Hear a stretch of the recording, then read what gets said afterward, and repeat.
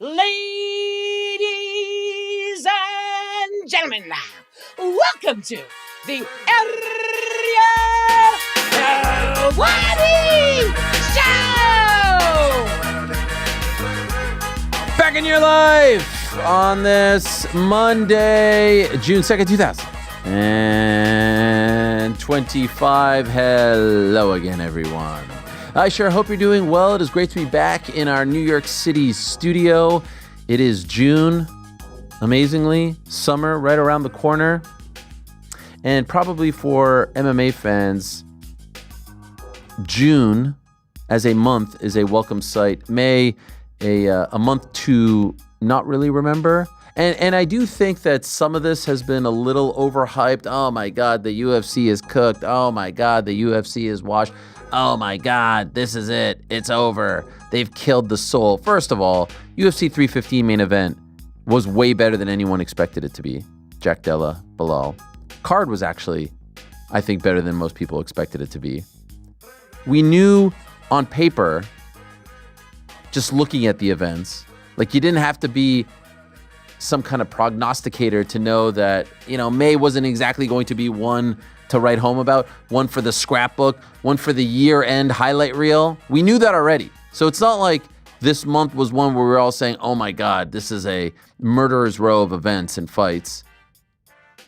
And yeah, main event falls through on Saturday. Weird, unique, somewhat unexpected. More on that in a second.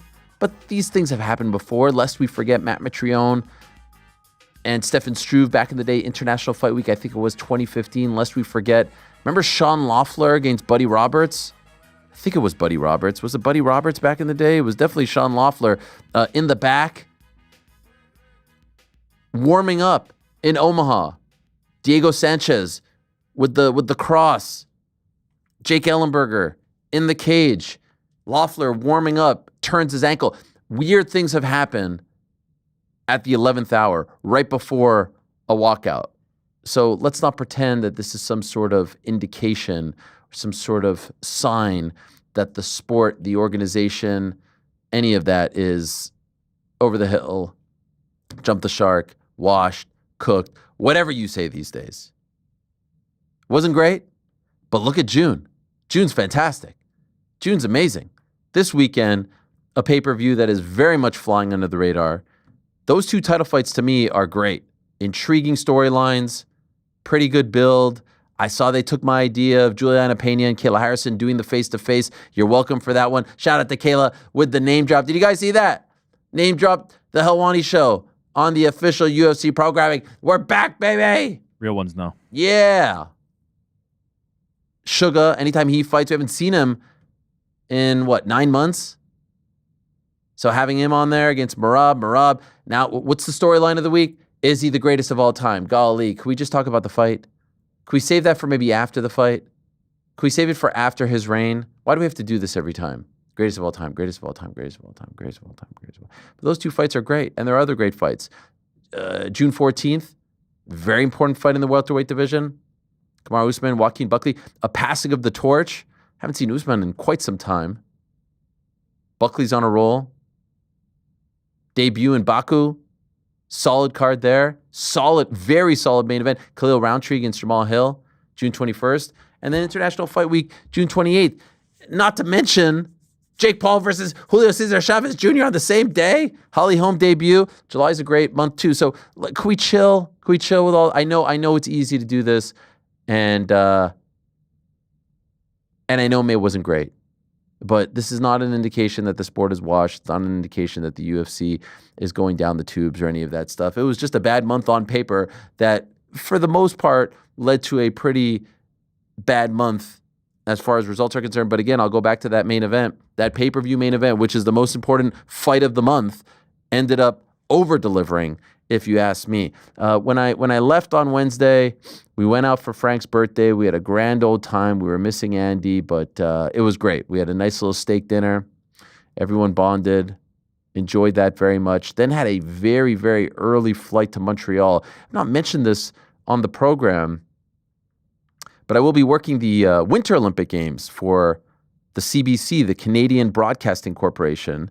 And so I had to do a string of interviews in Montreal. They were having an athlete summit, and they would bring, I think I sat down with 12 to 13 athletes, which, I don't know these people like I do some of the fighters. So I had to do a lot of research, great conversations, great chats. They'll be rolled out between now and February, but I'll be stationed in Livigno. There's going to be 4 spots: Milano, Livigno, Cortina, and one more. I'll be with the snowboarders, the skiers, etc. The cool cats, if you will. Looking forward to it. More on that to come and how that will affect our stuff here. But no shows will be missed or anything like that, so do not worry. Had a very long day there. Early wake up, come home, watch the Knicks beat the Pacers. Vibes are high. Emotions are high. Positivity is high. And then, of course, everything comes crashing down on Saturday night. But feeling proud, feeling happy, and feeling optimistic about the future. I was on the New York podcast, did an interview with my guy, John Jastrzemski, part of the Ringer Network, and it was a bit of a therapy session. I actually have a rule that I don't like to do shows, interviews, podcasts on a Sunday if I can avoid it. But I was looking forward to this because it felt like a therapy session. And so if you're interested in my thoughts on what transpired, on my thoughts on the abomination that was the television broadcast, both the in-game broadcast and the pre-halftime and post, go check that out on the New York podcast. This is a combat sports show, okay? We don't need to talk about the National Basketball Association here, okay? We keep it locked in. Shout out to PSG as well for winning the Champions League final on Saturday. Shout out to Khabib and Islam who are on the pitch doing all kinds of things. That was cool to see. Now on today's program, we have a lot to get into with a lot of interesting people. Back into the show, we'll have a young woman on the program, actually in studio. Her name these days is Elayna Black, but you may be familiar with her if you're a pro wrestling fan as Cora Jade. She was a big-time prospect in the WWE, in the NXT promotion, and then about a month ago found out that she was getting her walking papers. Very, very surprising. 24 years young, coming back from an ACL injury, someone that it seemed like they had high hopes for. Great story with her and CM Punk, meeting him as a fan and working her way all the way up to the big leagues per se. It was NXT, but signed by WWE, and then just released. Well, today is actually the first day that she can talk about her experience, about the news and where she goes from here. And we've seen this before in the world of pro wrestling. Young talent gets signed at a young age and then gets released and then works their way back to the big leagues, so to speak. So this is definitely not it for her, but looking forward to having her in studio and learning more about her story. That will be at 3 Eastern. At 2:30, Erin Blanchfield will join us to talk about everything that transpired this past weekend in Las Vegas. She was supposed to fight. She didn't end up fighting. At 2 o'clock, Jairzinho Rozenstruik will join us to talk about leaving the UFC, what happened in Saudi Arabia when he last fought for the organization, signing with Dirty Boxing. He's going to be competing on their card coming up in a little less than 2 weeks' time, June 14th to be exact. The big man from Suriname will join us. And in about 7 minutes' time, we'll be joined by my old friend, Chael P., one half of the coaching duo on the 33rd season of The Ultimate Fighter. And he's been rocking a great look. I saw a few photos. It's the jersey tucked into the jeans with the belt buckle. It's the full kit. Here it is. Yeah, the jersey, no shirt, no undershirt. There's Colby looking great, tucked into the jeans, the cool belt buckle. I like the other look where it's like sporty, yet rocking the glasses. Maybe I would suggest the glasses would have been better with the jeans look, but this is like, old trainer at the YMCA telling you about, the benefits of doing push-ups and sit-ups, calisthenics. This is swag. Listen. He had glasses for both of them. No, there was one shot there that I saw where he didn't have glasses with the jeans. He's shaking hands, I think. Yeah, he's wearing the glasses. Is he? Let me see this. Show it to him, Joe. Okay, and then where's the other one? There's another one. Oh, this one. This one. See, no glasses. See? Those jerseys are great, though. That yellow is calling. Well, which look is better, in your opinion? Both these are pretty tough right here. Let me get the belt buckle. By the way, when you're saying tough, are you meaning like tough, like my kids say tough when it's cool? Or The are you Ultimate meaning Fighter. Yeah, okay, all right. No. I'm saying it's tough. It's tough. difficult. It's difficult to pull off. The sweatpants The and the DC glasses black shirt, yellow font is the best. is That's the best. Just a straight black shirt, no jersey. Just yeah. the For last DC, one. for DC, but Chael looks great in the jersey. I'm gonna have to break my jersey out. I gotta wear Who do you it. have? Who do you have? Which year? I got Team McGregor from Tough Season 31. Does it say Team McGregor? No. It's just the color scheme. Yeah, it's like that Kool-Aid I don't even think he ever wore it, right? No, only suits. He would always Yeah. He's the only one. Even dating back to the season with Uriah Faber.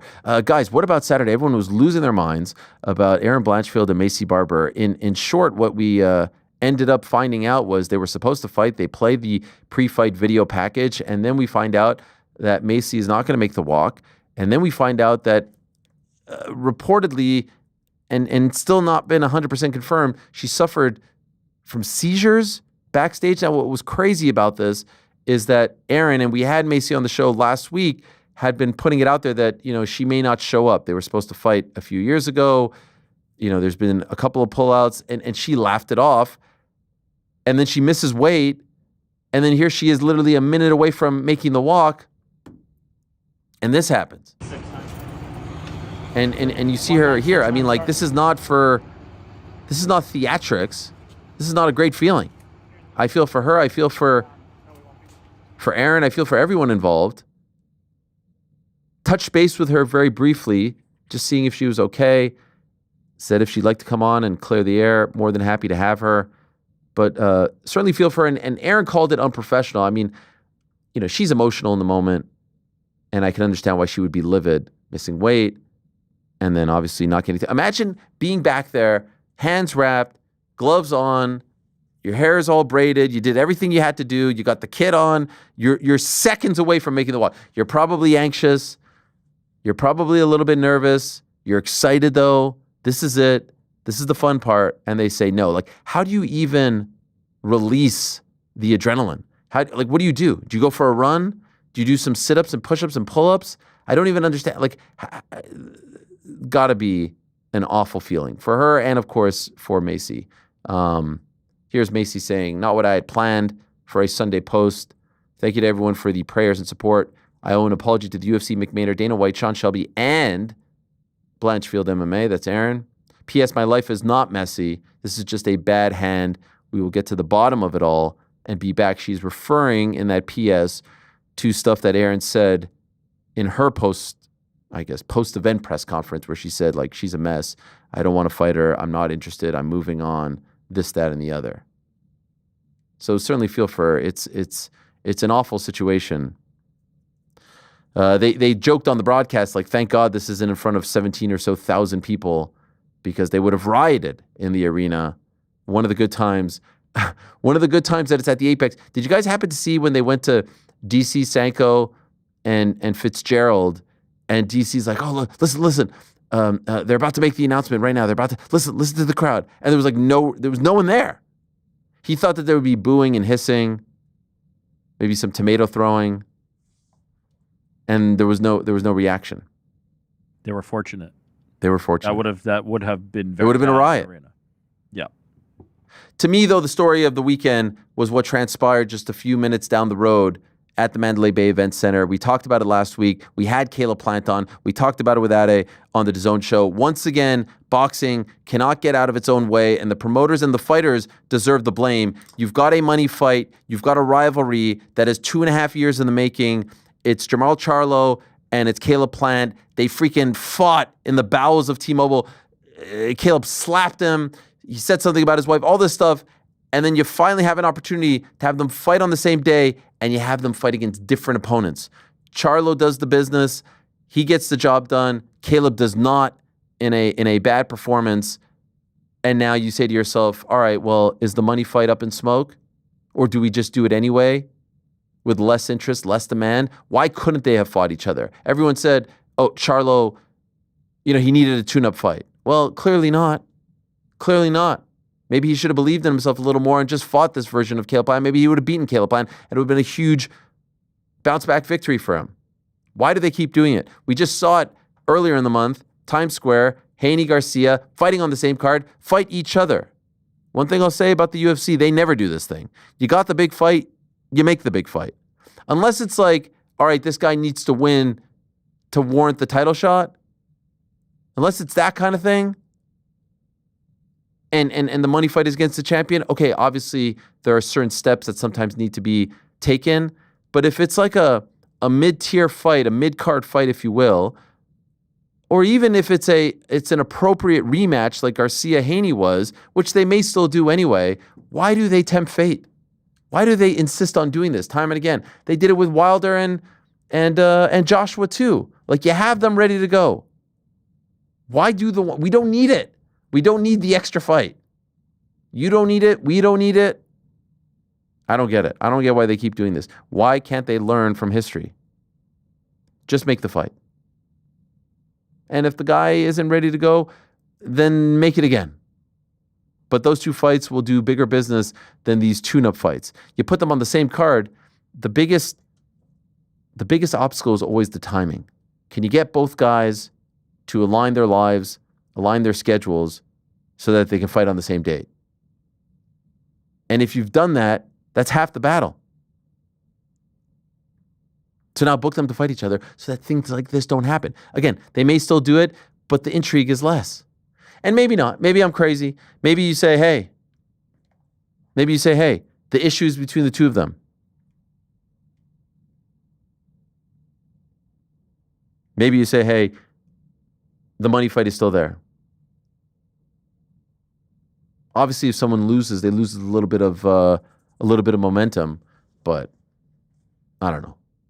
They have certainly done this in the past where someone loses and they say, hey, let's just make the fight anyway, which then leads me to believe, like, why didn't you just make it in the first place? They may just do that with Garcia and Haney, by the way. What's this from Don Davis tweeting? PFL announcement. Breaking news here, Frank.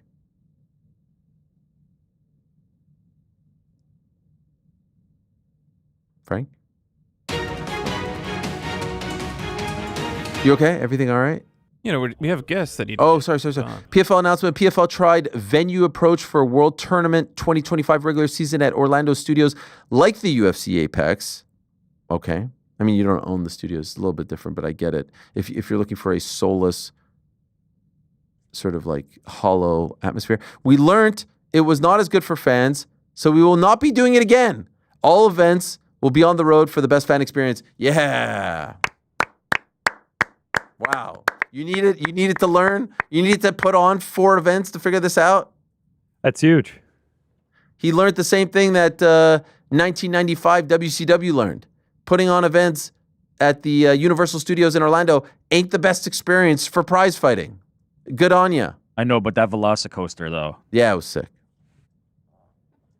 Come on, guys. Mr. Davis, we salute you. What are we doing? What have we done here? All right, let's go to our first guest of the day. What a treat it is on this Monday to secure the services of one of the hottest men, one of the most wanted men, one of the most desired men in all of combat sports. Dare I say, not just men, analysts, personalities, voices, talking heads.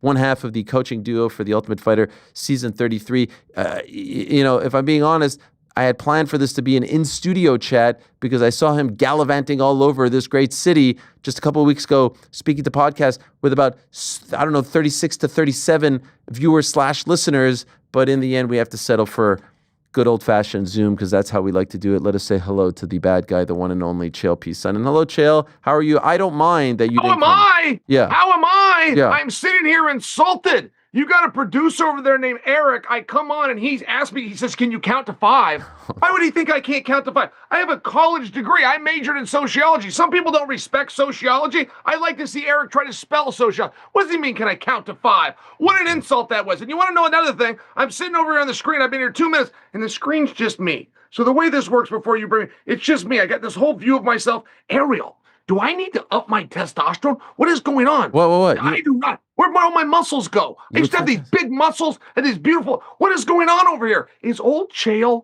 falling apart? No. Does that happen? Because I'd be the last one to know. If you see me digressing as an absolute beautiful specimen, you need to tell me. People don't know these things. They have to be told by somebody. No, you look fantastic. Your nipples are kind of showing through the shirt there. Is that bad, though? Ariel? No, I Is think that bad? It's because there's a difference in Wow. pecs and then boobs. Yeah, and no. A man, particularly a man that does testosterone, can end up with boobs. Am I on my way to that, or No. does that look like These a are pecs. chest? These are pecs. In fact, we were just admiring See your that? your looks on The Ultimate Fighter. We decided that we like the jersey tucked into the jeans with the belt buckle. We thought this was a good look. You went with the no shirt underneath. DC went with just plain shirt.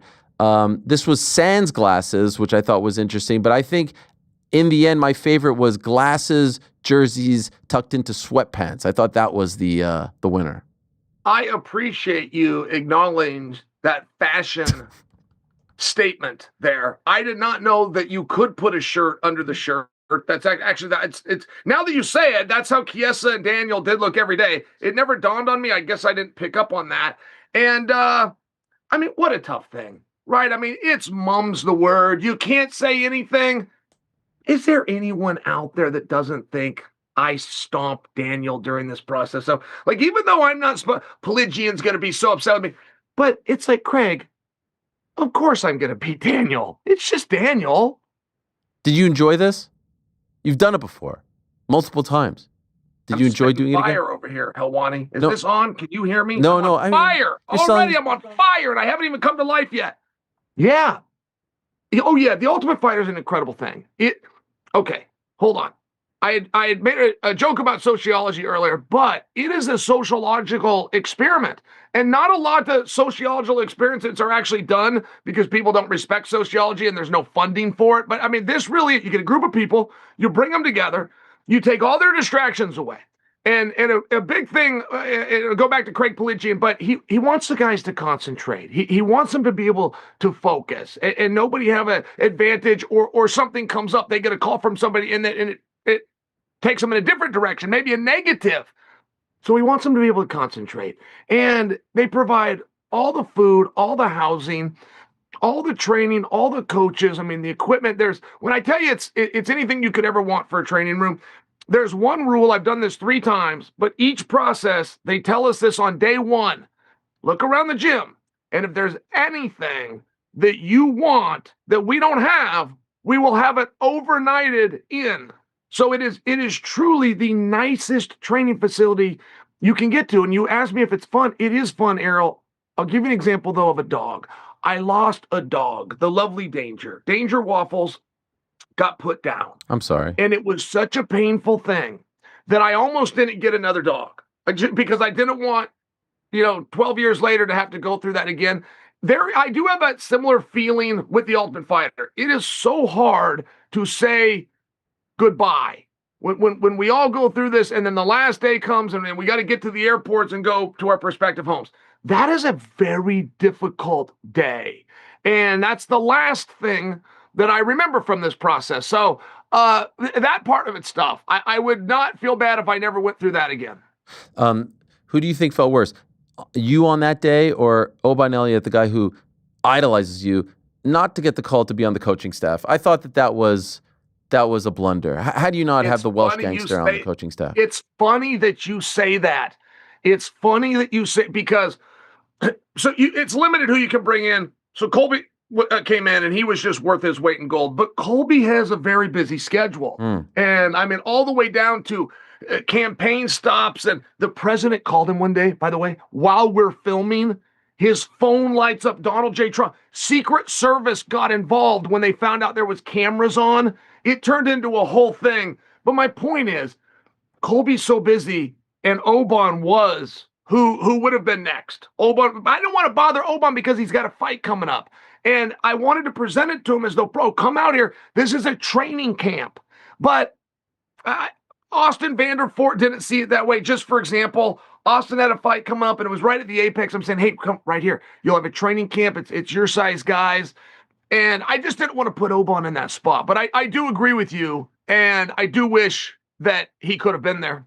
Okay, fair enough. I think that'll make I just spoke to him, Ariel. I just got off the phone with him. He's the man. I was in Vegas last week and for the premiere of The Ultimate Fighter. And so I was going to try to get to him if that worked with his coaches. It's always a position where I don't want to overstep because of the respect that they are to be shown.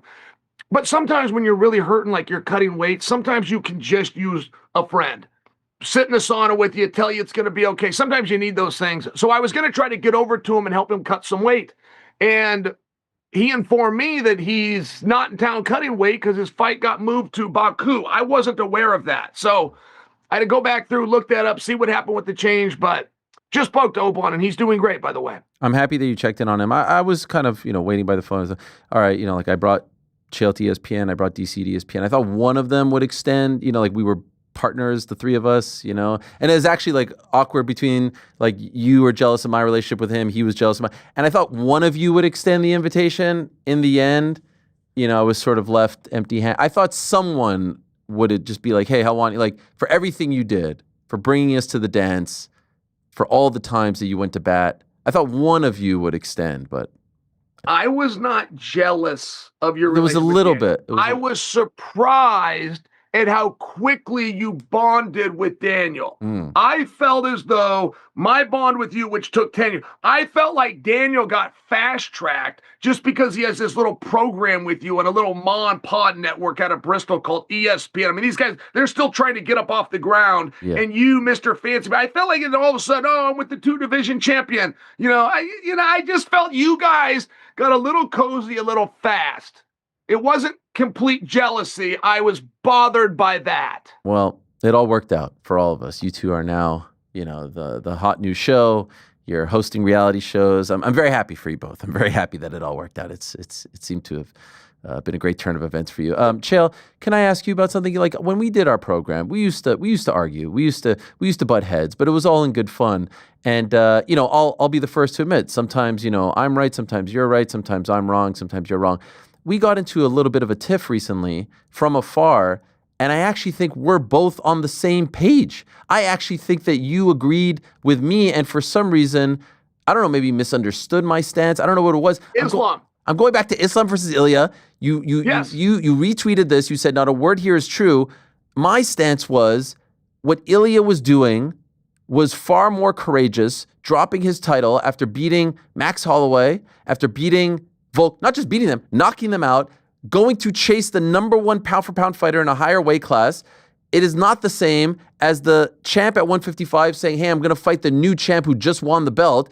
And I was debating all of this and also saying that, hey, if you're Islam, take the Ilya fight, take the biggest fight available to you, and then move up, win or lose. If you lose to Ilya, does anyone care? If you don't have the belt anymore and you fight JDM? No. If you're Islam and you beat Ilya, now you're red hot, supremely hot, and now you're going to fight for another belt. And I didn't understand where you were coming from. You did a little video in the car, and then you said you started to do the whole gimmick, which I thought we were past, like, hey, I've never made the walk, you're not an athlete, you don't get it, you're insulting. I'm like, we actually agree on this. Am I missing something here? A little bit. Okay. A little bit, but we still do have a disagreement. Now, I like the praise of Ilya. I mean, the rules of the playground carry over to the octagon. The same way as two people are going to meet at 3:00 after eighth period, and it gets through the whole school. Of, why? What happened? What did he say? Well, he said this, and he said this, and he talked to his girlfriend, or whatever it is. That same level of excitement for whatever is going on with these two, like that carries over to the octagon. So one thing is, who is more willing? Who is more sincere in their claim, I'm the best? If we have a pound-for-pound list that lists somebody as number one, and in this case, Islam. Then you got Ilya that I believe was number 4, and he said, no, wait a minute, I don't agree with this list. In fact, I believe I'm all the way here at number 1, and to prove to you, I'll fight him. And then Ilya says, to show his sincerity, I will take a punishment, which is the relinquishment of my belt. I will enter a division. That's how sincere I am to want to fight this guy. And I think that Ilya just deserved recognized for that. Mm-hmm. That doesn't mean if they fought that Ilya would win. But if you don't have the head-to-head competition, then we have to go back to the rules of the playground, which is if 2 guys agree to show up at 3 and 1 guy didn't show up for whatever reason, your classmates look at this guy as the winner. So you and I were in agreement. Now we're saying the same thing.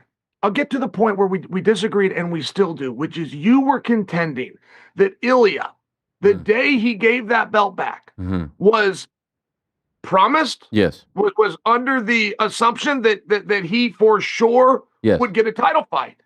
And that part, which I haven't spoke to Ilya, I'm just saying, when I look at it, that would surprise me if that were true. The UFC hates with a capital H. It might be the number one sin in the whole company. You do not walk away from the belt. And this goes all the way back to a courtroom in roughly 2006 with BJ Penn on one side and Dana White on the other. You do not walk away from the company's belt.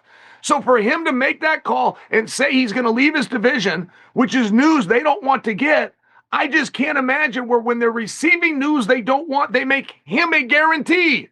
Yes, so if you do this thing that we don't want, we guarantee you'll get a title shot. I found that hard to believe. So you're right about the history. Dana was very mad at GSP when he dropped the title after beating Johnny Hendricks in 2013. You are right about the history, but this time history did not repeat itself. He did get the guarantee. You say you didn't speak to Ilya. I don't.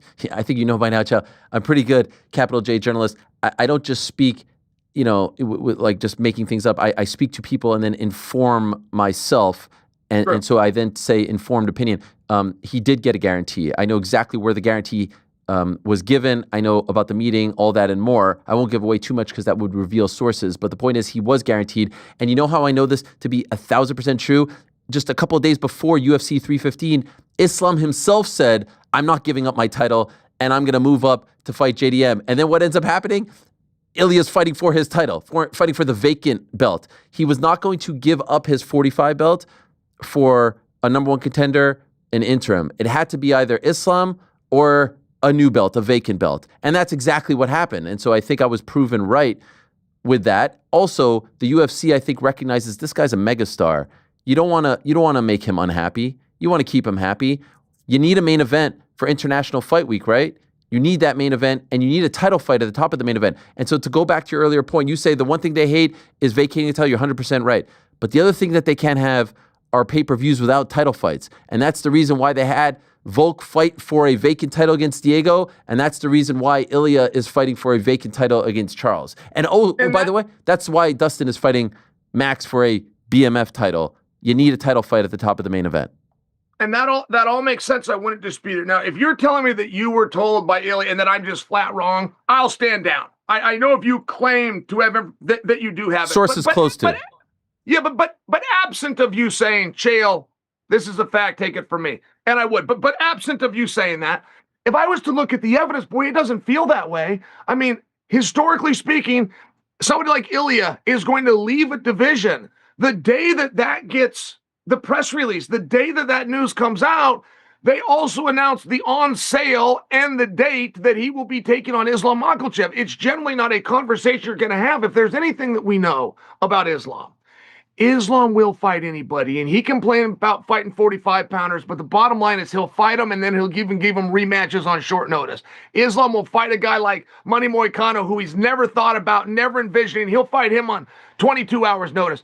So my point is, Islam did get big and strong to the idea that I'm going to leave 170 eventually, but he dipped his toe in that, and at the time that the belt came off Ilya, Islam was dipping his toe to the point of, well, not if it's Blahal, and I don't know what's going to happen. That's my boy. And they kind of went back and forth. And then it was, well, I'm going to keep both belts, so I could defend one here, but I want the chance to go later.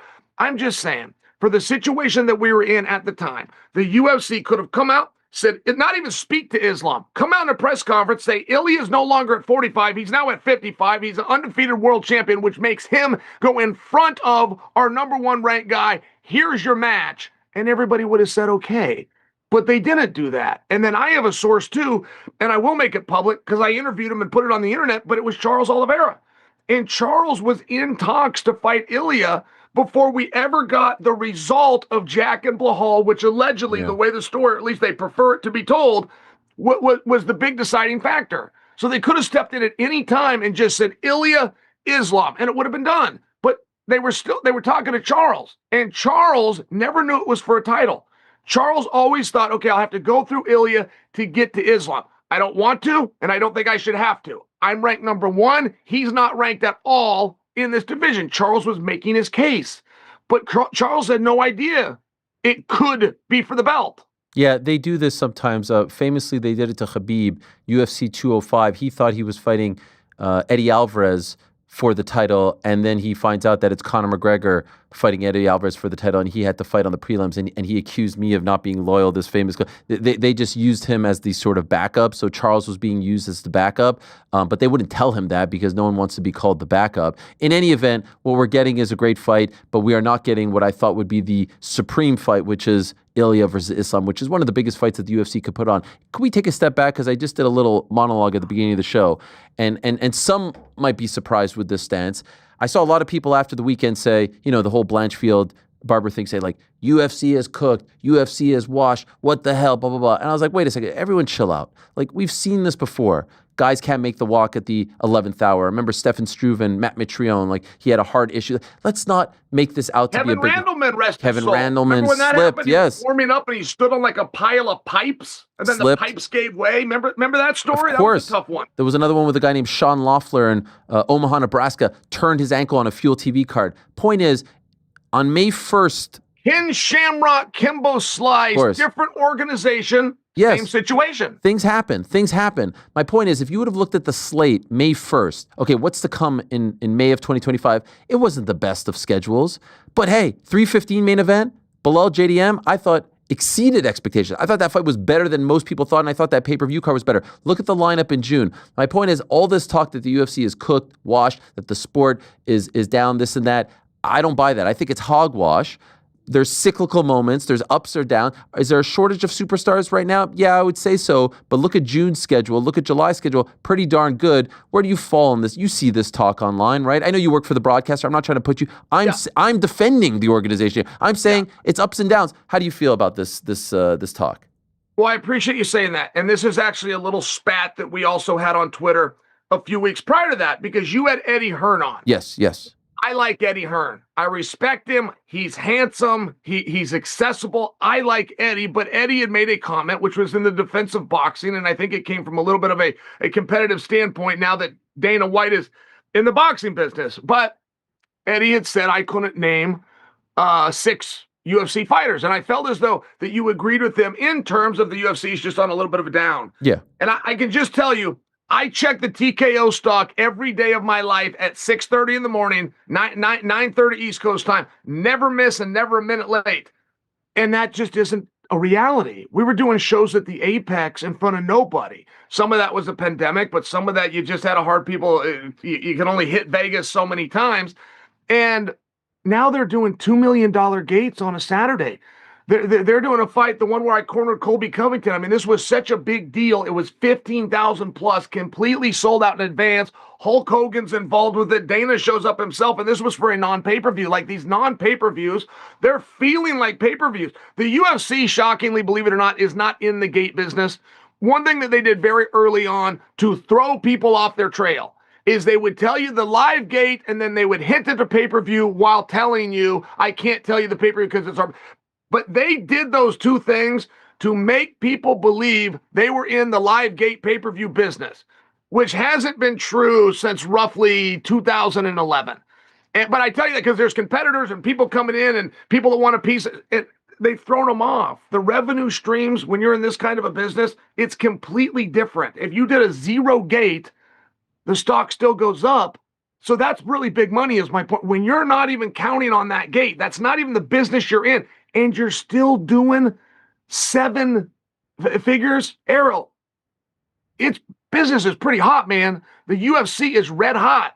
The UFC is red hot, but MMA isn't red hot, and I could distinguish them. The MMA business, as I continue to say, is in a recession. Let's be honest. PFL not doing great. Is there another option right now in the United States? Not really. You've got some outfits overseas. One Championship is essentially out of the MMA business. They do more grappling and Muay Thai. Ryzen is having a nice little run right now. Let's see what happens. You've got the KSWs and the Octagons, Cage Warriors doing a little thing, more of a regional scene. But it's not. You have to admit, UFC is on fire. TKO is on fire. But the MMA business, we don't have, when I say we, the MMA business, like there is no AEW to UFC's WWE. There isn't even a close second to them, right?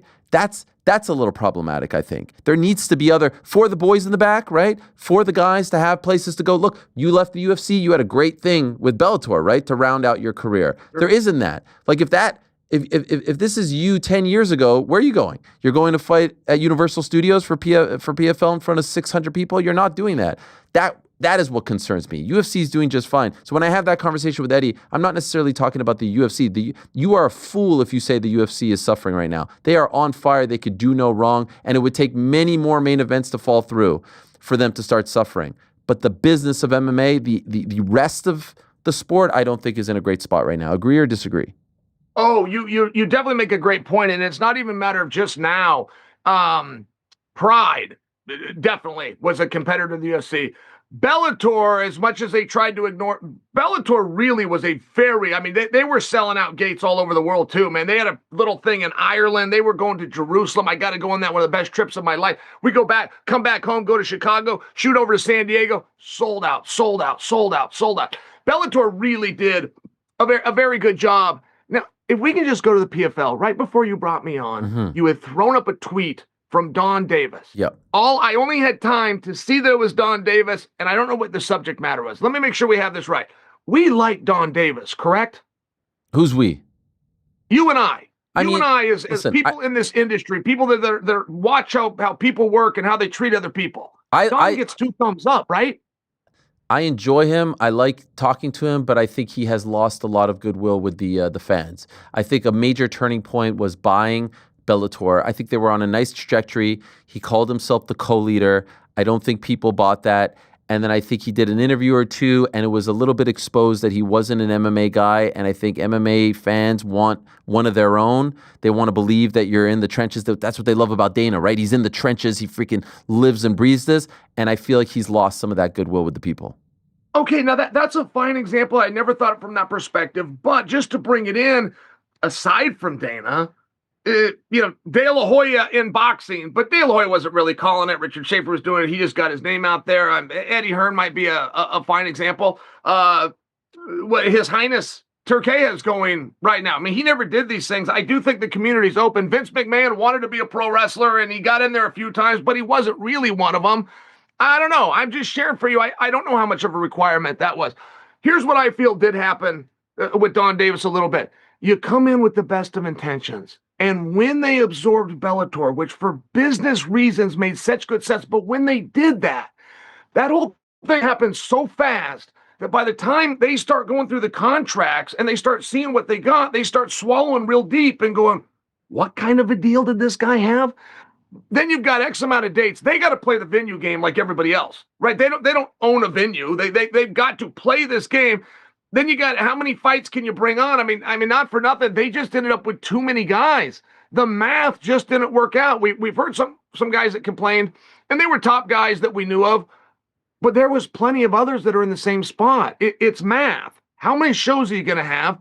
How many fights can we throw on here times 2? How many guys are under contract? They just got put in a tough spot. In my opinion, I don't think there was anything intentionally that was done. And I think maybe they were naive to a couple of things because the deal went so fast. I don't think they knew how many Bellator guys were making 7 figures, just for example. Well, they should have done their due diligence, right? I mean, like, you can't find out after the fact. But yes, maybe in retrospect, it wasn't worth that deal. By the way, they didn't have to pay for Bellator. They gave up equity to Paramount. So it wasn't like they had to give up millions and millions of dollars. That's right. But look at what it led to. A lot of these guys have gone. I mean, like Patchy Mix is fighting this weekend for the UFC. Yeah. Kayla gone. Pico gone. I hear what you're saying on due diligence, but the price was so right on Bellator, but it was a time frame. You've got to say yes or this is going to go. I mean, not for nothing. There wasn't quite time to go through all of these contracts, and there were some massive escalations that were with some of the Bellator guys. Yeah. That when PFL got, man, we thought we had a handle on these purses, but now look at this. I mean, you've got to have something that's sustainable. You don't just have something that makes people feel good. It's got to be something you can duplicate over and over again, much like your show right here every Monday, or you don't have a business. So I just feel that they got put in a wildly tough spot, did the best they could do with it. They're still doing the best they could do with it. They're fighting as many people as they can do in as many venues as they can get, as often as they can get them on TV. But then you do have a game of math. How many guys right? How many guys do Sure. they have? They took a lot of guys in. And they were once the place where like a Rory McDonald or an Anthony Pettis could get a big deal. I don't think they're that place anymore. And so if I'm that type of fighter in the year 2025, where am I going? That's what concerns me. A guy who doesn't have to worry about this is John Jones. How does this story play out, Chael? Okay. You're in the content creation business. Aren't you tired of this already? Can we just wrap the math on this real fast? Because Sure. the math is very important. We wanted competitors so bad, and the story always got told so that fighters could go somewhere besides the UFC. But that was more of a line in a narrative. It wasn't as much a reality. And I'll just tell you, from being on that side of the fence, what we really wanted, we wanted competitors because we wanted more shows. We wanted more shows so that guys could get more fights, not necessarily more guys coming in or starting to play the game back and forth, just so you can get your 3 paydays a year. If you're going to be in this industry and make a living, that's what you have to have. The UFC, when I started, had 5 events a year. And then the day that I came on, they announced, okay, this year's going to be 6, but next year's going to be 11. And they go up, and then I believe they're at 44 is what they just completed in 2024. But the point is, if you're now doing 44 events times 11 fights, which is 22 guys, that is a lot of paychecks that you're handing out. As a matter of fact, Dana White's writing more paychecks in total than when Pride was here. And WEC was getting in every now and then just because of the number of shows. So it is important. Competition is so helpful. But it becomes less of an urgency if the UFC can sustain and keep everybody busy. And I just wanted to make sure that you at least consider that. Sure. No, I Moving understand. on. I understand. It's a fascinating topic that we could talk about for a long time, but I want to get your thoughts on Jones and Aspinall. Can I get in front of something? Yeah, go ahead. Can I get in front of something? All right, I heard you say the magic words, John Jones. Yeah. I did an interview about 3 hours ago with Daniel Cormier. Okay. It exists over at ESPN Plus. It's called Good Guy, Bad Guy. Please allow me to give it that respect. Sure. Ariel, Sloppy seconds. when I sit down, it's 7 a.m. Oregon time. And I'm not a huge morning guy, so I got to back the alarm up 2 out, 5 o'clock so I can get coffee and shower and kind of move around a little bit to be ready. I sit down, Tom Aspinall's on the screen. Oh, wow. Tom Aspinall's sitting there. Now, we tried to get Tom, but he told us no. So when I said, I got Tom Aspinall on the screen, and he's driving. He's in the car driving. It's clear that he just came from training. He's driving.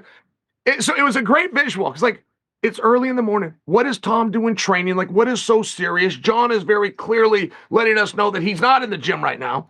Here's Aspinall just on a whim that we get him in an interview. Here he is. So I want to tell you that. And I want to encourage people, if you don't mind me doing this on your platform, Sure. If I could just encourage people to go over and watch this episode of Good Guy, Bad Guy. We asked Tom all the tough questions, Ariel. Tell us, can you give us a preview? Yes, absolutely. He reveals in this things that we did not know. And he makes it kind of clear, look, there's only so much I can say, but this is ESPN and I'm here to say. And he pushes it. And he gives us enough info that I do believe that we could make very reasonable guesses on what the next move is for Tom, and it will surprise you. That's Wait, you're teasing? You're teasing us? But I have to. You're working us. You there. Well, Ariel, but think about what I'd be doing. I'm popping on your show after I just did that. You know, it kind of matters which one came first, and then you got to show respect to it. Sure. Same as I would do for you. I wouldn't take something here or there. Sure. But No, I get it. But I would like to plug him. You got the biggest show out there. If the fans wouldn't mind just clicking over and watching this episode of Good Guy, Bad Guy, it's good. It's good. Tom's good. I do want to say 7 o'clock your time is 10 in the East and 3 in the UK. So it wasn't that early for him, but it was nice for him to pop on the show and give you guys the 411. How do you, based on this, you don't have to tell us what he said, but how do you see this playing out? I've said,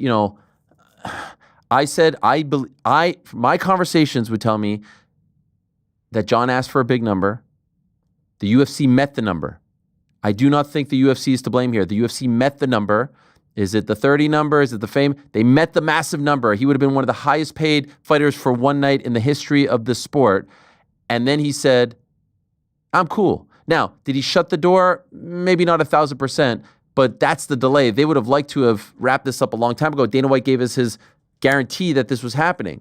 My only gripe now is like, at what point do we move on? Because Tom's career is just hanging in the wind. The guy's young. He's last fought, in July. It was a 60-second fight. I know I think they're saving it for Madison Square Garden, and so there's no real rush to force John's hand.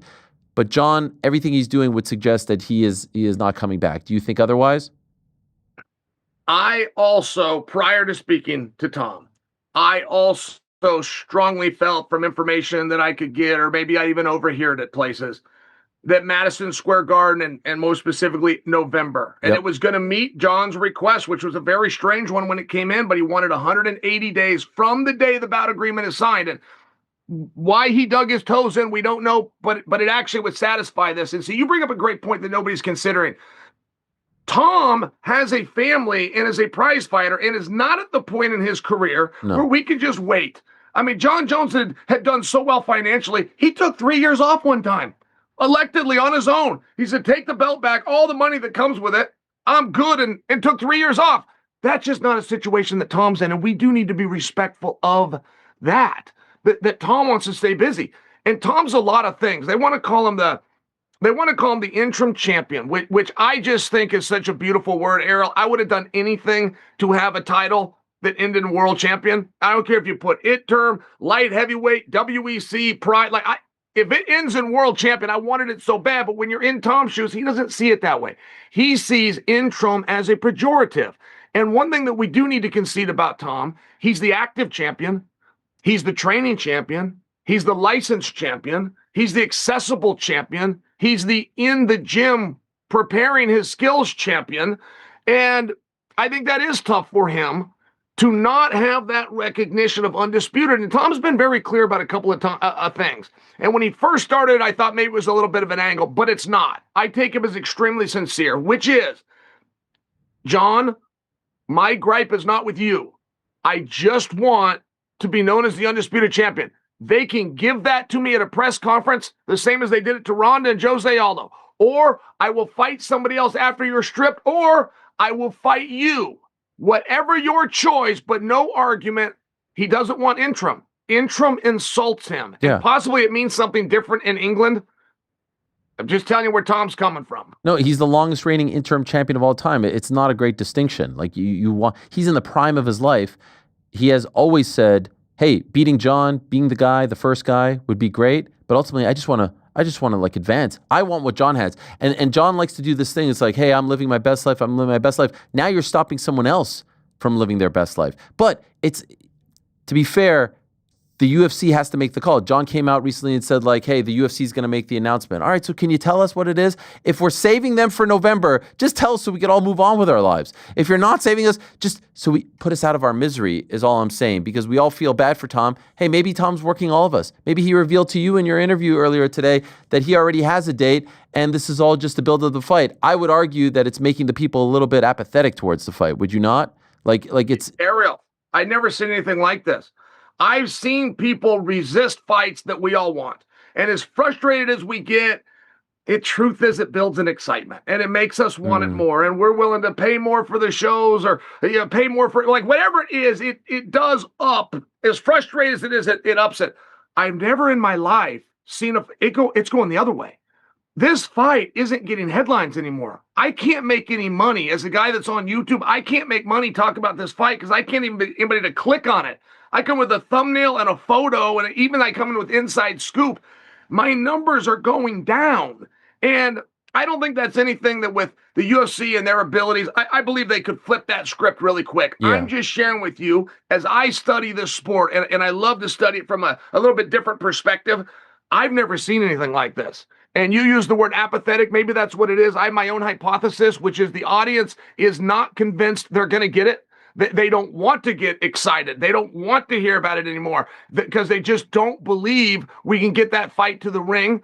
Whether I'm right on that guess or not, I am right, and I can prove it by numbers that this fight is losing steam. There was a headline on this last week, Ariel. I click and refresh the websites, the elbows and the manias and the junkies all day long. When it popped up and I saw it, this story, John Jones, Tom Aspinall, side by side, was number 3. It had fallen to number 3. It couldn't even command the media for a day, not even for 3 hours of the day. It was the 3rd story down, and I'm just sharing with you. You're completely right. This fight is getting smaller, not bigger. two last quick things. First, Can I tell you one of the problems? Can I tell you? Because John did have a very big number, and my sources tell me the same thing. The UFC said, okay.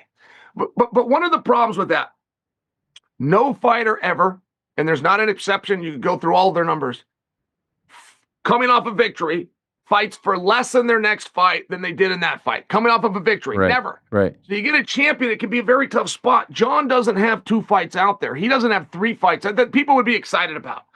John doesn't hold any of the records. He's got no pay-per-view, no live gate, no T-shirt. He has 0 records. And it wasn't a matter of Conor came in and beat it. John never had them. John was so good and so dominant. We would have lots of people dressed up as empty seats coming to a John Jones fight. We would be told as the world what a big deal it was because what a once-in-a-lifetime talent we have. At the end of the day, it was an expense. And I'm only sharing this because if you come to the table with $12 million for this one fight, you're not going to get him again. And who's his next fight? It's with Curtis Blades. It's with Derek Lewis. I'm just sharing with you. It's with Volkov. It's a much smaller match, but you got to pay him the same thing. No fighter can ever look at him objectively and go, okay, that night was a big night. This one's less big. We failed at our job of promoting. They don't look at it like that, man. They put that right on the promoter. That's where it becomes a problem. You could justify $12 million to John Jones for Aspinall plus back-end points, which is going to bring him to almost $20 million. McGregor's never even seen this much money. But you can't give him that against Surreal. You can't give him that against Volkov. And I'm just saying that becomes the problem.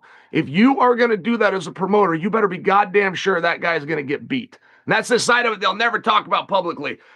Privately, if you're going to pay a guy that and you can't pay him at 2 and 3 and 4 times, you better be sure you got the guy that can beat him.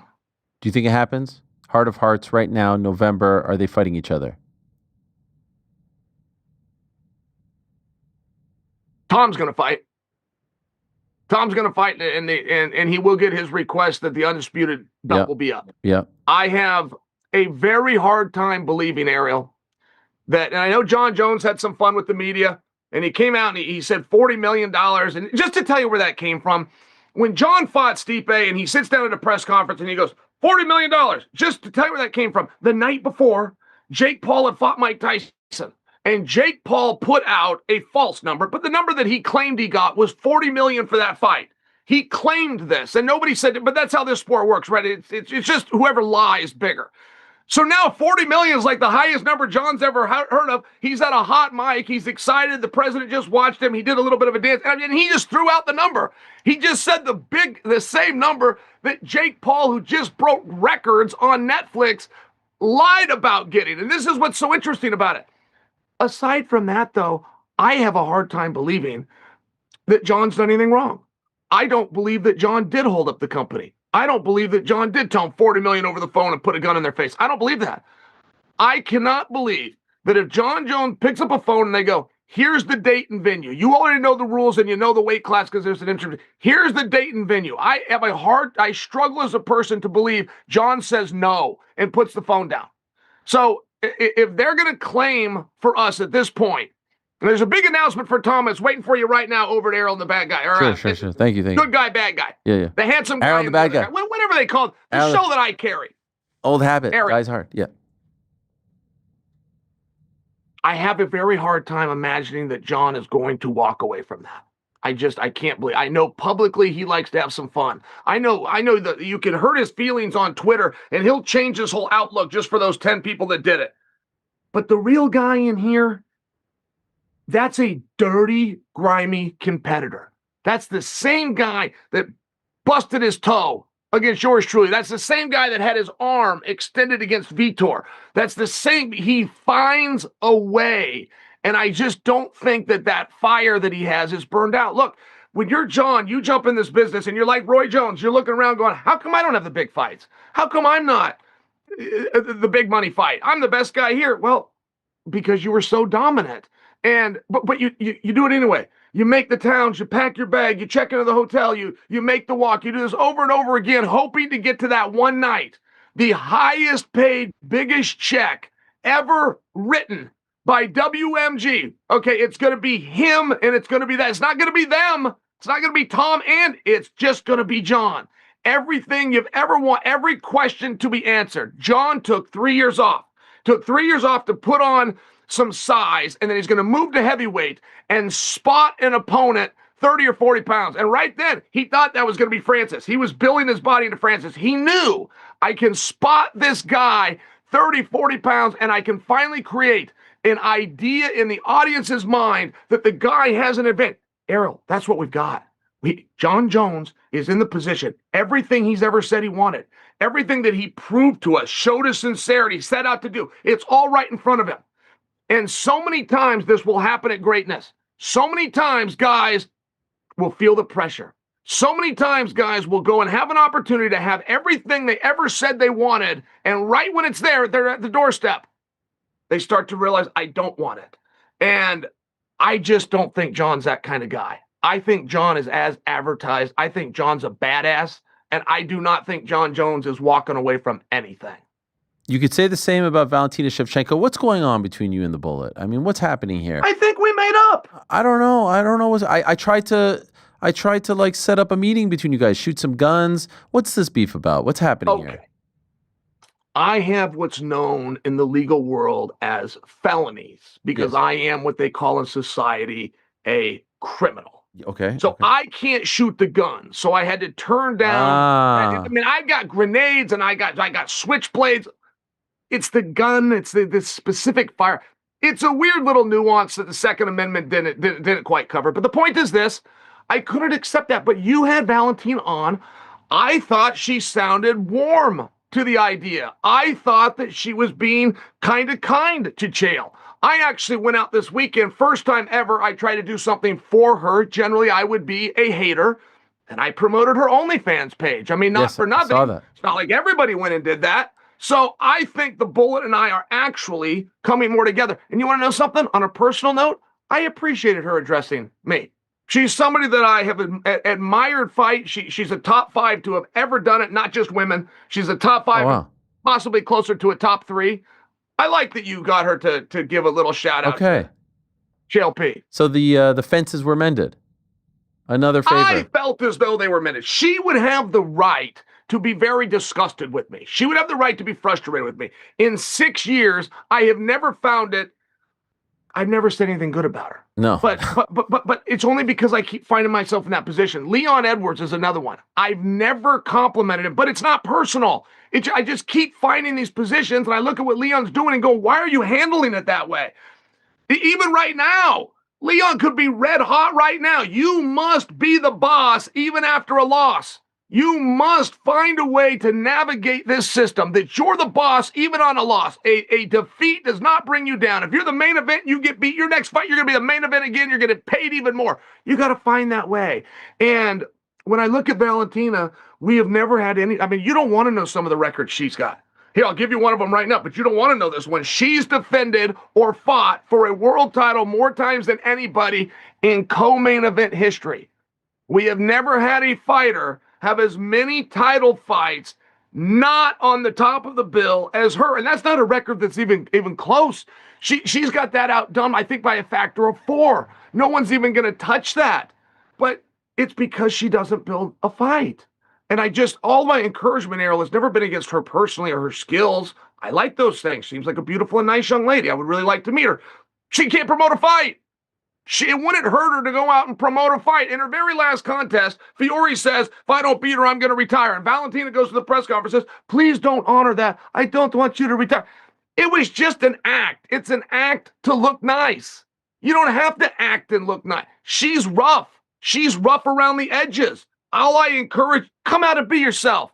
You don't have to do the little dance and the curtsy after you just bludgeoned a human being. Come out and be yourself.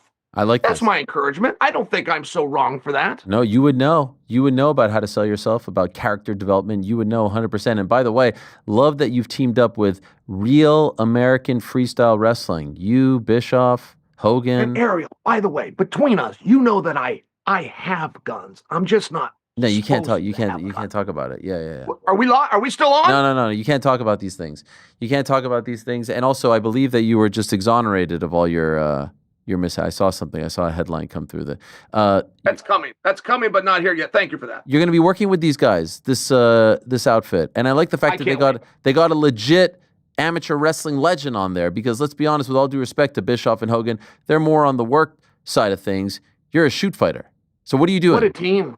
Hey, what a team. As soon as I hear Bischoff and Hogan, I actually didn't believe this story, and it was coming to me from Christian Pyle. It was coming to me from really good sources, and I thought, no, if they're getting into wrestling, they're getting into wrestling. And they're like, no. They're getting to Olympic freestyle wrestling. They're going to take Olympic and world medals. They're going to take college stars and candidates for 2028. They're going to put them together. And, I mean, it was so exciting to think that somebody could tell the story. Look, we know this can be done in grappling because it's been done in grappling. When it came around in 1993, the internet wasn't even out. There's 6 Gracie certified gyms in all of America in 1993. I tell you that because I went to BYU so that I could join Pedro Sauer's gym because he was the 6th gym. Closest gym to me. I had to go out to Utah, go to school, try just for this. So I know these dates very well. And Ariel, they haven't had much time. Wrestling's the world's oldest sport. Before there was bats or balls or courts or hoops, they grabbed a hold of each other and pushed them and pulled them. Wrestling is truly the oldest sport. And it got passed by grappling. Fight Pass, if you saw the numbers that they're doing, but the numbers that they're paying out, numbers that they can justify because it's so big, Polaris has done a great job. Craig Jones, millions of dollars. Abu Dhabi comes once every 2 years. I wish it was once a month. How did wrestling get passed by? And there's an answer.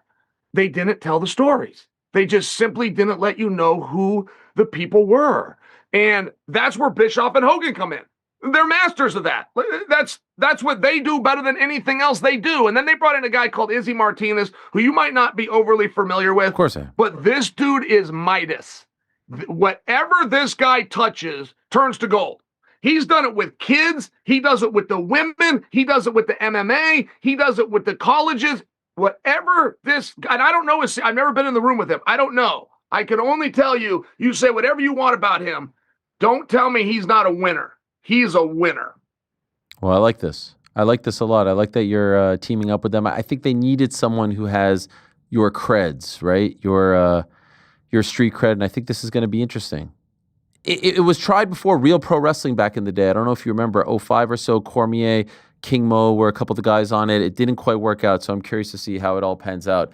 I was part of that. I was part of that. You? Those guys were truly wonderful people. I didn't know that. They just only had so much time. They had X amount of money and they had so much time, and they wanted to make it a real playful thing. Those guys were great, by the way, but they wanted to make it a real playful thing, and there was like energy meters, like a video game, and the meter would go up, and the referee. I mean, it was this real playful thing, and I just don't know that wrestling has to be portrayed that way. Those are some rough and tumble guys, man, and they got rough and tumble backgrounds, and it's a lot like I was talking about the Bullet earlier, but the Bullet doesn't have to apologize for being rough around the edges. Her mother was a fighter. Her sister is a fighter. She is the greatest cage fighter the weight class has ever seen. Like, she doesn't have to pretend to be somebody else. If she can speak 7 languages, say hello to us in all 7 languages. I mean, not for nothing, but that was a little bit weird. I speak 7 languages. Well, let's just hear one of them. Yeah. You know, I mean, I just think it's a small thing. Then it turns out she's trained in military. She's good with the guns. She is one of the most dangerous people. If you only have one person that you got to go to battle with, it's probably Alex Pereira, but it might be her. Those are compliments. Don't come out and hide from that stuff. If you're a scumbag fighter like the rest of us, just come out and be yourself. Chael, I love you. Despite the fact that you never show any love towards me and it's constant conflict, I love you like a brother and appreciate You do know I can count to 5, right? No. You're not part of this little thing that Eric did to me. No. You're aware I can count to 5. Why would he ask me, can you count to 5? He What a apologizes, by the way. He apologizes. Oh, He wasn't all right. sure. He thought he was talking to someone else. We love you. We'll watch the episode right now. Thank you for the plug. Actually, we'll watch the episode. What did he when the think? show's Like it was over. going to go 1, 2, 3, Arkansas potato. Like what did he think I would say after 3? He knows I can get to 3. 1, 2, 3. What would he think? 1, 2, 3, 29. Goodbye, Ariel. I've had it with you. Love you, Chael. Thank you so much. God bless, Blah, and we'll blah, see you blah. soon. Goodbye. Turkey. Oh, my dear. Lawyer will be in touch. Here we go. That was incredible stuff. That was incredible stuff from Chael. And I sort of have, well, in a matter of moments, we're going to be joined by Jairzinho, but I just saw something that has kind of taken my breath away that was just put in the chat. And it's kind of hard to process. This is a tweet from Mike Bond. saying that Jordan Breen, who, if you're a longtime MMA fan, you will know is one of the pioneers of MMA journalism, MMA content creation, whatever you want to call it, worked for Sherdog for many, many years. Eccentric, colorful, entertaining character, proud Canadian, who I was talking about not that long ago about where he had been, what happened to him. I see a tweet here from Mike Breen saying, Mike Bond saying, breaks my heart to share the news that the MMA world, or to the MMA world, that Jordan Breen has passed away. Jordan forgot more about MMA than most of us will ever remember. One of the smartest souls I've ever met. His passion was truly unique. Today would have been his birthday. We'll miss you, buddy. Gosh, that just came here as we were saying goodbye to Chael, and it sort of took my attention away and my breath away, because Jordan was a great, great guy. Very, like I said, very, very, very passionate about all things mixed martial arts and combat sports as well. A pioneer, was a part of Sherdog when Sherdog was Sherdog, if that makes any sense. When they were one of the leaders as far as MMA coverage is concerned, and the site itself was a must visit with the Fight Finder and whatnot. To say he had encyclopedic knowledge of the sport would be putting it mildly. And so that's a hard thing to read, especially because I think he was less than 40. He was younger than 40. Wow, that is awful. So my condolences, and my heart goes out to his family. Do a little bit of research if you're new to the game about Jordan Breen and his contributions to the MMA world and MMA journalism, and just a very, very unique take on things, and an entertaining mind when it came to how to present MMA discourse. Yeah, I just can't believe that he passed away, that I'm reading this right now. So in any event, reading that in real time, my apologies for the slight detour there. Thank you very much to Chael for coming on. And in a matter of moments, hopefully we'll be joined by Jairzinho Rozenstruik, who has some news of his own to share, who we last saw in February in the UFC in Saudi Arabia, and who we just found out is joining the Dirty Boxing Squad, the Pride of Suriname, kind enough to join us right here and now on the program. Let's say hello to Jairzinho. Hello, Jairzinho. How are you, my friend? Hey, Ariel, I'm fine. How about you? I'm doing great. Thank you for joining us. I appreciate it very much. And I did want to offer my condolences to you and your team. I saw that your longtime coach had passed away after a battle with cancer. Maycee Barber, there's your post. So young and such an awful disease. I'm really sorry to hear this. I remember him being by your side for so many of your fights. Thank you. I appreciate it. It's hard to see what's happening the last let's say the last year. So, everything he went through, and then still it goes this way. Yeah. How are you doing? I'm doing good. Yeah, I'm here. Okay. I'm pretty good. Yeah. Well, the last time we saw you in action, Jairzinho, was back in February, and that was a weird one. It was obviously a tough night for you, but I don't think anyone expected that you would part ways with the UFC after the fight. Did you think after that fight that there was a chance that you would get released? No, I did not. There's so many things going on at the same time with that fight, and then for my own personal problems, like in the fight, I hurt myself, and I thought I fractured my foot. So I was trying to find a way. If you look at the fight, you can also see I kind of stumbled a few times and fell. It's like I stumbled on my own self, not even get hit or kicked. So when I found out, I was sleeping and everybody was calling me like, "Hey, is this true? Is that true?" And I'm like, I don't know. And what I do, I just call first round my management team, and then we discuss it, and then yeah. And what was the reason that you were given? No reason. It's just like Dana caught you. Let's put it that way. Yeah, and then I was like, all right, so why and what was the reason? Nobody can give me no reason, so, and yeah. And so here we are, some 4 months later. Do you have a reason now? Do you have any sort of understanding as to why now? No, I did not. Uh, I left it as it is. Life goes forward. Life goes on. So I take some time to recover, of course, and I feel like I'm missing the sport. So when I got this opportunity with dirty boxing, I grab it with two hands, and I need to feel something. I need to do something back with fighting. So I didn't focus on the past. The UFC was good to me. Was a big opportunity. I had a great run with them. So I can't say anything bad.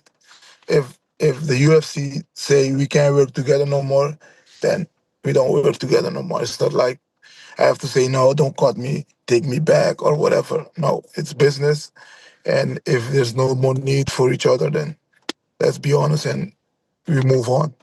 And you are right. You did have a great run. 9 wins in the UFC, 8 of those 9 by KO or TKO. You were a very entertaining fighter. I did hear one thing about that fight card in Saudi Arabia, and I talked to some fighters regarding it, about the paint in the locker room affecting some of the fighters. Did this affect you as well? Apparently, it was freshly painted rooms, and some of the fumes made the fighters feel a little bit nauseous, a little bit sick, a little bit off. Did you experience that? I experienced the same thing, but I won't say it affected me, because at the same time, it's a situation, and when something happened, the thing that you do is like you you you just handle it and then you go from there. You will not say, "Hey, I will not fight because I'm smelling too much paint or whatever." So it's like, okay, that's the case. I step out of the locker room a few times to grab some brick airs, and then go back, do my warm up. The focus was the fight. So what happened after is, or like this, it was a situation that I was like, hey, I need to do what I have to do. That's what I came for. I came there to fight, and that's what I did. After you got the news, was there a part of you that considered not fighting anymore, or did you just need a little bit of time to get over the news? I needed time to get over the news, and of course, I want to fight. I love my sport. I love what I do, and yeah, I never had that idea that I should stop. No, not yet. I had heard some rumblings that perhaps you would go over or go back to kickboxing and go to Glory. They've got this 32-man tournament right now. They've got Glory 100 coming up. I've seen the likes of Jamal Ben Sadiq talk about you coming over to Glory. Was that a consideration? Did you consider going back to kickboxing? We had some conversation with Glory, and we didn't have like an official offer yet. So we had some numbers on the table, but we were waiting to get some stuff situated, and then. But in the meantime, I just want to get moving. I just want to go in the ring or the octagon, and feel something, do something, Yeah, put down a performance just for myself. sure. And No. then everything after that, we will see. So are you still keeping that door open? Are you still interested in potentially going back to kickboxing and fighting for Glory? Yeah, I keep all my options open. I like the idea of a dirty boxing, so that will be fun. The rules are different, which is something else, and it's exciting. So how did that come about? Because obviously I know that your management team, First Round Management, is heavily involved with dirty boxing. And so how did the deal come about to bring you over there? At first, I wanted to relax, and then I felt like I want to fight. So me and Lou was talking about it, and he was like, "Well, let me talk with them and then see what they can come with." And before you think, it was a short consideration. So when I heard that I can fight there, I was like, I need to do something. I want to fight, so let's do it. Hmm. And did you watch their previous 2 events? Correct. I was there. Okay, you were I was there. there. And Yeah. so what do you think of it? It's a bit of a different rule set, but it seems like some of the guys who have come over, like Andre Arlovsky, like Yoel Romero, have enjoyed great success and seem to have liked it. Correct. Yeah, it's exciting. It's exciting. I was there. I watched the fight. I see some good fights, and as I mentioned before, I like the rules. It's different, but it's exciting. So you're fighting a gentleman who has competed in BKFC and Power Slap named Devin Schwan in the main event on June 14th at the Hangar in Coconut Grove. That will be DBX2. Are you familiar with Devin? Do you know anything about him? I did not, but then after I got the news or I got the name of the opponent, we sit down, we watch him a few times, and we're working. So yeah, let's go to war.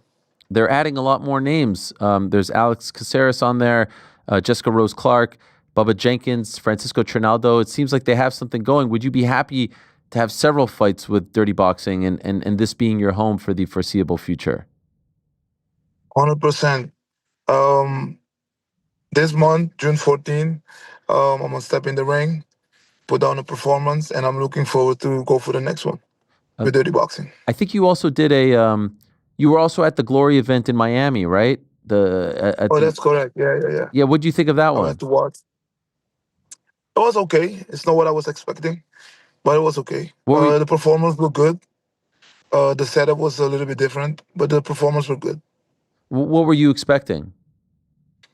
I thought it would be a different event because I'm used to what the UFC is doing. Okay. And I thought it would be something on a higher level. The performance, as the level as the fighters, that was perfect, but the setting wasn't what I was thinking it was. So Dirty Boxing is a unique striking organization. Glory is obviously kickboxing. Is there a chance that maybe you have fought your last MMA fight? No, I don't think so. Okay. I'll definitely go back to MMA. I love MMA, so no, there's no chance. I'm fighting MMA once again or a few times. Do you leave the UFC with any regrets? No, I did not. As I mentioned before, I had a good run with the UFC, and the UFC wasn't bad to me. The way they caught me, it was dirty. But as I say, if there's no need for each other to work together anymore, then we got to move on. But I can't say nothing bad of the UFC. Why do you classify it as dirty? Because for an example, I flew down from Saudi Arabia. It's a long trip. Came home tired. I went to bed. It was a big time difference, so I was sleeping during the day, and I got several phone calls. So it was on the internet before I know it. I put it that way. Wow. And what about your management? Yeah. Lou called me, so I got a few phone calls, and then I got the phone call from my management, and then I really find out. Okay. So that bothered you. You would have preferred a phone call in advance. Yeah, unless or give me a reason like, hey, this has happened. We don't like it. We're gonna stop this agreement, and then we move forward. I think I will respect that more than the way it happened. What I think was a little surprising was it's not like you were on a long losing streak. You had just won 2 fights in a row. You beat Tai Tuivasa, right? And so this, maybe the Pavlovich fight wasn't one for the highlight reel for you, but it just usually a heavyweight gets released when it's like 4 losses in a row, 3 losses in a row, 5 losses. You was just 1 loss. It was, for me, it was surprising. And I really don't know what the reason was or what the reason is. But as I say, I'll just move on from what I left there in the UFC. It was a great time. It was a great one. And yeah, I'm just moving forward. And do you think it was about the last question on this? Do you think it was about the performance specifically? Do you think they just didn't like that particular fight and that was it? Maybe. You never know. But you got to see it. You got to see it as this. I'm a fighter. I'm not a computer. You don't put a system and then you expect to do what you like. It's a fighter. Every fight is different. You got to react what the opponent is doing. I'm looking for my opportunities. I will not run in there and get rocked by something that I didn't see coming.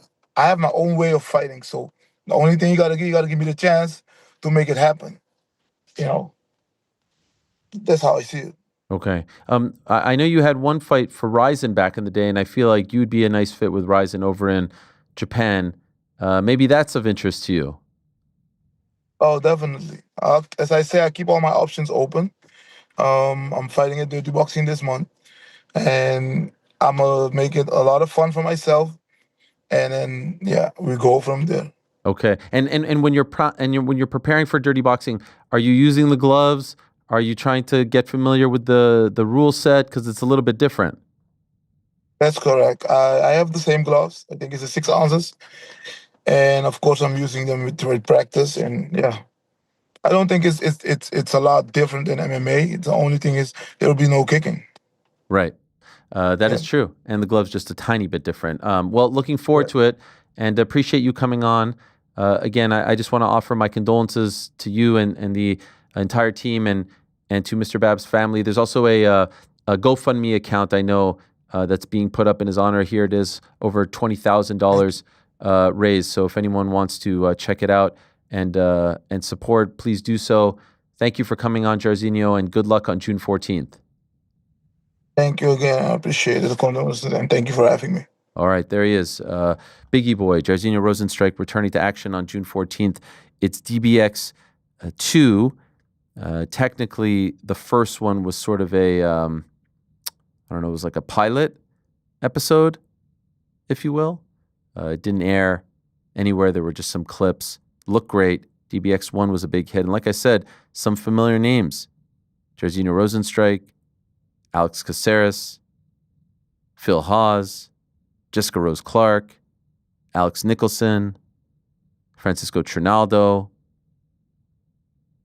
Nice little thing. Streaming live on YouTube, on their YouTube channel. This is the outfit led by the likes of Mike Perry, the Kawa brothers, Maki Kawa, Abraham Kawa, Primo Kawa. John Jones, I think, is an investor as well. So looking to do their thing and create a lane for fighters like Jairzinho. Hey, you know what's fascinating about the sport right now? Guys like Jairzinho, guys like Alex Caceres, the Jessica Rose Clarks of the world, et cetera, 5-6 years ago, they would sign with another MMA promotion.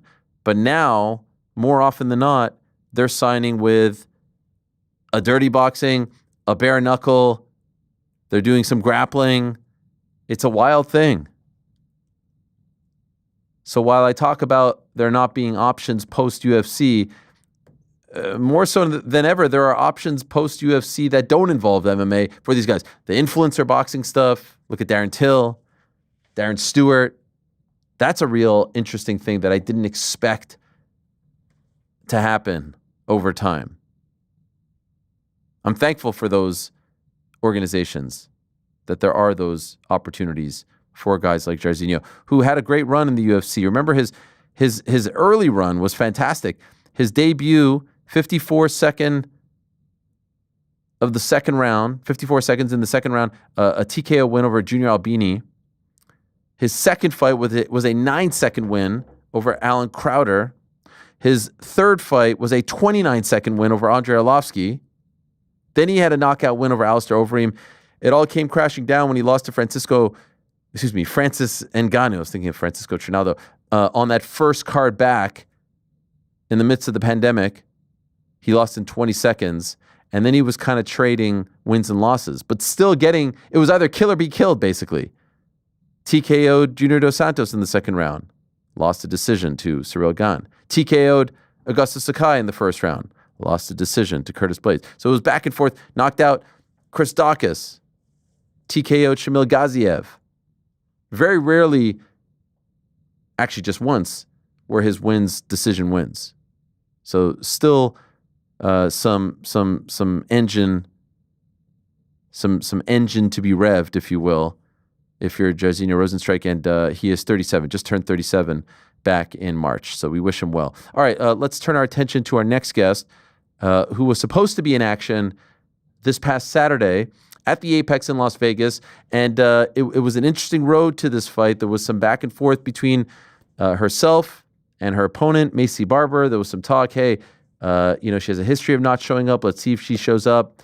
The face-offs were a little bit testy. Weigh-ins come. Maycee misses weight by 0.5 pounds. All right, that's a bit of a red flag, if you will. Didn't look great on the scale, but seemed like everything was good to go. Get to the fight itself, get to fight night, get to Saturday night. It seems like everything is good. And then just as the walkouts are about to happen, we get word on television, Maycee cannot walk. And then we get word that she is out of the fight due to a medical issue. Seizures have been thrown around. We haven't heard that officially from her, but scary stuff. And in the end, no one fights. Erin Blanchfield, kind enough to join us to talk about all of this. Here she is. Hello, Erin. How are you? Hi, I'm good. How are you? I'm doing well. Very sorry about what happened this weekend. And, when we were talking about it at the beginning of the show, the part that I was sort of like having a hard time understanding was like, you're ready to go, hands wrapped, gloves on, hair braided. I can't imagine the butterflies, the nerves, the anxiety, and then you get told you're not walking. What do you do with that energy? How do you come to terms with that? How do you handle that? Yeah, that I feel like I was kind of just in disbelief at first. Like you said, like I had my hands wrapped, my gloves on. I was already warmed up, hit pads. I was drilling. I was so ready to go, and I was already told like, oh, 6 minutes till walk out. So I was like already prepped, had my sneakers on. Yeah, and then Hunter came in and told me that the fight isn't happening, and I feel like I just don't, I almost like didn't feel like it was real because I still went and did some like media right after. Yeah, it just kind of felt like deflating. Like I couldn't really feel it much then. I felt it more, yesterday. Just kind of like upset about it, but yeah, it's got to keep going. When you found out that she was having trouble making weight and ultimately missed it by 0.5 pounds, were you worried that the fight might get canceled? Yeah, I was worried that it might get canceled like that day if she, came in like really like messed up from the weight cut. But even at face-offs and everything, she seemed fine. So I thought the weight cut just didn't go how it was planned, and she didn't want to keep cutting, so she didn't get to the point where she wouldn't be able to compete. So I thought she kind of stopped it then and would still be able to compete the following day. Yeah, and it kind of seemed like that up until like the very end. Come Saturday morning, Saturday afternoon, now you're at the venue. Are you hearing any whispers, any sort of talk that this bout is in jeopardy in any way, shape, or form? No, nothing was said. Yeah, after weigh-ins, it seemed like everything was fine. All day Saturday, I wasn't told anything. It was just like normal, like show up to the hotel at 5:30 to get brought to the venue. Yeah, everything was fine up until like the very, very end. And so it's literally as you're about to walk out and Hunter Campbell comes into the locker room to tell you it's off. Does he tell you like it's in jeopardy, or is it just it's off? No, yeah, he kind of came in. I could tell he was serious, and I knew it wasn't good when I saw him because he's not usually in the locker rooms like that. And he just kind of came in. He's like, "Oh, the fight's not happening. She's having problems." Yeah, there was no chance. He was like, "Oh, we'll get your gloves off and everything." So yeah, he was straight away with me that it wasn't going to happen. Did you happen to see her in the back? I didn't see her at all. Actually, I mean, I know our locker rooms were super close to each other because when I had to go do like testing when I got to the venue, I saw like where her corner was. So we were like basically like right next to each other in the locker rooms, but I didn't see her. One thing you said in the aftermath, I believe you called her unprofessional, and she sort of addressed that. Now knowing that she went to the hospital, the seizures, all that stuff, that's what it appears to be. We haven't heard it officially from her, but that's the talk coming out. Do you still feel the same way? Do you still feel like it was unprofessional? I mean, no, I mean, she can't control medical issues that she's having, so that's not unprofessional. I meant more the weight miss, on Friday, and kind of like the way she approached it. Like, I believe she was like offered more time to cut weight and didn't, and, missed weight and then still was acting the way she was, like at weigh-in. So that's more what I meant about being unprofessional. And obviously understand where you're coming from. You're probably fired up in the moment. You said disbelief, a little bit emotional, I would imagine as well. You also said that her life is a bit of a mess and she needs to figure it out, and you're not interested in fighting her down the line. What did you mean by that? Like, do you, because you also said at the beginning of all of this, like, hey, let's see if she shows up. You had your doubts as well. So where is all that coming from about her just sort of being unreliable? Yeah, that I still stand by. I mean, I wouldn't want to be matched up with her again. I mean, this fight was our second time actually getting like matched up. She pulled out of the first one, and then this one, I know she had issues, but I mean, if she does have that severe medical issues, she will be kind of an unreliable fighter. So that's why I wouldn't want to be matched up with her again. The whole life thing, I definitely was caught up in the moment myself. I mean, she probably does have some issues, because if she was having issues leading up into this fight, she should have pulled out sooner, just so I would have been able to have like another opponent, or maybe told the UFC she's having some problems so they can have a backup fighter. Like, been somewhat, honest about like her condition. I think that definitely wasn't right of her to do either. And then with everything that happened, it just kind of blew up. Did you see her post apologizing to you? And does that mean anything? Yeah, I mean, I wish she would have apologized, like even at the weigh-ins. I thought she would have been a little bit more, apologetic about missing weight instead of kind of doubling down. Yeah, and I know she's apologizing now, so I'll accept it. Okay. Your manager, Oren of KO Reps, Oren Hodak, he posted that you got paid your full purse. I just want to ask you, I'm assuming that's accurate? Yeah. Hunter came into the room. He told me that. He texted me too that I'll be paid everything, like my show and win. Great to hear, and obviously the right call. The one thing I was wondering about was, because she missed weight, you were supposed to get 20% of her purse, right? Do you get that as well? Yes, I believe I still getting like 20% of her like show money, because she did show. Got it. I mean, she missed weight, but she showed up. Okay, so you're getting 20% of the show plus show and win. It's not a bad night, but you didn't get to fight. Yeah, it's like bittersweet, because it's like at least I was able to get paid, so it's like I'll still be able to take care of myself in that sense. But I fight because I do really love it. Like, it is a job and getting paid is important, but it is a passion job for me. So it's still super deflating. I don't think I realized up until like yesterday and today, like how sad it is. I'm like so jealous that I wasn't able to fight, or even like taking out my braids.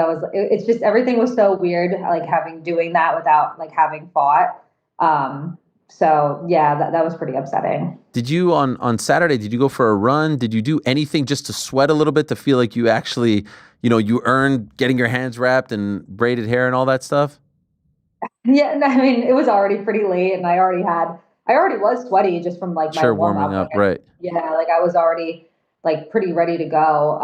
And then I had a bunch of like family and friends that came out for this fight. So at least I was able to kind of like hang out with them and like kind of talk it through with them, just so I had some people to kind of, like vent to, because it was pretty, it was just so deflating. I feel like for everybody, we all had like so much energy and so much to go. And then it was just like dead, so it was definitely a little weird. What did you do? Like, so now you're told you're not fighting, you did some media, then what happens? Yeah, I mean, I had like an Airbnb, so I just went back and I saw like my coaches and like my family, like my parents and like my friends that came. We all just kind of like hung out. We got some food. We went out for a little bit, but it just wasn't the same. I could tell everybody was, a little bit more tired, because it was just kind of like an adrenaline dump with nothing, with no excitement from like a big win or anything. So yeah, we just kind of like hung out for the night. How did you think the fight was going to go? I was kind of expecting her to come out hard, like the first round or two, like I didn't know how her cardio was going to be those for 5 rounds. And I didn't know if she was kind of questioning that. So I was kind of figuring like that she was going to come out and try to like put me away, like right away. So I was kind of prepped for her to, come out hard and be able to be technical and try to work that aspect of my game, and then kind of like beat on her as the rounds went. But yeah, I guess we won't be able to find out. No, at least it sounds like not anytime soon. We spoke to her last week, and she was quite critical of you, calling you boring and whatnot. Did you hear any of that stuff going into it, and did any of it rub you the wrong way? I mean, she's been saying that for like years, that she thinks I can't finish anybody, or that I'm boring. And it's funny because I feel like all the lead up to the fight, they would like play those clips of her saying that, followed by like all my finishes that I do have in the UFC, or me cracking people. So for me, it was more funny. I kind of would laugh it off. But it would have been fun to get that fight. She also said that she thought, nice dominant win, gets on the microphone, calls for a title shot. Were you expecting to do the same? Were you thinking that a nice dominant win over her would put you in a position to fight for the belt? Yes, definitely. We're number 4 and 5. I feel like the division is very interesting. There's a bunch of girls coming up in the division. But I feel like with a really dominant win on Saturday, it would have put me right up there, and I definitely would have called for it. Sometimes with these situations, the UFC kind of use it as a win. Do you have any idea if they're doing so, or is it just kind of like a fight that didn't happen, you're going to have to get a couple more to get back in there? Yeah, I don't really know what they're thinking. I haven't really been told much yet. Just because I mean it was a lot to absorb on like Saturday. But I mean, even if I do have to fight again to prove myself, I mean I don't mind. But yeah, I feel like I'm right there for that title shot. So whatever they decide. Is this one of those situations where you did a full training camp, you were ready to go, and like if something is open, if there's an availability, you want to fight in 2 weeks, in 3 weeks? Like, do you want to get right back in there, or do you need to go through a whole new camp again? It depends on who I'm fighting as well. I feel like a couple of girls in the top five have already fought recently, so it might kind of match up well for us to fight. Hopefully like sometime like soon this year. But I would like to have a full camp. To prepare properly for whoever I do fight next. I wouldn't want to just kind of like fight anyone. Doesn't necessarily make sense, I guess, at this point. So yeah, I think I would want to, get a new opponent and figure it out that way. Okay. Historically, sometimes these things happen, and then the person who was left without a fight gets booked in a week or something like that. It doesn't sound like that's something you're all that interested in. Yeah, just because I don't know like who it would be. I would still want to, Yeah. fight within the top five. Yeah. Understood. The top five is very interesting, and especially the champion, Valentina Shevchenko. We think she might be fighting Zhang Weili next, although that's not 100% by any stretch. Would you be cool with that? With the 115 champ moving up to 125 and getting a title shot? If that's what they're going to do, I know the fans would really enjoy that. I could fight like someone like Silva in the meantime, or Alexa, like any of those girls to kind of keep, proving myself. I did, I feel like without fighting on Saturday, it would be nice to get another fight. But I wouldn't say no to a title either. So I feel like it all kind of depends. I feel like with MMA and fighting, you never know what's going to happen. Like I was supposed to fight Saturday, it didn't happen. Right. Lee and Valentina are supposed to fight, but you don't know if one of them get hurt or I think it's always changing. So you always kind of have to keep an open mind. I feel like the three options are maybe Natalia, Alexa, as you mentioned, and Jasmine. What would you think about a fight against Jasmine? She's been impressive as of late. Yeah, no, she's been doing good as of lately. Yeah, I mean, I would fight her too. I prefer someone higher just to get me closer to that title. But yeah, I mean, whoever the UFC chooses. We remember back in March of last year the fight against Manon, and then obviously Manon fights for the belt. What did you think of her performance against Valentina? Yeah, I feel like she didn't fight to her style necessarily. I think Valentina did a really good job. I think Valentina really like kind of baited her in. She's an amazing counter striker. And she utilized that really well against Manon. Like Manon was coming in a little bit, more aggressive than I guess we've seen her in the past. Usually she's more of like a point like fighter, like she'll hit and run. But she was kind of coming in on Valentina a lot and getting countered. And then she kind of went to wrestling once she realized she wasn't able to win like the striking exchanges and was able to steal some rounds doing that. But I thought it was a little odd of strategy. I thought she was going to use her striking and like her length a little bit more in that fight. What lessons, if any, did you learn from the fight against Manon? Obviously, you were on this great run, and it seemed like that was the number one contender fight. It ended up being one for her. Didn't go your way. It was a big fight for you in New Jersey, and it felt like maybe the culmination of everything. Like this was the big showcase fight. What did you learn from that experience? Yeah, it was a tough fight. I think I had to really learn how to, use my distance better in my striking. Manon really like fought at her distance and was countering me and was definitely outpointing me that way. So I feel like that was a lot to learn from that fight. And yeah, I just kind of took like those improvements and, keep moving forward. Try not to think about it too much. Yeah. Was it tough in the aftermath? Like, you had a bit of a break there between fights. Your next one was, I think, in November against Rose. Was that a tough thing to swallow in the immediate aftermath of the fight? Yeah, definitely. I mean, that was my first like loss in the UFC. It was my first loss in like a couple of years. So it was a while since I had like that feeling. And it always sucks, especially like, I mean, I guess in some ways it was nice that it was home because everybody was there. So I kind of had like that comfort. But then it also sucked that I had a main event like in my home state and didn't get the win. So it definitely was pretty rough like immediately after, but I think in the long term, it'll be really good for me that I lost that fight because I feel like sometimes I don't learn unless, the worst happens. So it really pushes you to improve. By the way, speaking of your home state, why were you're one of the most, popular fighters coming out of New Jersey, and they're in New Jersey this weekend. Why were you not fighting? I know it was main event, but feels like you would be a shoo-in for a Newark card. Why was it done like that?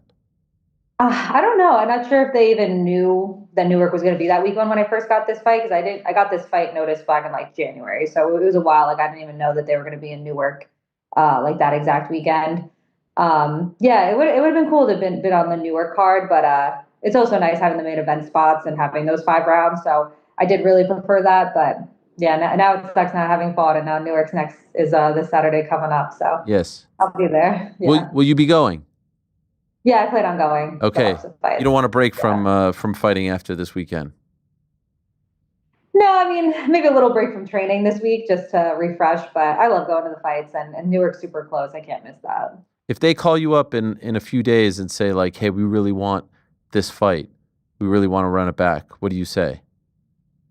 The fight with Maycee? Yeah. Ooh. I don't know, because even like literally, like as we were told, like in the locker room that Maycee couldn't make it, like my coaches were not about that. It's just too unreliable, you know. That's not something I would love to do. Okay. Yeah. So you'll say maybe thanks, but no thanks. Maybe down the line for a Maybe belt. down the line, like maybe if she kind of gets like, you know, her health under control, she gets some fights, has been consistent. I think her biggest problem is like her consistency. She's just not very consistent. So it's hard to want to be matched up with somebody that's, you know, is not going to necessarily do the right thing. Okay. Well, I appreciate you coming on and talking about this. I know it wasn't a very fun weekend. And hopefully we get to see you back in there very soon, because the build was fun for this one. So thank you very much, Erin. Appreciate it. Enjoy the fights this weekend. And again, sorry how this all turned out. Yeah, it's all right. Thank you. I appreciate it. All right, there she is, Erin Blanchfield, joining us. She was supposed to fight this weekend, as you can surmise, and it didn't work out. And I'm curious if the UFC is going to try to run this one back, if they're going to try to book it again. It doesn't seem like she is all that interested in entertaining that. Now, Chael got a few plugs in for his program on my program, which is okay. I'm happy to plug things. And I see that the Aspinall interview has made the rounds. Now I see some people have transcribed what Aspinall said to Chael in DC, and I think when you watch the video, it's the tone is a little different. It seems like he's being very sarcastic when speaking to Chael in DC, but the quote is, John's retired.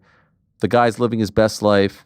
He's had a fantastic career. We all know it. We know John's a religious man. So I want to say, God bless him moving forward and what he does with his life and his career. And we move on. But then if you actually listen or watch the clip, watch and listen to the clip, you will see that it sounds like he is being a little bit facetious, a little tit for tat. And they've been doing the tit for tat thing for a minute now. John posting something about his recent seminar in Thailand. Again, doing the tit for tat thing. Just wrapped up the biggest seminar in Phuket's history. Half the crowd flew in from the UK. How wild is that? Massive shout out to my guy Tom for all the free promo. Couldn't have done it without you. Seriously though, I'm beyond grateful for this new UK following. You guys showed up with so much love and energy, and I felt every bit of it. Let's keep this momentum going. Make sure to sign that petition today. We're pushing 200K. How exciting. And this is the scene. By the way, I think Jon Jones is generating this kind of crowd with or without all this drama. I actually do kind of agree.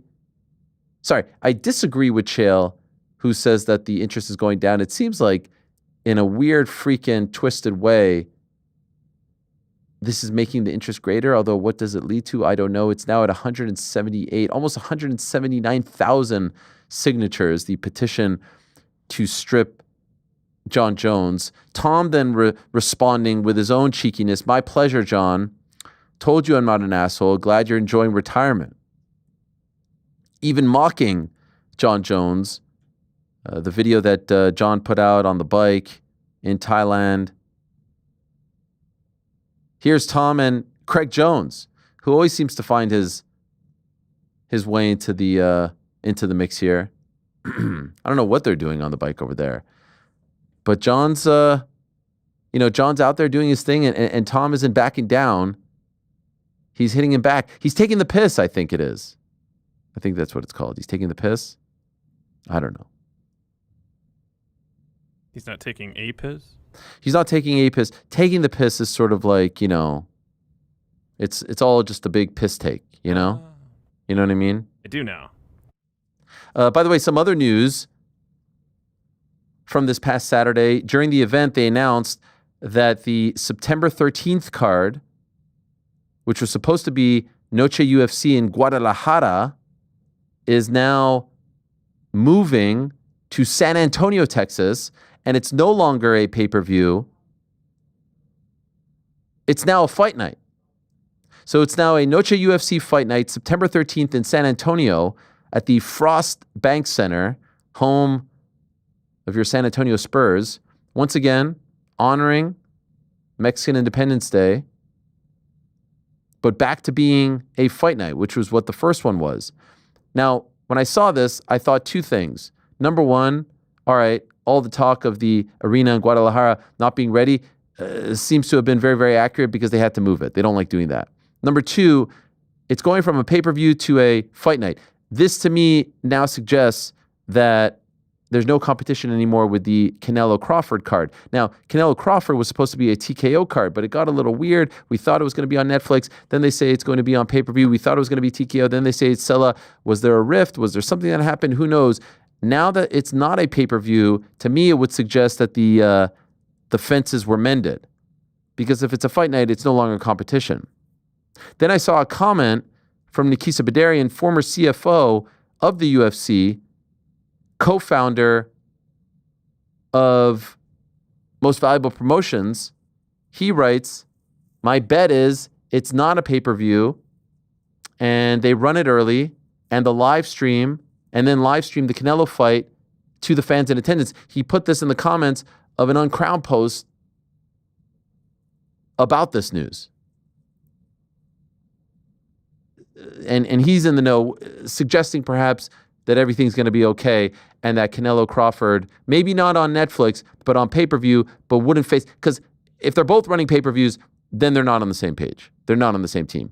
But if one's doing a fight night, now you can do them at the same time. In fact, there's like 3 or 4 WWE and UFC dates coming up where it's PLE pay-per-view. And again, the PLE is more of fight night in that it's not pay-per-view and the UFC is the pay-per-view. So they are going head-to-head a little bit, or at least timing it so the main events aren't going head-to-head. But I think that to me was a suggestion or a sign that all is going to be okay in TKO boxing land, at least for now. The other thing is, now that it's a fight night, it has to be Diego Lopez versus Yair Rodriguez. I mean, it has to be. If you're not doing Diego Lopez versus Yair Rodriguez as a fight night main event for a Noche UFC, what is the point of Noche UFC? I mean, I would argue trying to pigeonhole, they shouldn't just do Noche UFC in September. Do it in do it in May if you need to. Don't always do it in September because you're trying. There was a time not that long ago where you had 3 Mexican champions. You had an interim champ, whatever. But you had people holding belts, right? Now, you don't have any. And there aren't that many at the top of their respective weight classes. So to try to pigeonhole this, to me, seems a little bit funky. But here you have Lopez, who reps both Mexico and Brazil. You have Yair, who proudly reps Mexico, having their tiff, having their rift in front of the world, on stage in Miami, with Mexico being a part of the feud. How are you not capitalizing on that? It makes too much sense. Movsar fights in July. These two fight. Winner fights Volk later on this year. That would seem. Now, the other thing is, what's the pay-per-view in September? Because we thought the pay-per-view was going to be the Guadalajara one, but that was the little nugget that everyone missed. There's going to be a new pay-per-view date in September. Perhaps the location would give us some sort of indication as to what it's going to be. Is that maybe Pereira versus Ankalaev? Or are they saving that for Dubai? Excuse me, not Dubai, Abu Dhabi. Ankalaev tweeting, Hey, I think Pereira's retired. I think he's done. Who wants it?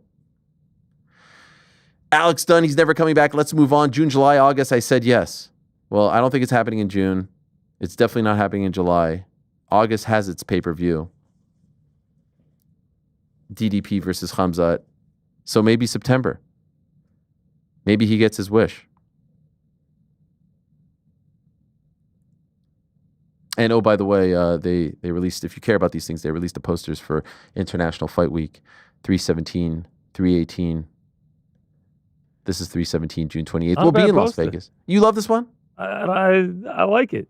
You like the International Fight Week feel with the flags? It's their better work. It's better for what they. What's good about it? The gold. Yeah, I like the gold. I like the way the fighters look. I like the flags behind them. You know, I'm not sitting here saying it's the best. I'm not saying they couldn't do better. You know, independent designers could probably do better, but by the UFC standards, I like this. I like. You know what? I agree. I think this is. I think it's clean. Work. I think it's clean. Interesting. Jordan grabbed the Spanish. Yeah, you know, I was just gonna say. I think it's actually the Portuguese. I was gonna say. No. I was gonna say, is this Portuguese? We're a worldly program because of International Fight Week. Exactly. It's two Brazilians. One in the co-main and main. You know, we have viewers all around the world, so No, I figured sometimes I should go to one. I thought it was fan interesting section. too. I thought it was Very interesting too. cultural of you. What about 3/18? I saw some people like loving this one. Really? I disagree. This is, you know what this reminds me of? This reminds me of Volk versus Islam. I think the first one, 284. Just like using like way too much neon. It's not the neon that bothers me. It's just a lot of writing and crossing out. Like, why is Gaethje's name there? Why is there no tie to Also, New Orleans? I mean, that's Tie in New Orleans, man, please.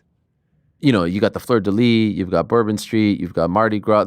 Like, when I think of like the Super Bowl in New Orleans, like those are the easiest logos to come up with, right? Yeah. It's just also formulaic at this point. Yeah. It's just the two guys, and then you put some shit around it. By the way, this might be the first time that there are names on a poster and those fighters aren't competing on the card. You know what I mean? Like, if I'm Gaethje, if I'm Aldo, if I'm Oliveira, I'm feeling some kind of way about this. Yeah. You know what I mean? Obviously past opponents. Yeah, I get it, but it's like, They're not. it's like right there. By the way, it looks like his name is Gaethje, right? It looks like Poirier's name is Gaethje. Oliveira versus Gaethje canceled. Yeah, Gotta get a Aldo Poirier. not available, so we're getting. Pettis, Green. By the way, also no belt. Oh, there it is. It's around his waist, but not very prominent. No, not prominent at all. I didn't notice that until now.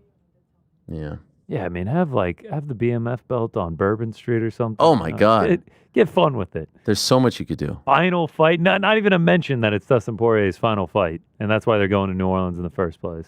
Yeah. I don't know. Some might say it's tough. It is tough, you know. It's tough. It's not their worst work. I just know that people out there can do better. All right. Great stuff there. We'll have Pizzi on in about an hour's time to recap some of these news and notes, but wanted to welcome in our next guest, actually joining us in studio, and this is a big one for us, for her, for everyone in the world of pro wrestling. It's a fascinating story of a pro wrestling lifer who always wanted to be in the business, got a chance to realize her dream at a very young age with World Wrestling Entertainment, was climbing the ladder in NXT, seemed to be one of those names that was going to be a prominent fixture on the roster, and then at the very beginning of May of just last month, early May, we get the word that she is no longer in World Wrestling Entertainment and NXT to be exact. She was known in World Wrestling Entertainment and NXT as Cora Jade. She is no longer known as Cora Jade. She is now known once again as Elayna Black, which was her name, her moniker pre-WWE, and she is now a free agent, although she has booked a ton of dates. We're going to talk about all of that, what happened, and more. Let us say hello to the artist formerly known as Cora Jade, now known as Elayna Black. Here she is, joining us in studio. Hello, it is nice to meet you. Welcome. Thank you so much. Thank you for coming in. You just came in today. I did, yeah. Bit of a crazy travel day, but Was it bad? We're here. Got a flight delay and Oh, no. change. Oh, and geez. then almost missed my other flight because it was at the opposite terminal. Oh, God. But we're here. So now you did the thing of flying in on the day of the chat. Yes. Risky. But It worked out. we gotta do. I got my 2 little dogs at home, so they got their little babysitter for the day. Okay. Oh, you're going in and out? Yeah, I'm out after this. Okay. Yeah. So we can't do like a 5-hour interview because that would... Hey, I'm down for If whatever. it's- if I'll it's change okay. it. Yeah, my dogs love their Appreciate it. babysitter. Well, great to have you. Thank you for coming in. Thank you for having me. I know a lot going on, a very exciting time in Yeah. your life. Is it fair to call it exciting? I would say so. I Okay. would say so. I feel like obviously it comes in waves. Obviously the initial like shock of it all is, even though I feel like I knew it was coming.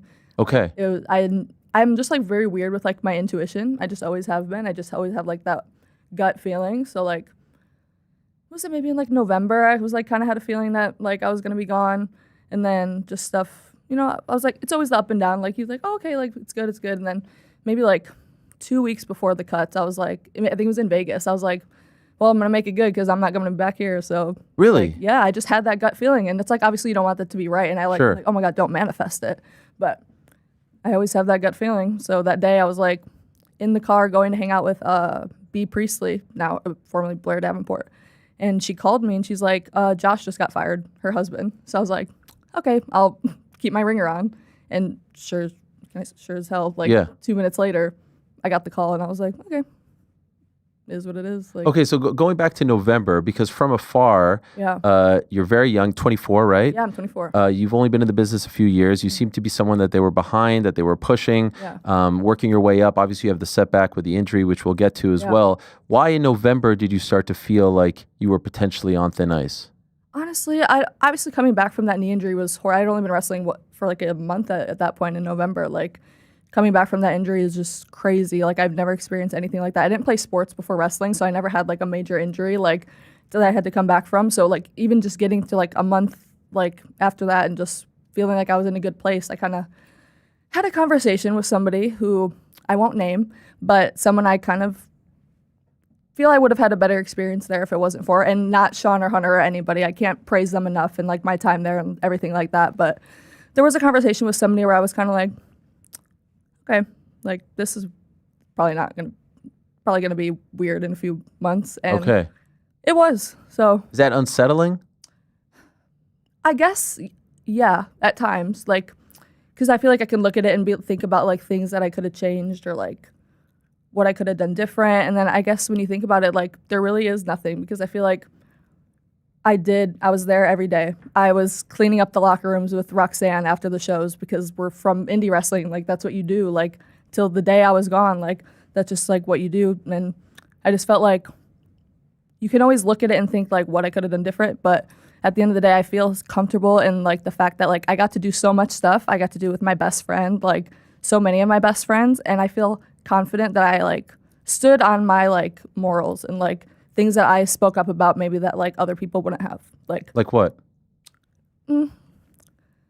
Okay, for example, I'll say this because I did put it out there, like the body shaming stuff. Yeah. Like, and again, I don't want this to be bash WWE because it was my dream. Like, it still is my dream. Like, I have no doubt maybe one day in the near future I'll be there again. But it just is what it is. But I feel like, I don't know, like thinking about like my dream was to be a WWE superstar, and then like I become a WWE superstar, and then like I finally like accomplish all these goals. I meet all these people, like my best friends. I got to like, me and Roxanne became like even closer than ever, like doing these storylines together. I got to work with Bailey, who's like a hero of mine. Like me and Punk became like, he's like a mentor to me now, which I like grew up watching your interviews with him. Like it's just crazy to like see all these things that like happen, and I got to do so much. So I don't want it to be like bash WWE at all, because I'm like so happy with my time there. Like really when I think about it, like I did so much stuff that like I was writing about in my notebook like when as a kid. So like I'll never like be like, oh my God, like bash WWE. But like I definitely think things could have went differently if it wasn't for certain things like the body shaming thing. It's like I came in at 19 years old. I was like 110 pounds. Like I was so small, and it was just constant comments, whether it was from guys who think they're being funny or I'm not going to name names again, but I remember specifically being told that I wasn't and wouldn't be champion in that company because I looked like I couldn't crack an egg. Wow. Yeah. So This is when you're kind of coming up. You're in the performance center and all this stuff. We just put up the tweet here because like it's kind of hard. Here it is. You're responding to someone. Yeah. Can't forget having to go to my own gym outside of work after strength and conditioning that wasn't doing anything for me other than get me body slammed by my boss's coworkers and fans. Crazy. Yeah. Body shamed. Excuse me. Yeah. So like you're being told that like you need to Yeah, multiple conversations about my body. Which Okay. is just, I don't think anyone, especially as another man, should be saying that to a female. Yeah. Like, especially as I was like so young, and it created like a lot of issues for me body wise. Like, but obviously I gained so much muscle after that. Like, I worked my ass off, and then I would go to the strength and conditioning classes, which, in my opinion, are more geared towards like college athletes and like people who are coming in from college, and they're like working on like just like getting into that type of strength and conditioning and stuff. It never felt like it was like doing anything for my body. So I'm like, you guys are yelling at me for how I look, but you're not really helping me out in the strength and conditioning that I need then. So then I would just go to my other gym afterwards. So it's like your own personal gym, yeah. like outside of yeah. WWE So I was world. working my ass off. So then when I saw like that dirt sheet, whether it's, who knows, maybe I Yeah. shouldn't have, it was heat of the moment, shouldn't have responded maybe, because who knows who even said that and if there was any truth to it at all. But seeing that, I was like, if you only knew like what I dealt with and like how much I had to like progress because of those things, you know what I mean? Like, Sure. it's just crazy to me. Like, people just, they say so much, and then when you finally say something back, they're like, whoa, like, it's like, Chill out. yeah, like, God forbid I say something back like once, you know, but it was just very frustrating. And I like, again, like, when I said that, I was like, I don't want it to seem like I'm bashing WWE, because I loved my time there. I really did, and I loved everybody there. But like, there were certain things that in specifics that is just like, I'm like, damn, like, this is my dream. Like, I didn't go to college. Like, I dropped out of high school at 15 and like finished in a year online so I could like start wrestling training. Like, I don't know anything else. So it's like, it is like defeating when like things like that happen, but it's like, you can only look at it as everything happens for a reason. So that's how I feel. So On social media, on Twitter, when you're working out, you're talking about respect and things like that. Is that kind of what you're referring to? Like, put some respect on my name. That's what was driving you to Honestly, show these people that they were wrong. Yeah, a lot of times, like, most of my tweets are always in character. I feel like people like took me like too seriously. Okay, Like, a lot of the times where I'm like, I'm the best, like, blah blah. It's like, Well, sure. I know I'm not like Ricky Steamboat. I'm not Right. the greatest wrestler physically. But like the way people would speak to me, it's like, come on, like, Yeah. it's just ridiculous. It's a funky thing with the social media and the fans, especially Yeah. with maybe some of the younger fans, where they Yeah. take it.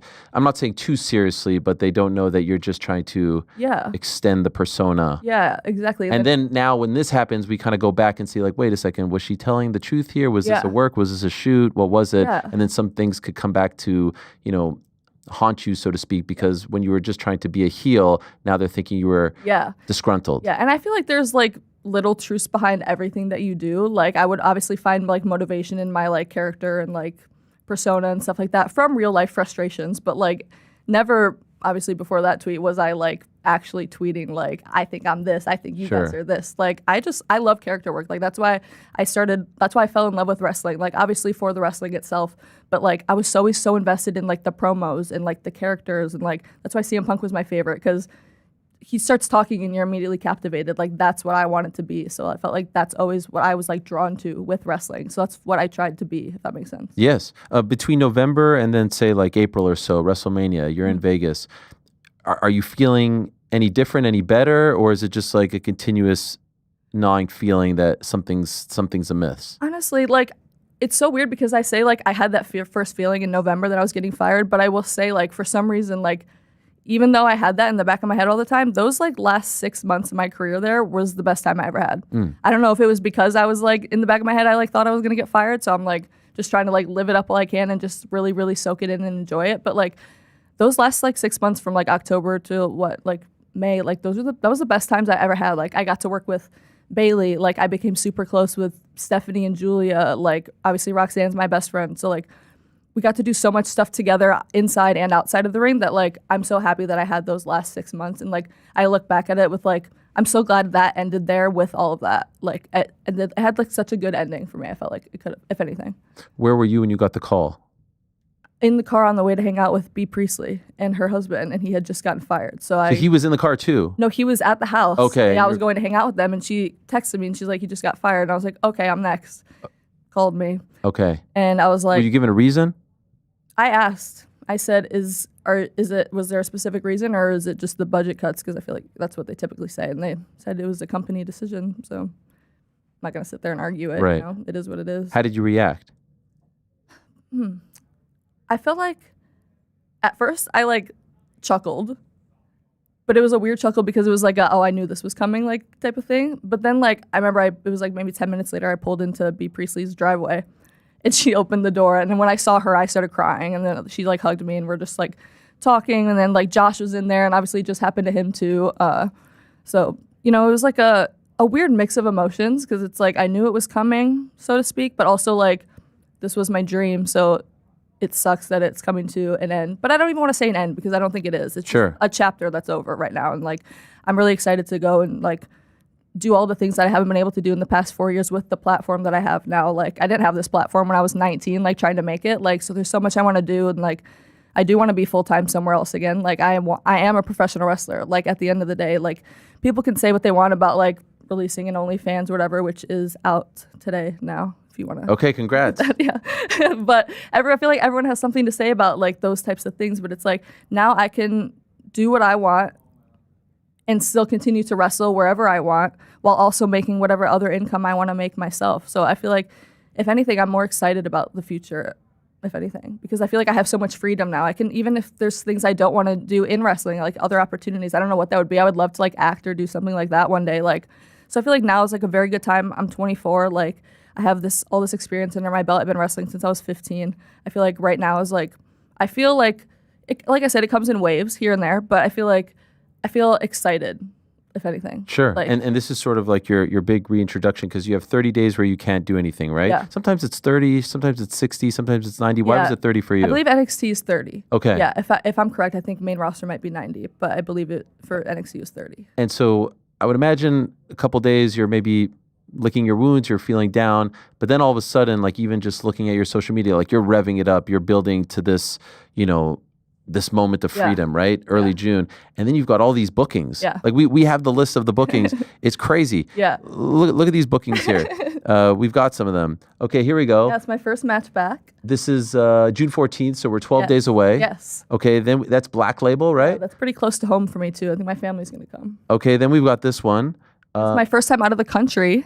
Never left the country, so I'll be in Canada. You've never left the country? I've never left the country. Really? Yeah, I just got my passport back from WWE and that I never used. What does that mean, passport back? You give it to them? Well, they have like a copy of it. Okay. So you get it back. But I never Road even got trip, to use it. Nothing? Yeah. Wow, Canada's a great place. I don't know if I'm from Canada. I don't know if like Alberta would be my first stop, but Toronto, I'm there. I think in July or August. Okay, well let's go. We have the list. Okay. We're going through it here. Here we are in Phoenix, Yes, June 28th. I've never been to Phoenix. So Okay, that would be fun. we're knocking them all out. Yeah. And then we continue. Here's a GCW in Hartford. I'm excited about this one. Why is that? Because I've seen a lot of her work and I think she's good, and I think she's I feel like I see similarities like in myself and her. Like I know she was like a big wrestling fan. Like she has a great look. She has a great gimmick. I've seen all the clips of her. She looks great. So I'm excited to work with her. Okay, and who are you talking about here? Zeta Steel. Okay, Zeta Steel. We continue. There's more. Which one's this? This is AIW in Ohio. In July 18th, yes, in Cleveland.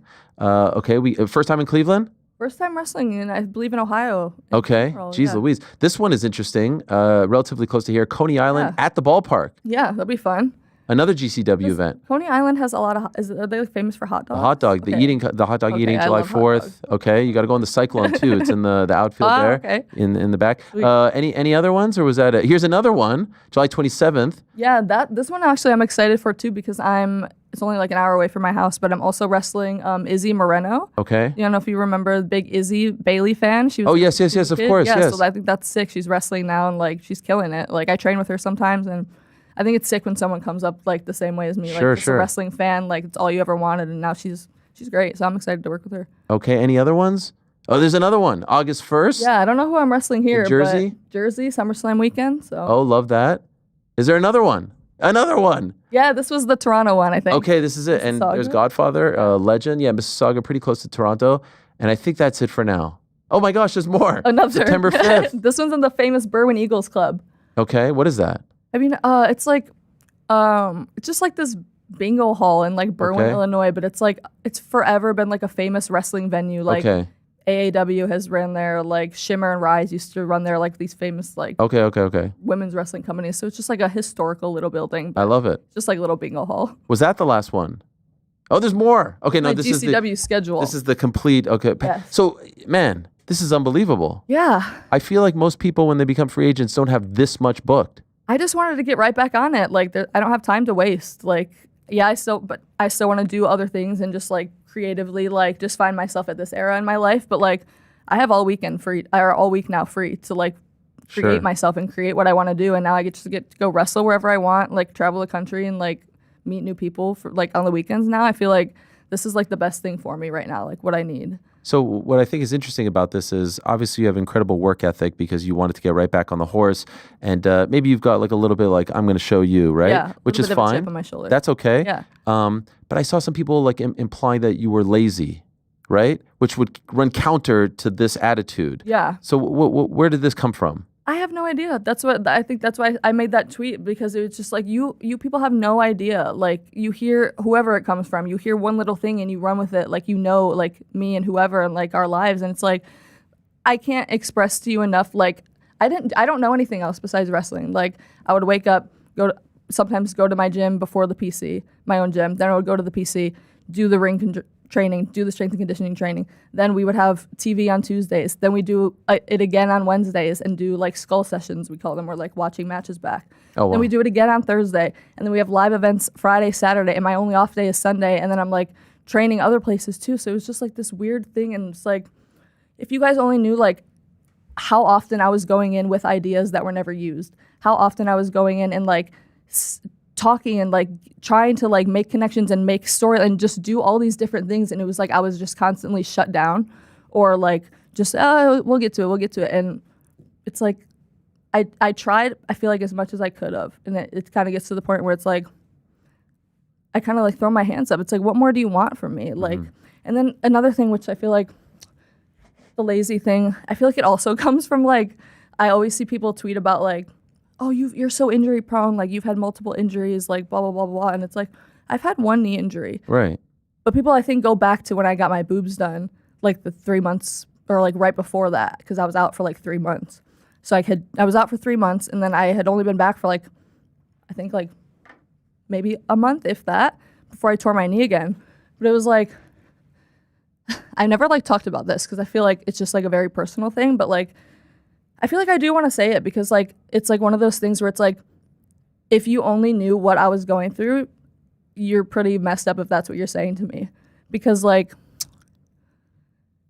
so in January of 2023, it was like the very late January, I was supposed to wrestle Lyra Valkyria on TV on Tuesday. And long story short, I'll spare you the details. Long story short, I ended up in emergency surgery in the hospital the night before, literally almost dying and bleeding out because I had an ectopic pregnancy that had failed and it exploded and like made me internally bleed, and like I was rushed into emergency surgery because I was like this close to bleeding out. But thank God I went, because I literally was thinking I just have to get through the match tomorrow. Like, I knew something wasn't right, but I was like, I just have to get through the match. Like, I'll get through the match. And then like I'm like bleeding, like, and I'm like I have to go to the hospital. Wow. Like, and I got there and it was like an 11-hour wait, they like told me, and I was like, I can't. So then they checked me or whatever, and then immediately rushed me into emergency surgery. So I dealt with that. So I was like, Jesus, like I'm gonna miss. And how does that happen? So what had happened was I don't know if you're familiar with the IUD birth control. Okay, yeah. It's like it's inserted in you. It's like a 99.9% like success rate, but they warn you beforehand because it's like a 5-year thing. So you like are protected for 5 years. But they warn you of ectopic pregnancies beforehand, which if you're not or anyone else isn't familiar, it's where like the egg is implanted outside of the uterus in the fallopian tube, and that causes the fallopian tube to explode. Oh. Obviously, you internally bleed, and it's very extremely life-threatening, obviously to the baby or whatever it was, but to the woman. So I was always scared of that in general because I have health anxiety anyway, so I was always worried about that. So I kind of, again, my intuition, I was like, I know what's happening, like I gotta go. So we did that. Had the emergency surgery. They ended up having to remove my left fallopian tube because it was that bad. And then I was just bummed about missing Stand and Deliver. Like I was like, I cannot miss Stand and Deliver. But then like after that, I felt like I guess nothing has ever happened like that to me before. I never realized like the effects of it and stuff like that. So like after I came back, like those few months, I was just the most mentally depressed I have ever been in my entire life. Like I remember calling like one of the WWE doctors and being like, I need to like go somewhere. Like I'm not okay. Like I'm not okay right now. Like this is not okay. I don't know what it was because nothing was really wrong, but I guess like I learned later, it's like you deal with like even from that, like the postpartum like depression and just stuff like dealing with that is so intense. And I was like 22 years old, like 23 years old. It was insane, like the craziest thing I'd ever experienced. So then I went back to work and I was just not there mentally, like nothing to do with work. I just like, I literally didn't realize like the toll that takes on you, like as a person. So I was like, obviously I had always wanted to get like my boobs done. I'm not going to sit here and say I didn't, but I needed to go away and take time off or I don't know what was going to happen to me. Like mentally, I needed to take that time off. So I did that in my time off. Like that's what I chose to do. And I took that time like over those, I was out for like a month and a half. And then when I got that done, like 3 months. So like I took that time to like really get myself mentally right. I felt good. I was ready to go. Like I was so excited. I felt good, like mentally, physically, emotionally, like it was probably the best I ever felt. And then I came back and then it was like I had just went through a really bad breakup and then it was my birthday and then I tore my knee. So it was just like back to back to back to back to back. So I was like, I just came back. I was so excited and then boom, boom. And then everything like goes horribly. And then my dog died like right before I came back from my knee injury. So then this time I was like, okay, like I'm so excited. I'm ready to go. I'm ready to go. I'm ready to go. Like this time is going to be my time. Like this time. And 6 months later, here we are. ACL, MCL, and meniscus. Yeah. Golly. Medial and lateral meniscus. Surgery. So it was done for. You came back in 8 months. Oop. Whoa. Oh, sorry. You're right? Yeah, it was 9 months. 9 months. Yeah. Which is kind of crazy because usually for an injury like that, it's closer to a year. Yeah. I really pushed it though. Like I did not want to be out. Like I was just out. Like and after all the stuff I had dealt with mentally, like I was just so ready to like prove to myself, to them, to the fans who like want to say lazy or whatever and have no idea what I was going through. Like I was so ready to prove myself. And then it's just like I got hit again. It's like Jesus. Like how did you handle that mentally? What like the injury? In addition to all these things you have just been through, now you know that it's a long, long road back. Yeah. In the early stages. It was rough because also when I had just torn my knee, like now I'm newly living by myself. I lived on the 3rd floor of an apartment complex with no elevator. Oh gosh. And I have a dog that it was before he passed away, but I needed, so I'm like by myself. I like can't do any of this. So my mom, she's like, nothing in my life would be possible without her. She's the one who like drove me to my wrestling training like when I was like 15 and couldn't drive and stayed like all night. But like I was like, you need to come here. Like I can't do this by myself, like mentally or physically. So she ended up quitting her job and she lived with me for like maybe like 2 months and just like helping me with my dog, helping me mentally because I was just a wreck from everything. And like taking care of my dog because I couldn't go down the stairs. Like I couldn't put any weight on. I could barely get in the shower. Like it was horrible. But like if I don't know what would have done if I didn't have her there because she just let me like, I'm also a very like guarded like person. I don't like to like cry in front of people or like express like emotion like that. But she was just there and like just let me cry. Like she took care of stuff I didn't want to have to take care of. Like when I couldn't do it, like mentally, it like she was just and to this day she's just always there. So like I would definitely could not have done it without her. Were you worried, it's a very competitive industry, were you worried that the time off would be sort of like an out of sight, out of mind thing and you would lose your spot? Definitely. I feel like that's just natural. But like obviously I'm also not, I didn't come from like another sport. Like I didn't come from a crazy college athlete with like, which like props to all of them. They can do the craziest stuff. Like the way Kalani picked it up like that, like I love her to death. Like there's so many talented women there and it was like watching these people, it's like, I didn't do any of these sports. Like I can't do crazy flips. Like I can barely do a cartwheel. Like I just love wrestling and like I just want to like be a wrestler and like be a creative storyteller and like all this stuff. So obviously that did like come in the back of my head. Like, am I getting like passed up? But like I always feel so like confident in my passion for wrestling because my passion for wrestling got me here. My parents didn't have money. Like I didn't have like a lot of resources. Like I made it because I loved wrestling. So I felt like that's just always been like my thing. Like if I love wrestling, like I'm gonna make it. So it's like obviously it's like scary to think about, but I always had in the back of my head like this is my dream. This is like I'm here for a reason. Like I'm meant to be here for a reason. So I feel like that's kind of always been my mindset. But it does seep in every now and again. But so tell us about the beginning. You grew up in Chicago. Yeah. You say tough environment? You said your parents didn't have a lot of money. No, and I don't want to make it seem like we were like poor and Okay. struggling, but we just like my parents had like regular people jobs. Like we lived in a townhouse, like it was pretty small. Like we didn't have a lot of money, like, but they were always so supportive and like made it work even when they probably couldn't. Like they found ways to make it work. Like I remember when I told them I wanted to drop out of high school and become a wrestler because the training place I wanted to go to was like an hour away, and they trained from like 8 to indie wrestling is like they have their own schedule. Like it's crazy. So they would train from like 8 to like sometimes midnight or like 1 a.m. So like I was like, I can't go to school at like 6 a.m. the next day. Like I want to be a wrestler. Like so I remember like I either wrote them a note or made them like a PowerPoint. I've done both in my life. I think it was a note, but I like wrote them like a really long like letter, and I was like, this is why I need to leave school. Like I'll finish online. Like I think I'd found a place where I could finish online in like a year. So I was like, please, like let me do this. Like I'll try college for like a little bit, but like I'm gonna just please let me do this. And they were reluctant, but they did, and they helped me. Like I got out of school my freshman year, and then I did this program. I don't remember what it's called, but I think I finished high school 2 years early.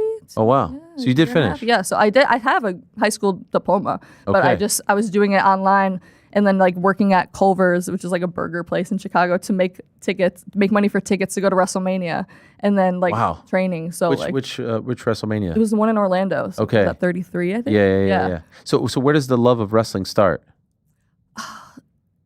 It's so weird because now I'm the only one who like loves it like that, but it started because of my younger brother. Okay. So like I remember I have like a very specific memory. It was like my dad and my younger brother like just flipping through the channels. I remember him showing him like SmackDown or something. So this is probably like 2009. So I was 8. My brother's 3 years younger than me, so he's probably like 5. And I remember him like showing it to him, and I thought it was like, oh, this is so stupid. Like I don't care about this. Like whatever. So maybe for like a month, like they would watch it, and like I was just like, oh, this is so stupid. And then eventually I started watching it too, and I was like, wait, this is kind of cool. Like, and then I was invested in it, and then my brother was like, this is stupid, I'm not watching this. He's never been into it again. But for some reason, I remember sitting there, and my dad was like, you know, real people do that. Like, for some reason, it just didn't click in my head that like those are real people, like that can just go be wrestlers. So I think from that moment on, I was just like, I'm gonna be a wrestler. Like, wow.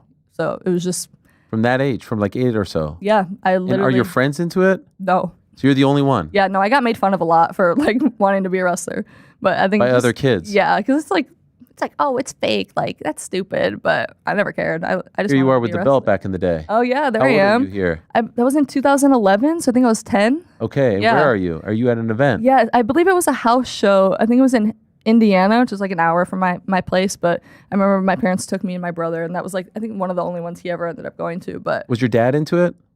He wasn't into it himself, but he thought it was just something cool that like we would be into. I think every parent like watches it like early on, but like he wasn't like a super fan. I think he just thought it would be cool, and then I was the one who was like, I love this. I want to be a wrestler, which I think is the opposite of what they thought was going to happen. And was Punk your favorite off the bat? Yeah. Okay. I feel like I had a few. I think Edge was one of my first favorites, as well as Punk, and then like Mickie James. I remember her being like my first like favorite female wrestler, but I remember the reason Punk became a favorite of mine was because at that time that we all started watching it together, like my dad and my brother, it was when Punk was feuding with Rey Mysterio. Okay. And he was like singing happy birthday to like Dominic and his sister. I don't know if you remember that. It was forever ago. But I remember my brother was obsessed with Rey Mysterio, and he loved Rey Mysterio. So just out of spite, I was like, okay, well, I like this guy. And then it just ended up, I'm like, oh, he's from Chicago, and he has like tattoos, and he's cool. So just became like straight edge. Yeah, just became my favorite wrestler. Wow. Yeah. And the famous clip where you meet him. Yeah. Was that the first time you ever met him? Yes, and it was after. So here it is. Actually, no. That's actually the second time. This is an autograph signing. It's part of a documentary series when he was going to fight in the UFC. Yeah, and it came out like a year and a half later, and I had forgotten about it, and I was like, oh my god, it's me. So that's you right there. Yeah, but this was the second time we had met. I had met him at like a random house show where I just like snapped a picture with him. But this was like after he had like left WWE, and I took that so personal for some reason. Like that was the worst day of my life. Like so I was like, oh my god, I'm never gonna see him again. And then he did the signing, and I was like, oh my god. That's your dad there. Yeah. And he's talking about how much Punk means to you. Yeah. What kind of a role model he is for you. Yeah. What did you say to him when you went up to him? I don't really remember. I remember I made him like a basket of gifts. I think I had a letter for AJ Lee in there, and like I saw on his website, I don't even know if it was like him that actually wrote it, that like his favorite candy was Starburst. So I gave him like a bag of Wow. Starburst, just like a loser. And I put the bag down. And I was just like, I love you so much. And I started crying. I don't even think I really said anything else to him, but I know my dad was like, she like really looks up to you. And I did anything I would do was like in the back of my head, I'm like, CM Punk would hate this. Like, I don't want to get in trouble. Like, I don't want to do something bad. But Did you watch him in the UFC? I did. Okay, and so even you probably weren't a UFC fan, but you were supporting him. no, but I actually was doing MMA at the time myself. Oh, wow. Because I think I was like 15. It was like right before I first started wrestling training because no other place would train me. I was too young. So I was like, I'll just do MMA for now instead. I did Muay Thai for like a little bit. But it was like at the time that he was doing that. I don't say I did it long enough to like actually say I did it, but like I did it for a little bit and he was doing it. So I was like, Did you do it because he went to the UFC? I don't remember. I feel like I just was going to do something like that in general, but him being in the UFC definitely pushed me to like want to do it even more. But I remember watching his fight and like, again, I took it so personal when he lost. Like I'm crying. Like, why am I crying on the couch? Like, but I thought it was cool because I also did like an MMA or it was like a Muay Thai like bout and I lost too. So Oh, wow. yeah. And then when An amateur bout? Yeah. As a teenager? Yeah. Golly. Yeah. And then like we talked about it maybe like a few months ago. I was like, hey, you know, I did an MMA fight too, like right after you, and we both lost. And he's like, hell yeah. It's like, How did you lose?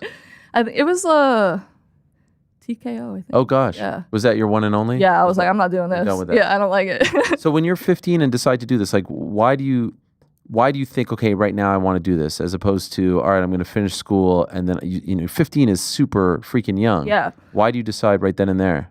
I don't know. I just feel like school was never really like my thing. I just like, I was always like pretty decent in school, but like, it just never interested in me. And like, I could never, like, I need to be invested and like passionate about something, like to be able to focus and like actually do well in it. And there was just nothing like school-wise that I felt like I was like gonna feel fulfilled with. So like when I was like watching wrestling, I was like, this is all I want to do. And like obviously I would do research on like other wrestlers who made it, and like a lot of them started training like when they're 18, and like as soon as they like get out of school they do it. But I was like, I need to get a head start. Like I don't want to wait till I'm 18. I want to like be wrestling. I want to be in WWE by the time I'm 18. I think I got my tryout when I was 19, so it was like a year off. But I was like, I want to be there sooner than later. I don't want to waste my time going to school and getting a degree that I know I'm not going to use. Because in my head, I was like, if I have a backup plan, that means I'm ready to fail at this, which I don't plan to fail at it. So like, why would I go get a college degree? I don't need a backup plan. Like even now, I'm not like upset that I don't have a college degree because I'm still gonna keep wrestling and just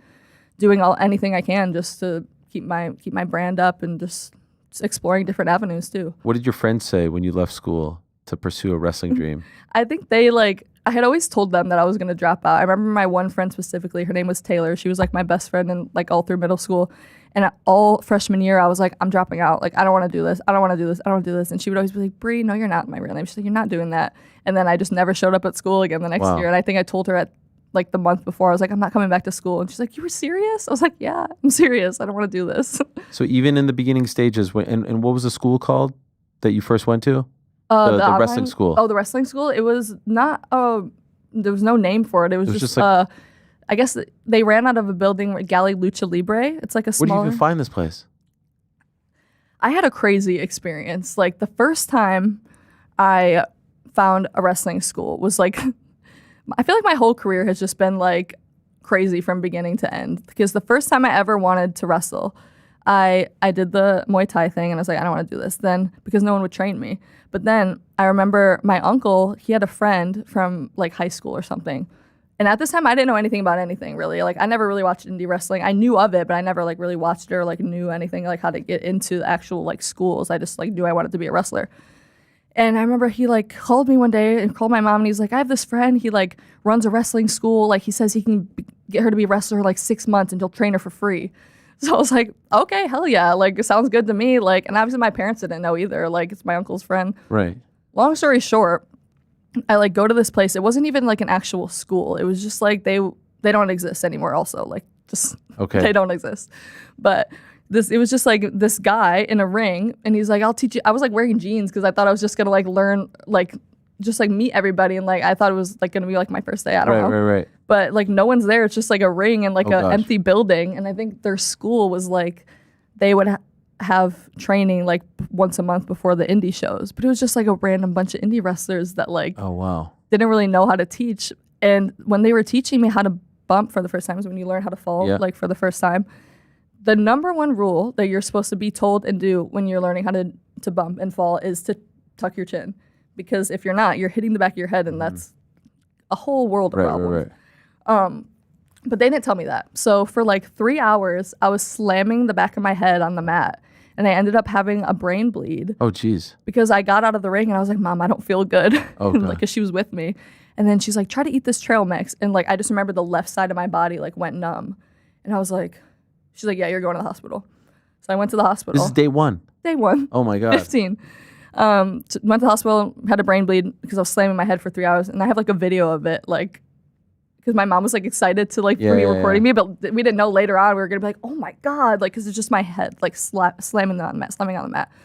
But I didn't know that was the wrong way to teach somebody. I thought that I just wasn't strong enough to be a wrestler. Like, I thought that was just how it is, and like I was like, I'm just not strong enough to do this. So like, for probably like 6 months after that, like I stopped watching wrestling. I was so heartbroken, like, because that was my dream, and I was like, So it was just that one. yeah. Okay, and you couldn't go back. Yeah, I was for like, a minute. I Okay. can't. And my mom was like, absolutely not. You're not going back there. Like, so You go back to school, or you were just chilling at home? no, I didn't. Okay. But Despite the fact that you weren't training. yeah, so I was like, I'm gonna give it like another shot. So then, I ended up. I don't even remember how I ended up finding like my actual trainer. His name was Bryce Benjamin. Now it's the Freelance Wrestling Academy. Is like become like a brand now. But I remember I just like, I think I like Googled it or something, and I just like found him in like this place. It was like, at the time it didn't even have like a school title. It was just like Galley Lucha Libre was like this wrestling place, and then they would train in like this place that was also like a half indoor soccer field. So it was like half indoor soccer field, half wrestling ring with like no air, no heat, like in Chicago. So we're like dying or freezing like at all times.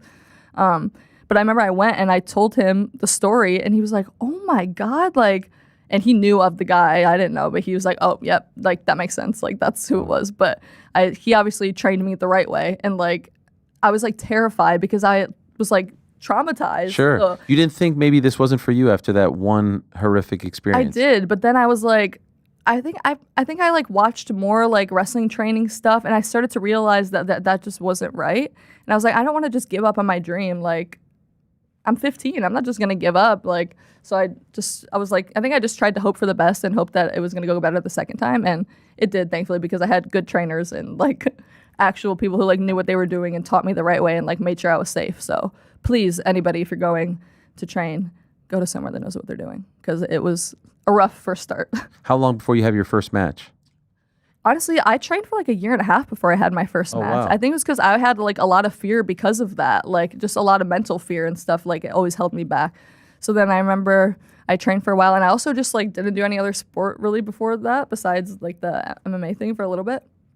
So I was super unathletic. Like, I didn't know what I was doing. I was like a deer in headlights. Like, it was so bad. So like, it took me a long time to like feel confident enough to like have a match. But then I remember my trainer, his name was Bryce Benjamin. He doesn't wrestle anymore, but he had like a spooky kind of little group at like I think it was Freelance too at the time that they had that group. It was like Bryce and then like 2 other trainees that were doing like this little spooky gimmick, and he was like, you can just come do that for your first match, like, so it'll be with him and like people I know. So it was like, I turned heel in my first match. Gosh. It was me. You started as a face. You turned heel in the middle of the match. Yes, it was me and this guy named Juan, and we were baby faces, and then we had this match against my trainer and another trainee, and I ended up turning heel on that guy and then joining like my trainer in the group, and then we became like this spooky group. So I feel like that's kind of how like the origin of Elayna Black came anyways. Were you Elayna Black off the jump?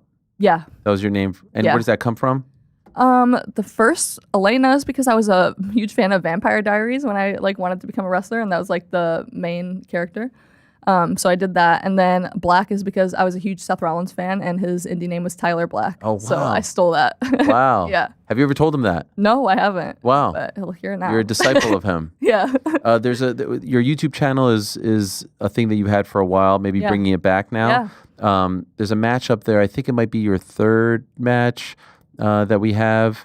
We'll show it to you here. Here you are. What is this? Oh yeah, this is my first ever singles match. First ever singles? Yeah, but I Wow. believe it was like my third actual match, Okay. something like that. And it was against Kylie Ray, who like I trained with at the time. So So you're a little bit dark and disturbed here. yeah, a little bit.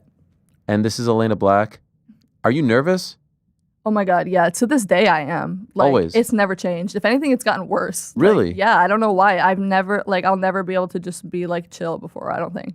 Like, Wow. Yeah. So here, even though it's technically your first singles match, you're supremely nervous inside. Are you proud of it? Are you happy with it? Like looking back now? Now I watch it, I'm like, ooh. But like at the time, I remember being really proud of it because like it was my first singles match. Like I loved working with Kylie. I think she's great. Like we got along great, and so we had like good chemistry. Like it was a great person to have like that first singles match with, and like I remember feeling like accomplished, and I felt like it was really really good. And then like I watched it like now, and I'm like, Yeah. ooh. But at the time, then you're feeling like you're on your way, Yeah. like the dream is coming to fruition. Yeah, definitely. I'm curious as to why you still get nervous, and nervous is okay, but more nervous now than back then. Yeah, honestly, I feel like I don't know if it'll change now that I'm back on the indies and doing stuff like that, but I feel like maybe it did come from just like WWE is a lot of pressure, and like at times it's like it makes you like the adrenaline and the pressure like feeds you, but sometimes it's like, at least for me, it's like debilitating. Like I think a lot of like I feel like I started to say that stuff that didn't really bother me, like what people would say on the internet, and even if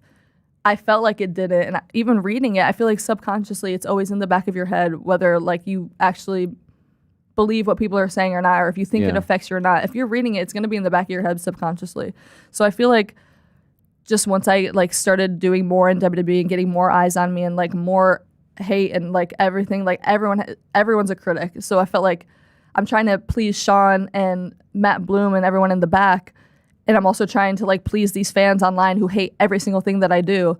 So it started to just When you like, say hate, do you mean like legit hate or like part of the storyline hate? I think legit hate. Really? Yeah, I feel Why? like I do get a lot of legit hate, and I don't know what it is. I don't know. Even like, from the get-go, like from the beginning. I feel like in the beginning when I was like doing the babyface Cora Jade stuff, people were like really, really with me. But I feel like they do that a lot. Like they root for you, and then randomly it's just like the switch flips. Right. And it's like for no specific reason. You felt that. I feel like I did. Yeah. I don't know when it was or whatever, but like I think that's why I started to get so nervous. I feel like now that I'm like kind of just, I feel like now I let it more roll off my shoulders than anything. But there was a period of time where I was just so nervous all the time because everything was just in my head at once, like the pressure of the fans out there, the pressure of the fans on the internet, the pressure of Sean, pressure of my peers who like, you know, like having great matches too. It just became like so much at once. So I felt like that's probably why I became more nervous, even though I had been doing it longer. I didn't have all that pressure like back like in these matches, like with like me and Kylie. Like you don't have everyone telling you your shit.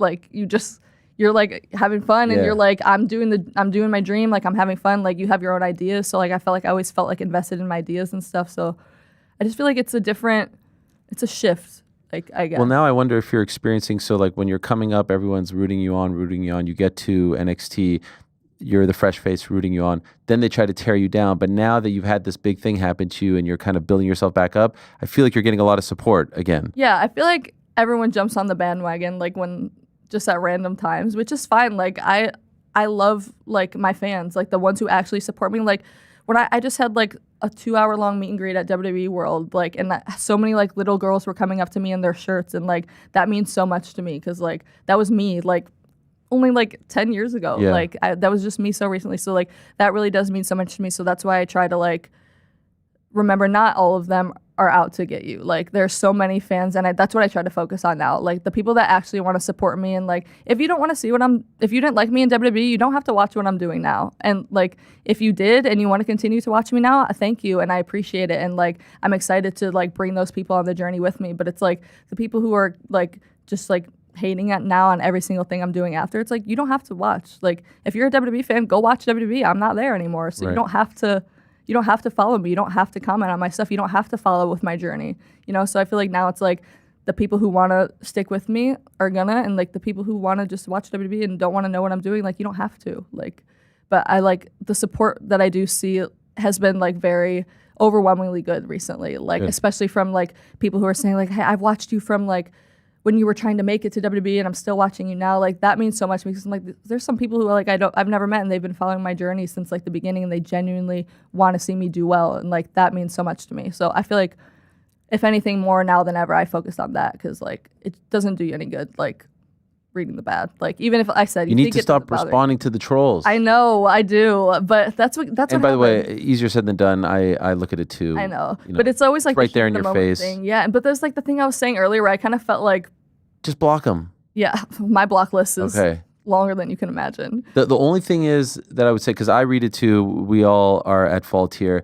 The more you respond, I feel like the more it comes. Yeah. Because then it just gives other people the green light to try to get noticed by you, right? Definitely. And it's like, you're never going to get anywhere anyways. Even if you're 100% feel like you're right. They'll twist it. Exactly. It's never going to get anywhere with them. So it's like, For you, this is like a shitty part of your day. For a lot of them, this is the highlight of their day that you responded to them. Yeah. Don't give them. Someone once told me, our minds are not hotel rooms. Don't let people check in and out of your mind, right? And so, don't give them that satisfaction. Exactly. And again, I bet the guys in the back are laughing because I let this get to me too. So I'm being a bit of a hypocrite definitely here. easier But said than done, but yes, you are right. yes. Like, it's a weird world. it is a weird one. Now, how did you get the call to join WWE? It's first a tryout. Like, how did this all come about? So I was doing AEW actually for like that a few weeks or a month or two before like my WWE tryout, and I thought I was gonna end up at AEW. Dark matches? Yeah. Okay. Yeah, I did a few dark matches, and I loved it there. Like, I thought I was gonna end up there first. I remember like I had like, because it was just at the time like it was like the end of 2020. Like I was kind of picking up steam on the indies, and like people were doing dark and stuff, and I felt like I was gonna end up there, and I wanted to end up there. I remember I had like, I'm very big into like manifestation and like just like I told you, like my intuition and stuff. I remember I made, so stupid for me to like, and embarrassing for me to say now, but I remember I made like a fake Elayna Black is all elite logo. Yes. And I put it above my bed. Wow. So whenever I went to bed, I would like manifest it every night before bed. And then it just ended up being like, I got the WWE tryout the same month that I was doing AEW, and WWE made me an offer before AEW, so I took it. But either way, I knew I wanted to be in a big wrestling company. Okay. Like, obviously I've always been a lifelong WWE fan, so I wanted to be there as well. But I knew at that time I was manifesting something, and I knew I was going to end up somewhere. So, And you said at the beginning you want to be full time again. Yes, I feel like I'm born to be a wrestler. Like, Sure, but like there are some people who make a lot of money just being on the indie scene. yeah, Do you want to be, not to beat around the bush, but like, would you like to go to AEW? I would definitely be open to going to AEW. I loved my time there. I have a lot of friends there. Like, I watch all the shows. Like, I love the fact that they have as much creative freedom as they do. I feel like I said, I'm so much for like storylines and like character and like stuff like that. So I feel like they are very like Sure. creatively free in that way. So it's definitely be something I would. Have you talked be to them open yet? to. My 30 days is just yesterday, so not Okay. yet. But you never know. what Maybe by the future end of the holds. day. Yeah, maybe. What about TNA? I'm not closed off to that by any means. I just only feel my only hang up is I feel like I was just there, and like now they're like kind of doing like WWE and Sure. TNA. So I don't. It almost feels like I need to like step away from all of that for Okay. that world for a second. Like, I love TNA. I will definitely work there again in the future. Just right now in my time, I feel like they're too close knit together right now. Like, it will be better for me to like kind of branch off and just kind of figure it out. Japan, overseas, I would love open to go all to of Japan. Yeah, actually, right before COVID, I had written up an email to B. Priestley. It was actually Wow. it was before we became friends because she was like super into like with all the girls at Stardom and like ran training and stuff. So I had drafted up an email to send her. Someone had given me her contact information to see if I could come do like a Stardom tour there. But then COVID happened and everything stopped. And then I never sent the email because everything got shut down. And then I just never ended up going there because then I got signed. So I definitely wanted to go there, and it's always been like a goal of mine. So Have maybe you now. talked to, there's a lot of examples of people killing it on the indie scene now, indie scene. Have you talked to any of these people, or are you just kind of doing this on your own? Yeah, I've talked to a lot of people. I feel like Matt Cardona is a great example. yes. Like the indie god. Like Yes. he's just made such a like great life and brand and stuff for himself. So like I have his number. Like I talked to Chelsea because she's one, married him, and two, she got fired. So she's the best example of this door hasn't closed for you. Exactly. And she had great advice for me. So like Okay. I look at her as like an inspiration. Wherever I end up one day, I don't know where. I don't know if I'll ever be back in WWE. I have no idea where I'm gonna end up. I just know that wherever I do end up, I want to make sure that it's better than what I was before, and use this time to really blow up and make people be like, oh shit, like this is the better version of Elayna Black than we've ever seen. Like, and I feel like that's exactly what Chelsea did. Like, 100%. she took the time away, built herself, did all this stuff. She took all the indies. She like was invested. She loved wrestling. Like she really built herself, and now look at her. She's like way better than she ever was. Like, and there's so many examples of this. Like the greatest example is probably Cody Rhodes. Exactly. Right. Who left and built himself back up. Drew McIntyre did the same. And then Chelsea did an incredible job. And look at her now. Matt's still in the sort of like, I feel like his story's still being written. Yeah. And he's trying to work himself back up. But it sounds like you're not closing the door on WWE in the future. You're not trying to burn the bridge. Absolutely You're not trying to. not. Like I said, like I feel like it's only normal as a human and as someone who is a passionate adult in their workplace. There are going to be things that bother you and frustrate you. It's only nature, and if there wasn't anything that bothered me or frustrated me, then I don't care enough. Like I cared and things bothered me and frustrated me because I loved it so much, and I still do. So I'm definitely not closing the door on that ever. Like if anything, I loved my time in WWE. I have really nothing bad to say other than there were a few things here and there that I didn't like, but like did that mean that like I never want to be back there and that was the worst place? Absolutely not. It was my dream. Like I still like all my best friends are there. Like there's no like ill will or anything like that. I feel like if anything, I need this time, and like I'm excited for this time. You can now write like the stuff that you could do now. The creative freedom that you have now is going to take you to another level because you don't have to rely on a writer or a company to tell you what to do. So I think this will be beneficial. The one promo that you did that like really opened my eyes, which I thought was supremely impressive. You were talking backstage at NXT, and this is right when you came back and Punk came back. You know the one where he walks up, and you went from, at least to me, tell me if I'm wrong, like you were in character. I don't know if you knew he was going to show up, but then you get super emotional, and so then like the real you comes out, and then you go back to in character all within the span of 90 seconds. Yeah. You know what I'm talking about? Yeah. Which one? I do. That's not easy. Yeah. To go for, especially when you're like on the verge of tears again. Yeah. That was super impressive, and I think, at least for me, opened eyes. Yeah. I knew he was there. I didn't know what he was going to come up and say to me, but when he said, like, look at me, I was like, oh, like he's being serious. Yeah, like, yeah, this yeah. isn't just for this. And then, like, just hearing that from him, like, that he's proud of me, because I grew up watching, like, I would wait for your guys' like, yearly interview. Yes. Like, every year I was like, yes, like, it's time for the interview. And it was, like, long, too. So I was, like, excited for them always. But, like, I don't know. I was giving you props because of the talent that you showed going from I totally forgot. in character to out of character. I forgot what I was even saying. Yes. But yeah, it was just so weird to like, and cool at the same time. Like this person I grew up like watching, and now he's like And coming you're back at the company together. Exactly. It was like crazy. my return and his like return to NXT or whatever. But just I feel like it also is credit to him. Like I watched him like be able to a million ranges of emotion. He would go from sometimes you didn't know if he was being serious or if he was being like the character, but I feel like he did such a good blend of like meshing both of them that I feel like I just maybe like kind of picked it up from that. But just like hearing that from him and like having your idol tell you that like they're proud of you is like not everyone in the world gets that. Like I always say like he's my answer to like if people said like if you could have like dinner with anybody dead or alive, who would it be? It would be him. Like I would have given the answer, and now like me, him, and like Roxy and like Ace will all go out to eat, and it's like I am doing that. Like it's just so weird to have that person in your life that like literally shaped me who I am. Like I was the biggest fan of him. Like so, and like to have that person as a mentor and like be there for like all my big moments, always give advice, always like just be there to like.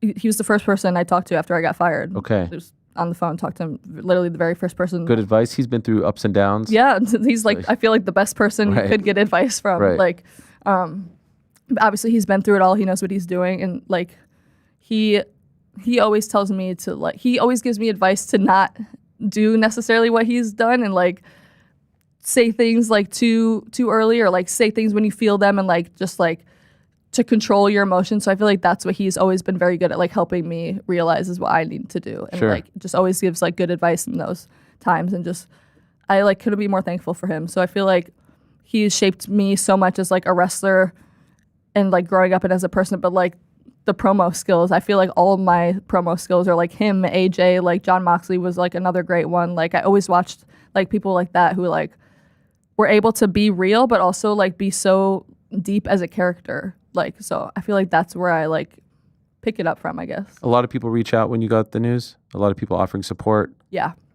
That must have felt good. Yeah, definitely. Like I think I said it to Roxanne. It kind of felt like I was like, it was such a weird feeling. It felt like being alive for like your own funeral. It's like, I'm like here, but everyone's like tweeting like I'm not here. It's like I'm watching like the death of like Cora Jade essentially. Like, so it's like weird and sad, but also like so many like good things and like so many like memories that maybe I had like not forgot about, but like people would put like all my like NXT stuff together and like send me stuff, and it's like stuff like I forgot about. I'm like, oh, like that was so fun. Like it was good to like get the support and then like just be shown like everything I really did do, like that I was only in my wildest dreams like as a kid. So I don't feel like, obviously there's so much more I want to do, and I'm only 24 years old. Who's to say I'll never do it? Sure. But I'm very happy with how my career went. Like I feel like I really did. Like obviously I would have liked to win that NXT title at some point, but I feel like other than that, like I got to do so much. Like I'm really like I have nothing. I had an action figure that was like always my dream. I had shirts. Like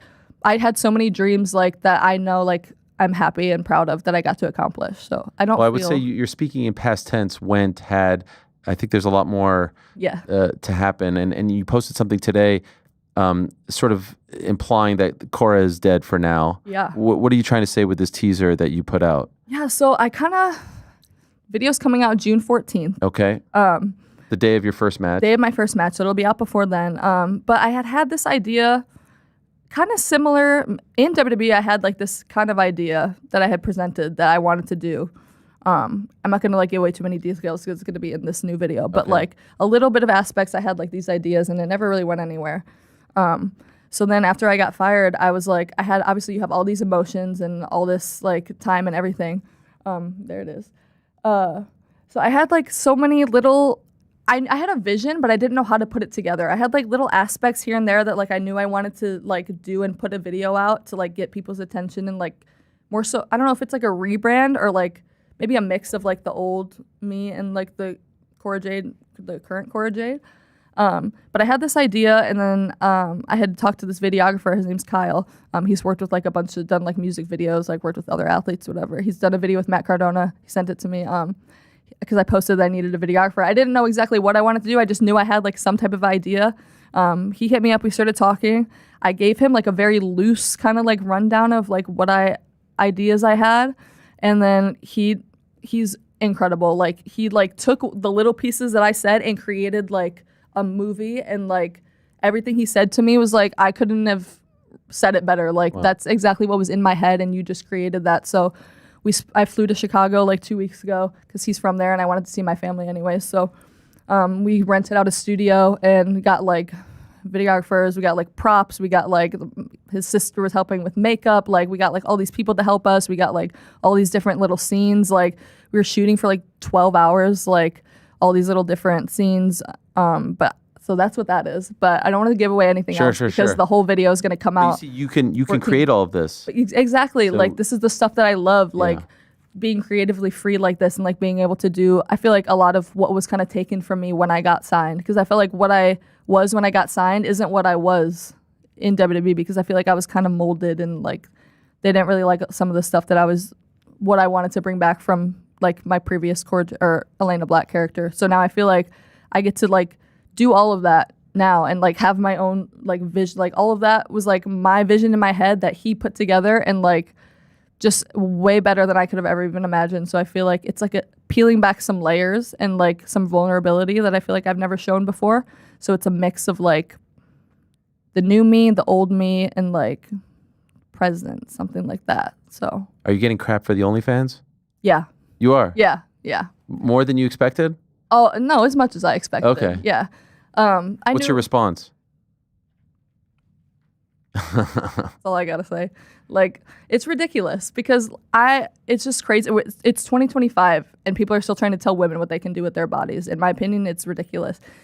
And like, people can show what they want to show as their bodies, but it's like, I feel like people are only mad because now they have to pay for it. Because if I was posting a bikini picture on Instagram a month ago for free, every guy on there is like happy about it. But now if I'm not going to be posting that on Instagram and now you're going to go to my OnlyFans, now you're mad because you have to pay for it, but you were going to do it anyways for free.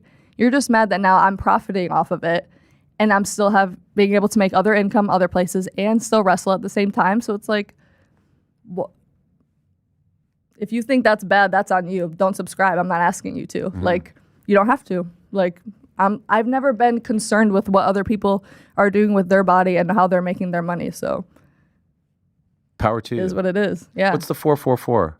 So this is I always heard about like angel numbers. I don't know if you're Okay. like familiar with that, but like I know 1111. yeah, it's like some people will say like if they always see like a certain number like all the time, like always like very coincidentally, and that never really happened to me. Like, and I would always see people like have those numbers and stuff, like whether it's like 777 or like Okay. 11, whatever. And I was like, that never happens to me. Like, I guess I'm just missing something. I don't know. But a week before I got fired, I started seeing 444 everywhere. Wow. Everywhere. And then I looked up the meaning after I had gotten fired because I kept seeing it. And it means like, I'm probably butchering it now, but like, it's like a basically essentially like a growth or rebrand period, a rebuilding period. Wow. Like essentially you're being like shown that like you're on the right path. And so I was like, well, I keep seeing that at this time in my life. That's really weird. And for the past like 4 weeks, I keep seeing 444. And I feel like it's like a weird thing. So I got the necklace because I feel like it's like my lucky number now. A lot of signs. Yeah. A lot of signs. So what we've learned, Cora Jade, at least for now, dead. Yes. But Dead she and gone. can't come back. She can't come back. Maybe be resurrected one day. One day. Yeah. One day. Did you like the name? It grew on me. Did you come up with it? I did. Why? Because I wanted to do Elayna Black. They didn't let me keep that. I don't know what the reason was. But they had to give a list of like 10 or 5 to 10 names. I don't remember. I think this was my second option. I don't remember what my first one was. I know it was Jade something. But this was my second option because I'm a big fan of the movie Coraline. Are you familiar? No. It's like a creepy little like cartoony kind of like creepy little movie. But the girl's name in it is Coraline Jones. Okay. So I was like, Cora Jade is close enough to like Coraline Jones. Okay. And I didn't think that they were gonna pick it, but they did. And so they did? Okay. yeah. And the whole like biker, not like skateboarder and stuff like that, was Yeah. that your idea or theirs? A little mix of both. Okay. Like I remember talking with like his name's Katz. He's like super creative and like helps you come up with like any idea ever. But I don't remember how it came up, and then we were just thinking about something that like really wasn't being done like in NXT at the time, and I was like, well, I have this. Like me and my brother used to like ride skateboards like when we were kids, and then I was super into like pop punk music at the time too. So we're like, let's just do this like spunky like little skater girl. Like there was really nothing like that at the time, and like little grungier, but like Avril Lavigne-esque. yes, You know yeah, Avril Lavigne? yes, I'm a big yeah, fan. Yeah, I used to be obsessed with her clothing line. That's all I would I ever didn't know wear about when I was a that. kid. Really? Yeah. What was it called? I don't remember. I just remember that it was at Kohl's, and they always had like black skulls and stuff on them. Okay. I thought it was so cool, like wearing those all the time. And did you prefer being babyface or heel? I prefer wrestling as a babyface, but character-wise, I prefer being a heel. Got it. That makes sense. Makes sense. Yeah. Totally. And now you'll be heel? I don't know. Okay. I kind of want to try Depends. being babyface, but I Okay. feel like it might just depend where I'm at and who I'm Right. like wrestling and stuff now. But I would like to dabble back into that. That was one of my ideas that I gave. Actually, I had a meeting 2 days before I got fired, and I gave that idea. So Oh gosh. yeah, so maybe now I'll be Now you babyface. could- yeah. Well, this has been great. Yeah, thank you so much. Was there anything? I know this is like your sort of big, coming out as a new person, as a Yeah. free agent. Anything we didn't touch on that you wanted to get out there? I don't think so. I feel Yeah, like we touched on a lot. my video's coming out June 14th. The OnlyFans is out today. You're not lazy. I'm not lazy. I've gained a lot of pounds of muscle, so I don't want to hear it. Okay. All right. Yeah, I guess just see me. You're not going anywhere. You're going to be all over the States Yeah. and Canada. Yep, and I have some other countries coming up too. Those aren't announced yet, so I'll Okay. keep those quiet. But I will be going to a few other countries. Yeah, I'm just excited to be on the go now. New I feel lease like on life. yeah, I feel very like free. Like I don't wake up and feel like anxiety. Like I feel good. Yeah, That's most important. yeah. Congratulations. Thank you for coming in. Thank you for Appreciate it having very me. much. Safe travels back home Thank you. tonight. Got to get back to my dog. Yes, and good luck with everything coming up. We Thank look you. forward to watching. You mentioned one of those classic punk interviews. Wouldn't you know it? I had one waiting as we were going to say goodbye. So Oh, we'll take a quick break. We'll say goodbye to Elayna Black. Here's an old school punk interview, and we'll be back to wrap up the show. Don't go anywhere. And look who we have run into, the WWE champion, Mr. CM Punk. And CM, thank you so much for the time. This is a big honor for us. We appreciate it very much. Yeah, it's weird you running into me like this in my house. I don't know how that happened. That's crazy. I just sort of camped outside, asked a bunch of people, and look, here we are. You're not the first one. there's some creepers out there. But yeah, cool. Well, welcome. Hi, everybody. Well, it's very fitting that we're talking to you, especially just days away now from UFC on Fox #2, because you have been very closely linked to this card. Your name has been all over the MMA news, Real, and I wanted to ask you a bit about it. At first it was reported, and let's just get it from the source right here, it was reported that Chael Sonnen would walk out with you to the cage on Saturday night in front of your hometown fans at the United Center. Was this in fact true? It was something that Chael and I discussed, yes. And the thing about my job is you don't get days off. And we have a show that before the big pay-per-view, Royal Rumble, and I somehow miraculously found myself off the show to get an extra day in Chicago, and it seemed like planets kind of aligned.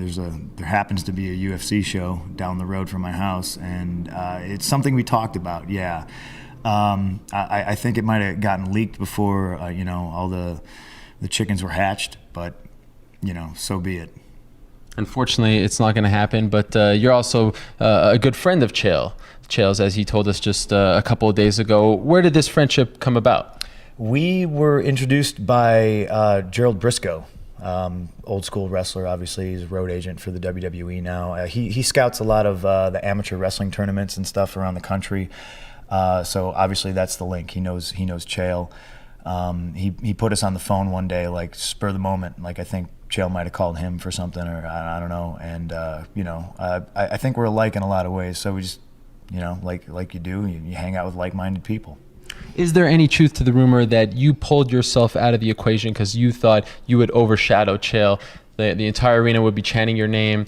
This is very much a pro CM Punk crowd, and you didn't want to steal his thunder, so to speak. Well, it wasn't so much Chael's thunder. I think he had a tough fight, certainly a tougher fight than he has now. I think Munoz was a bigger challenge than Bisping. I didn't really want to overshadow the main event. There's some egos in there, and I didn't want to upset anybody. So just welcome to Chicago, and you can stay here as long as you want. But I just didn't want to upset anybody. That's very gracious of you. I'm wondering what you think about, especially this week in particular. Chael has been in rare form. At the press conference on Thursday, he came out with a UFC title. He's been throwing out these lines that are very reminiscent of Ric Flair and superstar Billy Graham, Jesse the Body Ventura. I mean, he's really on top of his game. As a pro wrestler, do you get a kick out of this stuff when someone appears to be sort of dropping some elements of your line of work into his shtick? I get a kick out of anybody that's entertaining, and I think if anybody that's a naysayer about MMA that can have any criticism is, some of the guys are boring, which clearly I'm not saying, but, Chael, you got to be really hard pressed to say that guy's boring. He's entertaining, and I think what makes it work is, maybe it's a little pro wrestling in the MMA world, but, I mean, it works, it's fun. And I think the bottom line is entertaining. People want to see him fight, win, lose, or draw. He knows that. He's a smart businessman. I think there's a lot of guys out there. All right, we are back on the program. Classic. I think that was the first one. Myself, Casey, Esther, at the crib in Chicago. I do believe that was the first, and we did, I think it was 2012, 2013, 2014, 2015. UFC debut was 16. There was a good run there. And then there were a few years without one. And then he came back, obviously, in studio last year, that in-studio interview that everyone remembers. Appreciate Elayna Black, formerly known as Cora Jade, for jumping in. That was a lot of fun and a great story. And you've seen this a lot in the world of pro wrestling. Youngsters, maybe having a few years and then going elsewhere and then getting an opportunity to develop their character, their personality, and then come back. So I don't think it's the end of her story, whether it's in AEW or in WWE or somewhere else. Yesterday, there was some news regarding some releases. The one that made the most headlines, of course, was R-Truth, Ron Killings, who announced that he is no longer under contract. I'm sorry to inform you all, I just got released from WWE. I want to thank WWE for the ride, but mostly I want to thank each and every one of you who was along for the ride. Thank you for the love, support, and appreciation you have given me over the years. Thank you. Look at that, 14.6 million views, and that was some 5 hours ago, 11 12 a.m. He had just been involved in a feud with John Cena, and the timing is a little bit interesting because you would think, maybe if they were planning on parting ways after all these years, I think he's 53, maybe you would have, beaten him up and ended the R-Truth character and gotten Cena some incredible heat for being the guy to end this beloved character's run. But it doesn't seem like it was something that was in the works back then. And so it's a bit of a surprising one. Carlito also announcing that his contract wasn't going to be renewed. This is a thing in pro wrestling. It's not uncommon. But what differentiates pro wrestling with other forms of combat, and in particular MMA, like now someone like her has, a litany of places that they can go sign with and make a pretty damn good living, in addition to the big dogs, the AEWs, the New Japans, the TNAs, etc. As opposed to, say, a Jairzinho Rozenstruik, who I understand is 14 years older, but, now he has to go into a completely different sector, go down the dirty boxing route or go back to kickboxing. I'll keep repeating this. It's just another indication of how much healthier the pro wrestling business is in the sense that there's just other opportunities for the athletes to make money and to gain experience. So it's an interesting dichotomy. Pizzi is here. Pizzi, are you there? I am. How are you, man? I'm absolutely devastated to hear about Jordan Breen. Can't believe that. Such sad news. I was going to make a joke here off the bat, but Pizzi, I saw that as I was saying goodbye to Chael, and it took my breath away, man. It took my breath away. What do you remember about Jordan? Tell us. I spoke about him like in the moment there, but what a character, right? Unbelievable. And look, like you, Chuck, Ben, so many others, one of the guys I would have looked up to very early on and thought, like, wow, this guy's really doing it. The stuff he did with Sherdog, which you mentioned earlier, like when Sherdog was Sherdog, the All Violence Awards, the press rows. Like, I owe an amazing amount of my career to people like you and Jordan, who were bringing me on shows from early on. And like, I can remember the first time I met you. I can remember the first time I met Jordan. And I just couldn't believe, he looked like he could be a magician or a rock star or, so many different things. Just this cool looking motherfucker. Knew everything about MMA. And he was bringing me on his shows pretty much from when McGregor made his debut, or just beforehand. I believe Graham from Severe MMA had kind of linked it all up and, put me over, like, as they'd say in pro wrestling, right? Like, this just amazing mind. A guy like you're mentioning him as this encyclopedic mind. I think everybody knew him for that. He was a bit like a journalistic Kaposa. He seemed to watch every single fight. He seemed to know something about every fighter he could bring up. And just a real pioneer, I feel like, in the media space as well. Obviously, he was on the podcast very early on, like yourselves, and then he had the All Violence Awards. I think were just a real piece of like iconic journalism in this sport. Like, it was a different kind of ranking system, and he was a big player in that, if not the guy behind it all. And just such sad news. And out of nowhere, I think about a month ago, just before we went live on the crack, me, Ben, and Chuck were just discussing, like, geez, where is Jordan? Like, what's going on with him? So sad, man. Honest to God, just like a gut punch seeing Mike Bond's tweet earlier. I was thinking the same very recently as well, because he was one of those guys. If you saw him during fight week, it was a lot of fun, because not only was he an encyclopedia of MMA knowledge, but he was very eccentric, but he also had an incredible vocabulary, right? Like, he was very well read, very, very smart.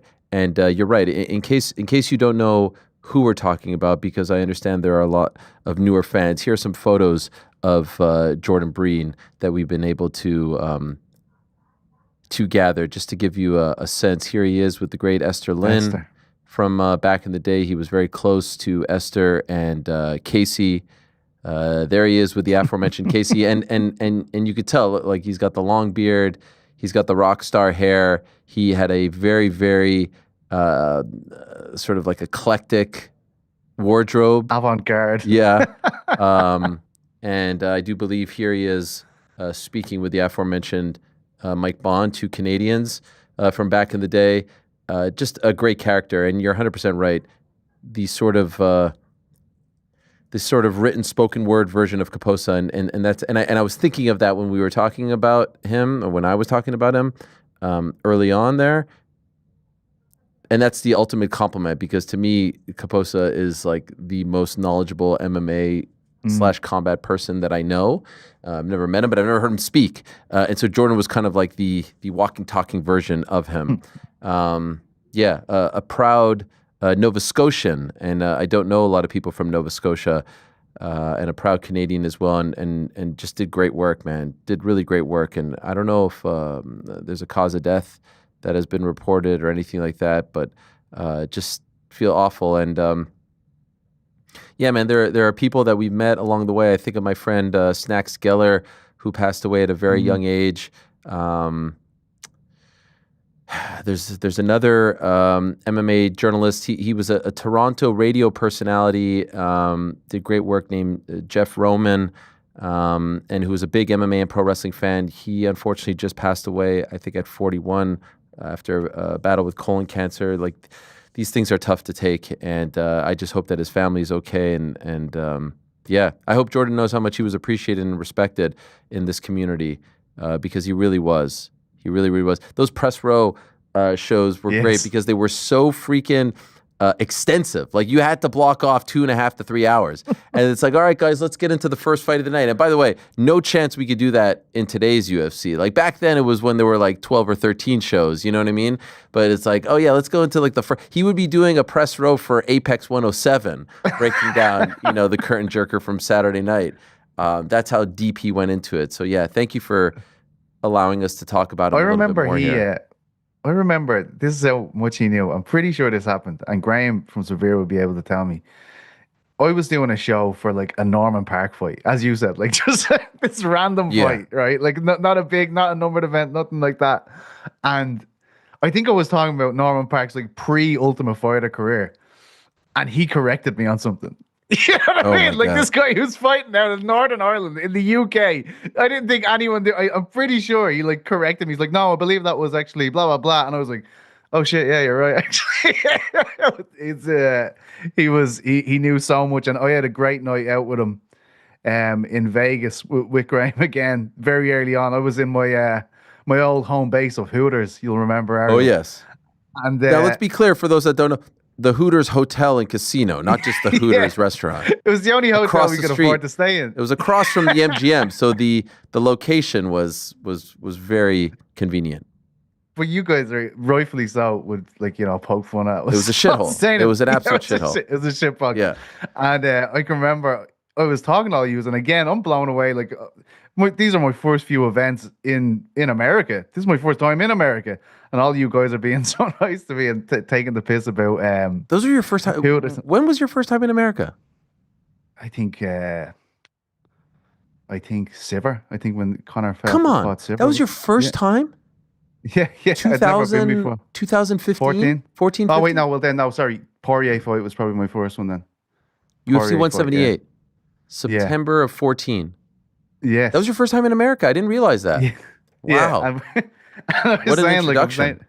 I'm staying at Hooters or whatever. Yeah. And he was like, oh yeah, I'll be over later. Oh, what time? Yeah, give me your number there. We'll go get some food. And we were out with him all night, and it was brilliant. He was just such a character, and hadn't seen or heard from him in a very long time, and just out of nowhere seeing that today from Mike, just an absolute gut punch, man. Yeah. So long, Jordan Breen. Really, really, really hard to see in real time. Some other unfortunate news, Pete C. BJ Penn arrested again on Friday in his home state of Hawaii in relation to his ongoing claims. This is from Uncrowned, that his family has been murdered and replaced with imposters. It was Penn's third arrest over a 6-day span. Penn's latest arrest occurred as a result of the former 2-division UFC champion failing to appear in court and thus violating his bail agreement. MMA Fighting first reported the news. Penn was previously arrested on Sunday and then again on Monday, both times on charges of abuse of a family or household member. He is 46 years old and was once again released on bail following his latest arrest. The Hawaiian news outlet KHON2 reported Penn unsuccessfully claimed he missed court due to being ill with COVID. Penn's request to the court to recall his warrants also denied. Penn's mother, Lorraine Shin, 79, filed for a temporary restraining order against her son this past week. Judge Jeffrey Eng approved the order on Tuesday, which is to remain active for at least 180 days, according to MMA Fighting. Penn is expected to go to court again on June 10th for a hearing on the matter and must remain at least 100 feet away from his mother. He's also not allowed to contact Shin while the temporary order is in place. It's a heartbreaking story, and it's a very sad thing to watch from afar, especially when it it involves family. It involves his mother. His mother was a fixture at all of his events, at all of his fights. There, wearing the merch, selling the merch. His mother, his father, his brother. Like, it was a Penn family affair. Anytime he fought, and so to see this story play out this way, and the arrests and the social media posts and whatnot. Again, I think we all hold BJ Penn, the fighter, in the highest of regard. Rick telling us in the past that it was, he was one of his favorite, if not his favorite fighter, traveling to go watch him fight. I at one point thought he was the greatest fighter in the world. I still think he's the greatest lightweight of all time. To see this is awful. It really is. Yeah. I mean, some of these posts are I just disturbing. I don't think you could ever imagine it could go this wrong for BJ. If you consider when you started covering him, right? You were over in Hilo covering that pre-GSP fight, right? Like, you were part of that documentary, and it was appointment viewing. This guy thought differently. He was one of a kind kind of guy. Like, to see a legend become, in many ways, a cautionary tale. And obviously, there's a lot of layers to this. There's, I think, issues as well with the brain. I can't imagine it doesn't have anything to do with that. Like, this is one of the true hazards of the fight game. I just never thought. I can remember even very early on in my BJ Penn fandom, people be like, well, he's from a wealthy family, like, he doesn't have to be doing this. If this doesn't work out, he has a lot to fall back on and stuff. It's just, these things can come after anyone, and it's really, really sad. And as you say, his family always a massive part. Even that documentary I just mentioned with GSP, I believe his brothers were all over that as well. Like, that was him taking control of his camp. Oh yeah. To see it going like this it's really tragic, honestly.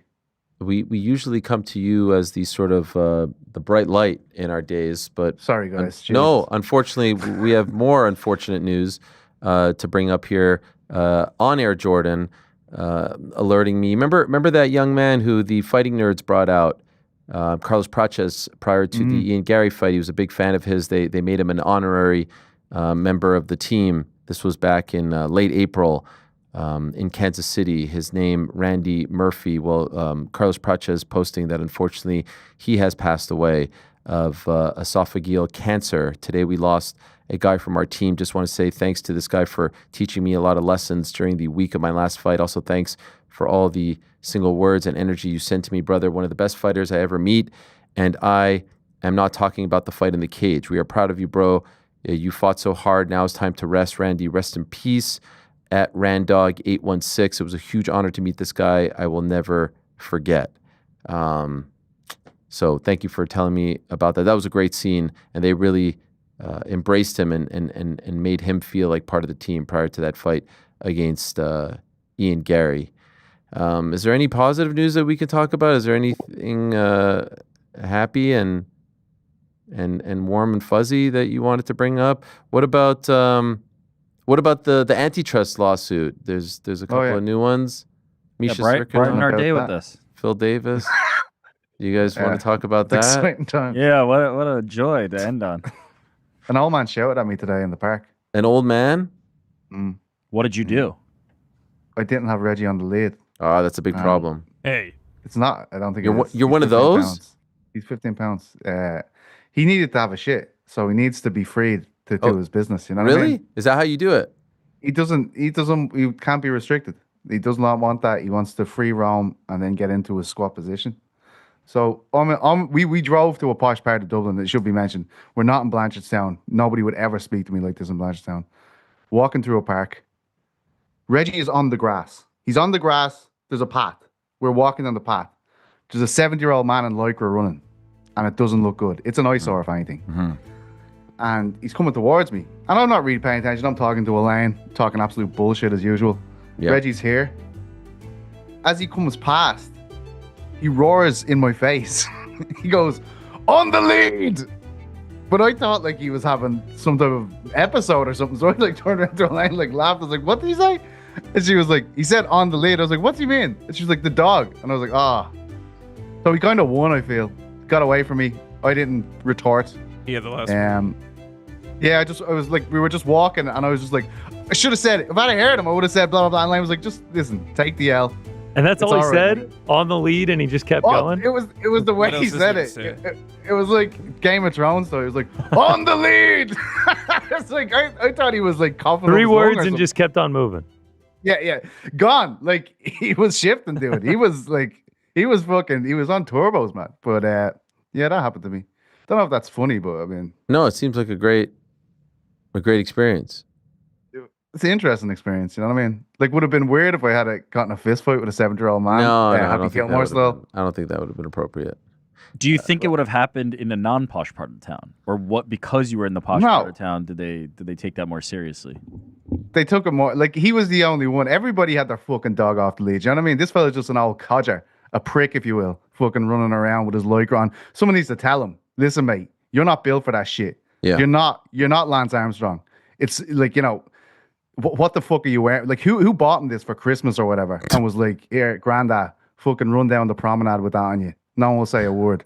I would have said something. Hopefully had I he known what sees said. this. Hopefully he sees this. Oh, he'll see it. He'll get it to him. If you live in Black Rock, find that old prick in Lycra and send him this video. Next fucking week, mate. Next fucking week. Reggie won't be on his lead next week. So do what you're going to do. Respect. He was wearing a full biker's outfit?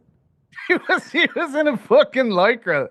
Like, he was nothing short of having one of those little straws coming around. But, yeah, fucking stay. I thought he was, like, having an episode of some kind. I didn't realize. And the episode is get your dog on a lead and don't make him. Absolutely not.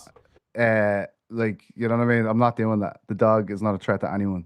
He is a beautiful little angel. Well, what about Matej Gamrot? I mean, he looked dominant in his win over Ludovic Klein. For sure. He wants to fight Benoit Saint Denis. Did he do Paddy enough? Pimblett, right?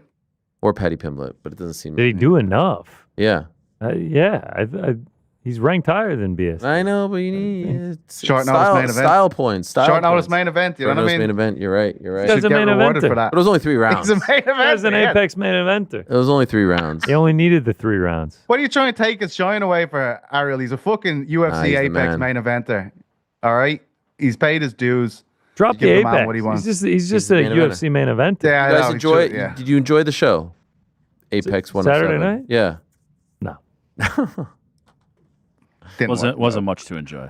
There were a I was couple of flicking actually. between that and the Knicks. Don't even get. Don't. Why do you remind me? Ramiz Brahimaj. Yeah. Great sub. Great Yeah, sub. Great big sub one. against the massive favorite in short notice Billy Ray Golf. Jacoby with the only KO/TKO didn't get an award. I saw he was a little bit of a bonus, I should say. Anyak, legend. Jordan Levitt with a nice sub as Yeah. well. He got a bonus. Monkey I do King, like Jordan Levitt. Yeah. legend. Yeah, there were a couple of good This is performances. this is a great review of the This is a great characters. He says the fucking fight, but it's like, yeah. Yeah, come on. That happened. We've got It a was great. there. We've The got a 9-fight Apex card. We've got a great. By the way, all Apex cards should be 9 to 10 fights, All it needs to be a legal mandate that they start at 4 p.m. Eastern. or that. Just fucking lock it into a 15-minute highlight reel. Just post it. You know what I mean? It's just. I mean, the pacing on Saturday was tough. Why? Man. Well, they lost. They I'd, lost I'd, a lot. I'd go to the bathroom. I'd go eat. You know why? By the way, It's just like this. The next fight hasn't even started yet. I'm sitting around waiting for Ketlin Vieira, Macy Shays on. you know what the difference is. By the way, you know the difference. No joke. It's because it was a linear card. So when it's on ESPN linear, there's commercial breaks and all this stuff that they have to take into account. When it's just a plus card, you can roll right through it. It's actually better. I am with you. I think people were too like sky is falling. It was a bad card. We're Man, moving on. Our boy Ant Evans. Big June. Our boy Ant Evans had a banger. What did he say? He just had a tweet that said like the UFC is washed or something, and it went super viral. And I was like, wow, Ant, he finally did it. No one is a master of negativity more than Ant Evans. It was rough as a dog's arse, boys. I agree It with was. you. But Ant Evans being negative about it is not a barometer. I'd be worried if I was the UFC and Ant started being really positive about something. I'd be like, what the fuck? You know what I mean? The Hall of Fame is all he's giving credit for, and that's because he actually built the fucking thing. You know what I mean? You get one thing wrong about the Hall of Fame. He will come for you. He will come for your neck. Speaking of Paddy, a bit of a back and forth with Arman Tsarukyan. Arman Tsarukyan was victorious over the weekend in a grappling match against Patricky Pitbull. So good to see him, back in there. Although I want to see him actually compete. Like, what the hell, man? He was supposed to fight in January. By all accounts, he seems to be okay, but a little back and forth here between Arman and Paddy. Here's Paddy speaking to BBC Sport. No one cares about Arman. He's an absolute tool. My next opponent will more than likely be Justin Gaethje. And here's Arman replying. It was obvious you were talking trash with zero intention of backing it up. Your UFC career is built on handouts, hype, and shortcuts to the top. Great and I do believe here's Paddy. Yeah, a lot of commas there. Rich boy talking about handouts. You've been handed everything on a silver platter your whole life by daddy, you clown. I think that's a clown. Never said I wouldn't fight you. It's just nobody cares about you after pulling out against Islam because of a quote-unquote back injury. We all know you was the sausage. You know what's interesting? When did this whole thing of Arman being a rich boy come up? That's the first time I heard it. I didn't realize that was a thing. No, it's been a thing this year. This year it's been a thing, but I don't remember it being a thing like 2-3 years ago. Like, where did this come from? Did someone unearth some secrets? And by the way, what kind of an insult really is being a rich boy? I mean, like, is that really the worst thing that you could say about someone? And if it is the worst thing that you could say about someone, is it really such a bad thing? Do you know what I mean? I don't know. Anyway, we've entered a weird period where a lot of people are talking smack and not fighting, Yeah. Ilya, Islam, John, Tom, Paddy, Arman. Is this new? I feel like this has been ever since fight? Conor McGregor came into the sport. This has been the nature of it. What do you guys think of this Tom John? Conor used to fight people, all right? No, I'm not saying Conor himself. After Conor, everybody's done some, I'm calling out 17 different people, not really like targeted kind of trash talk. Everybody gets it. It's just all bullshit in the air. There's no real things anymore. What do you guys think of the latest with Tom John? It sounds like Tom is done with it. It sounds like the way he's Or do you think he's online, just trying to hit him back with his version of trolling? I think that's right. Yeah. Maybe. What? I'm exhausted by This is no longer in the hands of Tom and John at this point. Like, there's nothing to be done. The ball's not moving. It's staying whatever yard line it's on, it just sits there. I said didn't Jones say something in Phuket, like the UFC have the something or other, and the something or other is going to... They have their thing, and he said legally. He said legally I can't talk about it. I don't know if that's exactly what a load true. Of bollocks. I don't know if that's exactly... If you're done, you're done. If you're done, you're done. I don't know what to make of it all. And again, I don't think we will know until they have to make a call about MSG. And... Don't tell them. That's a long old fucking time, man. Yep. Like, I was, we were talking about this, and I think you're right in terms of right now, how do people feel about that fight? It's lost Sheen. But I will say, though, like every time we post something about it on social media, like on YouTube, it goes crazy. So I don't know what Chael is doing, but we're having a bit of a different, right? Yeah, but I do think, like, regardless of that sentiment, if the fight was made the week of that fight, it's going to be fucking crazy. You know what I mean? Like, we're a bit pissed off because it's all this fucking foreplay and tickling the balls. Without any climax. You know what I'm saying? Yeah, sure. When we get the ball rolling here, we'll all be very happy. I don't think it would even need to take till fight week. I think if they just make the fight, the excitement will be right back. If you get that official announcement with the graphic and everything, and you get a date and a location and everything on the books, the excitement will immediately return. What's the reaction, right? 100%.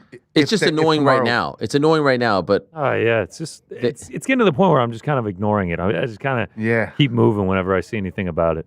Yeah. They're both... What if they announce... They're both very much leaning in. They're both very much leaning into it, too, right? Like, they're both, thank you for the petition. I'm retired. You know what I mean? They're both... Tom essentially was saying on social today, he's like, all right, I'm done with this. We're moving on.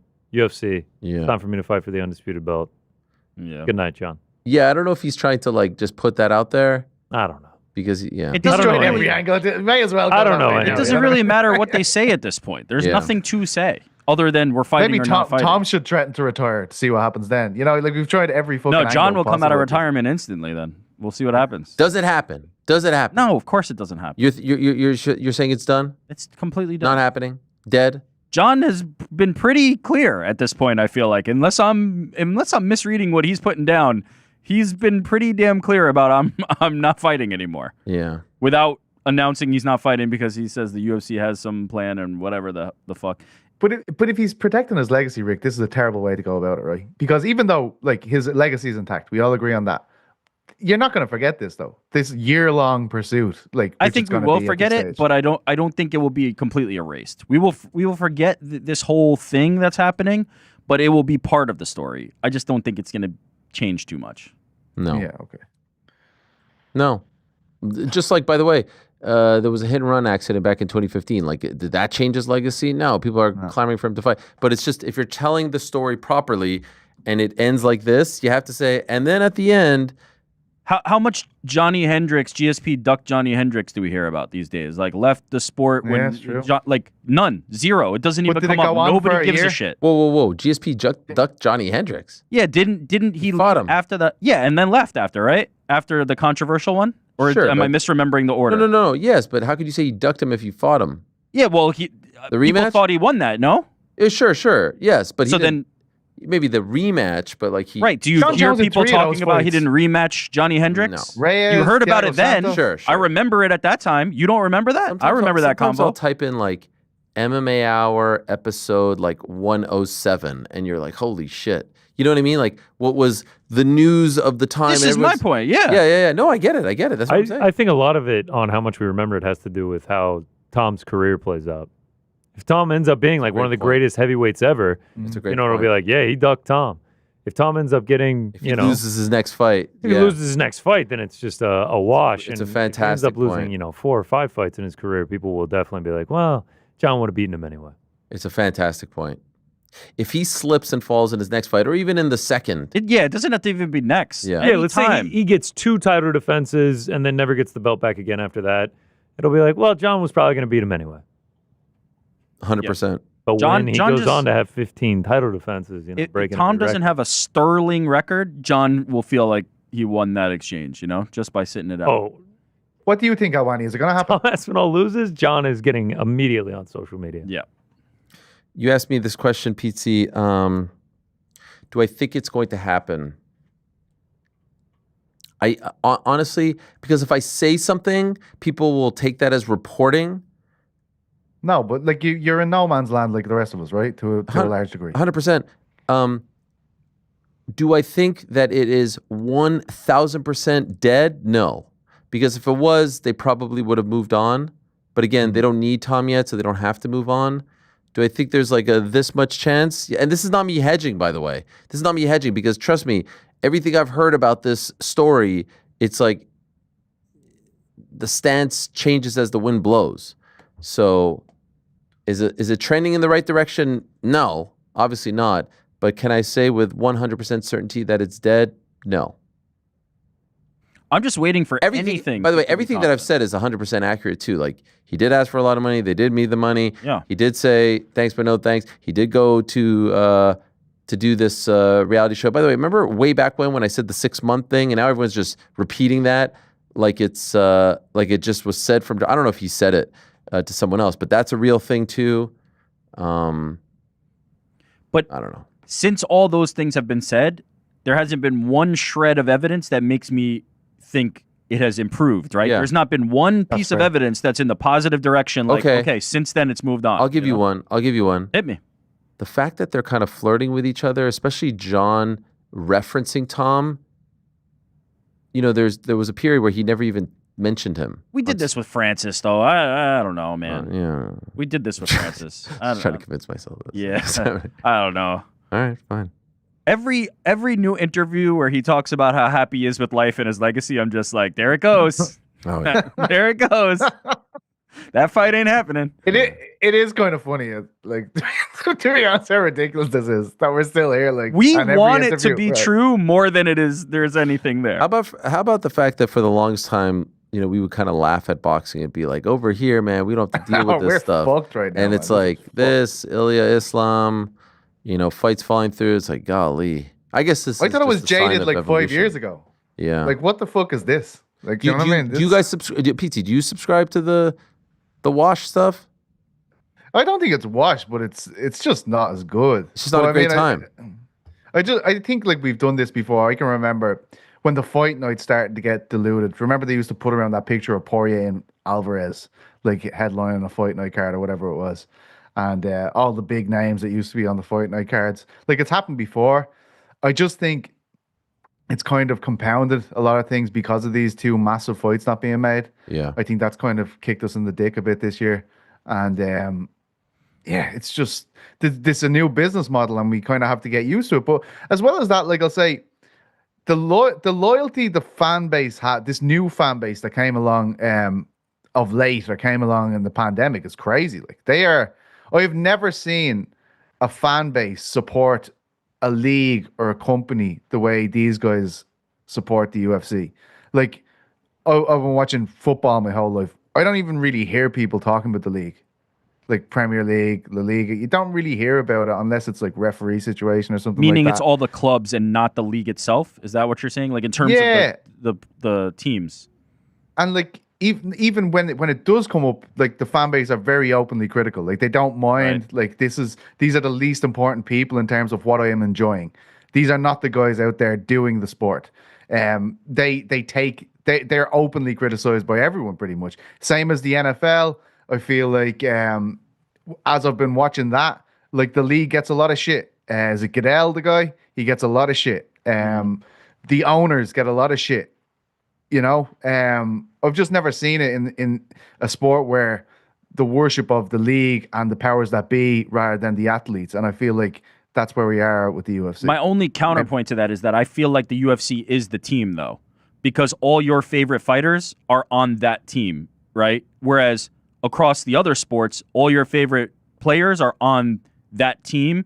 And then there's that larger infrastructure over that's the league. There is no thing, right? They're but even all the club UFC owners, teams like you don't Ariel's see the a Nottingham support for the Forest fan. teams themselves. Maybe no, like I'm the like the people ownership, at the tops of executive, the executive, the managers, the coaches, all this kind of stuff. Yeah. They get shit. Like, so that's why I think it's unique to this sport, honestly. Well, I think we'll be sitting here on a Monday next week, maybe after an all-time classic between Sean O'Malley and Merab, and an all-time classic between Kayla and Juliana, and then we'll look for, and then we'll be in Vegas for International Fight Weekend, and it's just the talking point du jour. I saw one interesting talking point on Twitter, and it was, is this the worst start to a UFC year other than 2020 in your mind? Jesus. Yeah, it might be. Man, there were some pretty bad ones. You guys would obviously know much better than me. But they're capable. What's the most significant thing that's happened? So January losing? was unfortunate with the Armin injury. Yeah, but the Intuit Dome shined. 100%. That's right. That's true. Legendary. February's pay-per-view was DDP Strickland. Nah, didn't love that one. March, Ankalaev Pereira was just a blow to the organization, right? That was significant, though, at least. That was the first moment that I was like, oh, April shit. was a good pay-per-view. Big Onk was born. People loved April. April was good. Miami. May was better than it was like what people thought it was going to be, right? Yeah. The expectations were so low. Over-delivered. Yeah, I mean, it's not been great. I mean, I wish... And by the way, can someone clip this off the next time someone calls this overly negative? Can just this whole show? Just don't put my part in. Yeah, but it's not been great. It's not been great. Top of mind. It certainly ain't 2016. I'll tell you that much. Sweet 16, 10-year anniversary next year. And book coming out, 10-year Annie. That's a good call. 17. Good call, buddy. Was 17? You know, the McGregor era obviously was very, very special. Yeah, no, it hasn't been great. It hasn't been great. And by the way, and then you think, oh, could you imagine right now if there was like a good number two, putting on some like Strikeforce circa 2011 fights? It's crazy how little competition there is. Could you imagine if someone was like, "Come over here"? There's fun happening here. You know what I mean? The schedule is responsible for both ends of that. The schedule, their aggressive schedule, is responsible for one, us not enjoying things as we used to because there are too many events. There is no time to marinate on anything. There's no time to enjoy anything before having move on to the next thing. And there's no time to set up actual storylines and care about anything because you're coming off another event and all of a sudden it's like, oh shit, there's a pay-per-view this weekend. It just hit you after we just had another event. But it's also the thing that keeps the competition down because you cannot penetrate that. If the UFC never stops that train, that momentum's going to keep going and going and going. And there are no weekends for you to carve out. There's no time for you to grab grab a spot and say, hey, we're shining here while the UFC's off. The UFC's never off, and they've got those 3 letters that everybody's going to tune in for. So it's the best thing and it's the worst thing for the UFC because it crushes everybody else. There's no way to get on that track anymore. But it also leads to these events that just come and go and nothing significant is happening and we don't care and then we're on to the next thing. It's a gift and a curse. How many people are watching these Apex cards? Oh, a ton. Do you reckon? Oh, a ton. What is a ton? What is a ton? I mean, let's just say every week at ESPN there was a new record for how many people were watching a fight. No, I know, night. but I wonder. Well, that was a fucking platform that was launched with the UFC. It wasn't like yeah, ESPN. it was launched. We'll know because this is on linear TV, so we'll get the ratings. It's certainly not growing the sport. Anyone who's watching these Apex are obviously watching the fight night, and they're also watching the pay-per-views as well. Yeah, it's not bringing in any new fans. There's no chance. Talking to Sean Grandy last week, I was like, man, Bellator shows on Spike used to get 1 million plus. Yeah, the numbers were nuts back then. If I polled like a wide majority of my casual friends, not only did they not watch, there's no chance they even knew it was happening. Yeah. No way. Yeah, they know that the pay-per-views. My mates used to watch every card. My mates, every fucking card they watch. My brother used to hit me up, and I was just with him, and I was like, what was the last pay-per-view you watched? He was like, I think it was O'Malley Cheeto. I was like, oh, dang. O'Malley Cheeto, $2.99. Yo, like, you don't watch it. The countdown shows airing on Spike was a big deal after Monday Night Raw, getting over 1 million viewers for the countdown shows. We were starved for content. Now we're oversaturated. I still watch Countdown every pay-per-view. Every single one? Do you? Yeah. I love it. I love it. You get the voiceover. It's that. Wow. For UFC 316. Yeah. Wow. I had a fighter recently say that to me. He was like, it's mad that they don't do the countdowns anymore. I was like, no, they do, man. Oh, no, they post them on YouTube. You know something I've noticed on the UFC's YouTube is they love making the fighters, they do it on the embedded ones too, they make the fighters' eyes like overly white. Piercingly white. Yeah. It's like horrifying looking. But yeah, shout out to the Countdown. I actually watch Countdown and embedded every week. And tough, right? Give us the quick tough. No tough. But I embedded, you're watching every embedded? I watch stuff. I throw on embedded like while I'm working. I think it's still great content, just like the Nat sound. You get the behind the scenes of the fighters. I think it's cool. And a lot of other people have tried to recreate it and copy it, and it just doesn't not work. the same success. Yeah. It's, they're also like bite sized. They're like 8-9 minutes. Sure. You know, you get the music But at the it's, end. Dun, dun, dun. But what's the incentive? Like the best part of that will be on Twitter in 4 seconds. Yeah, but you get the whole feel of it. Countdown is still great in my opinion. They go to the Chael and DC. DC. What's that? Something there. What's that? What was that? Can't do He that. aborted. He aborted his point halfway Chael and through. DC, what? They got something there? Yeah, they got a super chats. The Let's go to crack super was chats. literally tough as dead on Friday. Yeah. That's the But crack. we did say Chael and DC, only fucking good thing on it. Sure. It's very funny at the start. DC is like, this season is going to be so special. Commences the exact same episode that we've seen for 33 seasons. More than that, because there were a couple Fighter of regional evaluations. Pick the teams. Oh, fuck. Frankie, super chats. They're quite super. All right. Starting with Zombie Slayers. Will DP really retire if he defeats Max Holloway? I mean, that's what he said. Not known to be a liar. So, yeah, we'll take his word for it. What else? Max Mad. August 12th, Chile has another contender on the way. Christopher Tonke Ewert takes on Yuri Navarov in DWCS. Shout out to boys in the back getting paid in Chilean dollars. Okay. Wow, look at us. We just got 2,005. Let's see. 2,500 Chilean. What is that? 2,500 Chilean. $3.54. Yeah, you know yourself. Okay. Well, by the way, I see 266. Oh. Wow, the inflation must have changed. I say $2. Yes, I pulled that number out of my ass. Oh, it's 266. No disrespect to the Chilean. No, we appreciate it very, very much. What else? Sir Spliffington. Hey, Ariel. Hey, I served you coffee yesterday. Thanks for stopping by. You and the crew and the boys in the back are welcome anytime. Coffee on me. If you're ever in Sunset Park, check out my brother's cafe, Soul Cafe NYC. Is this true? Okay. You were at Sunset Park? Yeah, because that's not too far away. You met from Sir Fight Spliffington? Fest.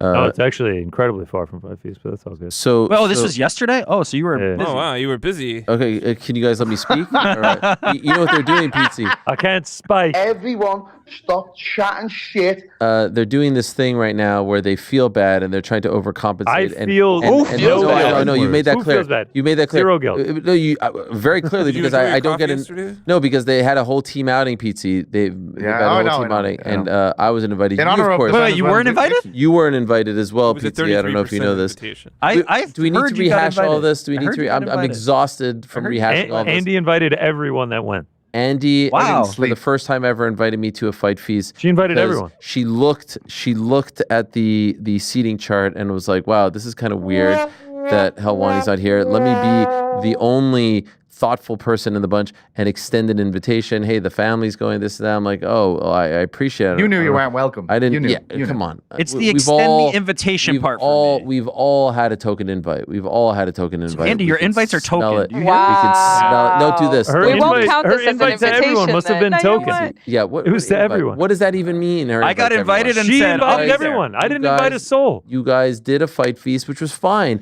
And you're doing it, but then I see all these people. I'm like, wow! Even Eric's kids are there. For goodness sakes, they got the invite. I thank Andy for inviting me, and I said I'll bring my kids. Point is, I had a very good time. I was not in Sunset Park, but I was at a place with my parents. Thank you very much. And we went to a coffee shop, and we were looking. Gosh, now I wish I could remember. I wish I could. Let me see. So you're calling Source Livingston a lawyer, for the record. Ground Support Coffee. No, in Soho. Apparently they have another location. And I was walking up the stairs, and then I walked down the stairs, and then I guess what's his name? Sir Spliffington. That was not the same. He opens the door and he's like, "Come in, come in," and they were incredibly kind, incredibly gracious, and the coffee was fantastic. So. If you are on West Broadway, and to be exact, 399 West Broadway in New York, go check out Ground Support Cafe because it was really, really damn good coffee and a great salad as well. I also and so thank you to my man, and I will be back. Also want to give a shout out to Lucia's Pizza, who brought us pizza because it was my niece's first birthday, and he's a huge fan of the program, also a huge Knicks fan. And I really enjoyed meeting him as well. He said that he wanted to deliver some pizzas to the studio because, and this is my guy Richie, because he said that they were nearby and he wanted to hook up everyone. I said maybe the boys in the back would come, but this was before I heard about the secret brunch at the Venezuelan cafe, so I felt a little weird about it. Secret that you were aware of. But I said to him, would love to have you. We're gonna come. We're gonna hang out. The pizza was quintessential New York pizza. It was phenomenal. Pizza, you know what? Me and you. What if we go Thursday for Frank's birthday? No. What you say the coffee place was called? Ground Support, was it, Ariel? Ground Support Cafe. Only support you got that day, huh? That's, you know what? Thank you for that, Pizza. Thank you for the only support I got on Sunday, June 1st was from Ground Support. But Pizza, you and I at Lucia's, you know, if you guys want to come, you could come. Like, it's no big deal. Like, just come. Okay, I'll be there. Come if you I want will to be come. there. Don't want to bother you. I'm also token. But when it happens, I will be there. The whole family? Yeah, I'm bringing everybody. Yeah. I'll bring the kids. No, don't bother. I'm going to bring my brother. Just want to make sure you guys. Is that how Andy did it? It's just like, because that doesn't sound like Andy, actually. Should I take pictures of our conversation? Oh, Andy's threatening the receipt. Let's go. The receipt. By the way, somehow Andy has turned this into a me versus her thing. I'm the one saying she's the only one who thought to invite me. You inadvertently she was stepped in the it. inviter. Bro. That is the one thing. You keep saying only her. When you're invited to someone's house to watch the Super Bowl, right?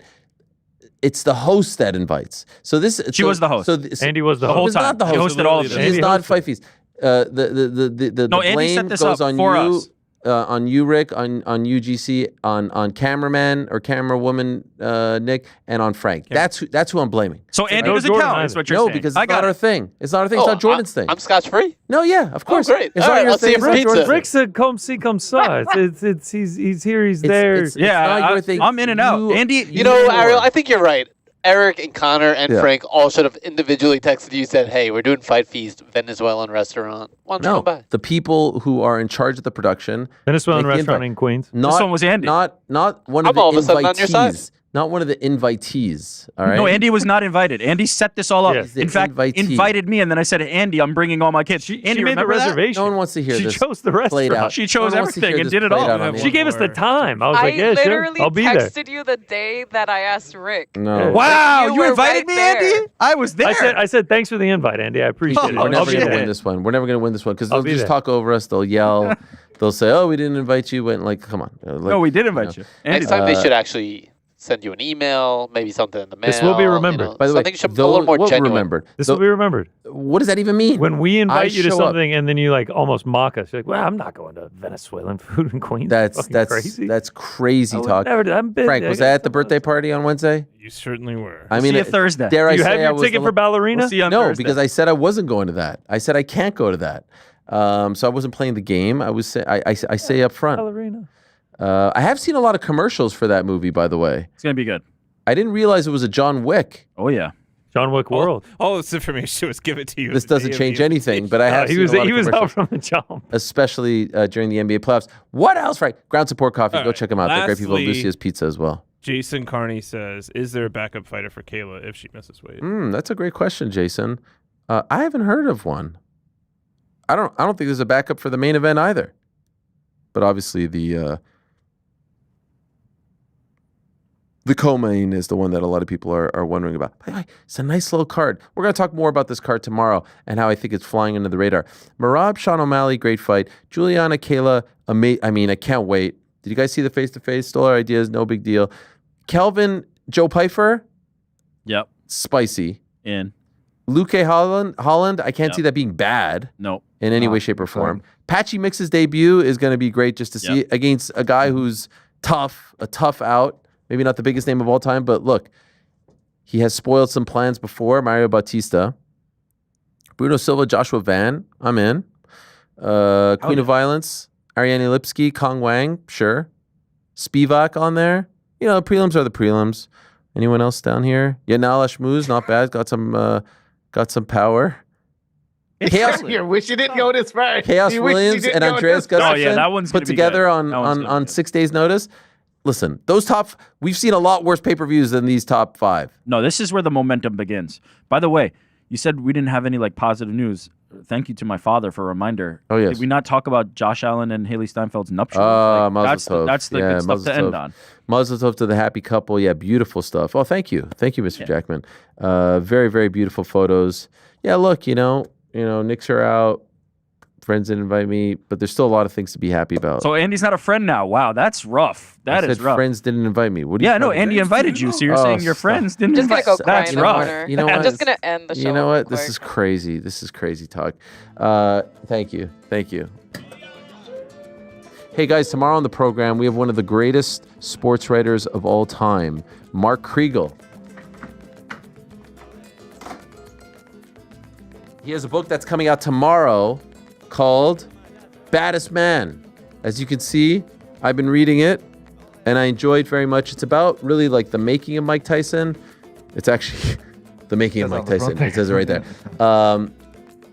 Up until, I have like 30 pages left, but it's up until he wins the heavyweight title and a little bit after as well. So it's not the entire career. And look how freaking thick this thing is. Great reporting. Some amazing stories here. Really great stuff. I've long admired Mark Kriegel and looking forward to having him in studio to talk about this book, the reporting. So I think it's, I love those media chats. Grandy last week was great. Enjoyed that very much. Hey, any former San Diego Chargers / Buffalo Bills fans out there? Well, I'm one. Sean Merriman is a fight promoter these days, and he's going to stop by to talk about all the work that he's doing on the side of combat sports. You guys remember Sean Merriman? Of course, lights out, the man. Are you Lights kidding out. me? Terps, Hit the tattoo, baby. Yeah. Let's go. Sean Merriman going to join us, and also for the first time in a long-ass time, the Black Beast, Derek Lewis. Oh, I haven't talked to him in forever. I haven't Let's talked go. to him in forever. He's going to join us. I am looking forward to that very much. So, a great day was had. Thank you very much to all our guests. Thank you to Cora Jade, Elayna Black. Thank you to Erin Blanchfield. Thank you, Jairzinho Rozenstruik. Thank you, Chael Sonnen. Rest in peace, Jordan Breen. Back tomorrow, same time and place. Till we say peace. I'm out of here.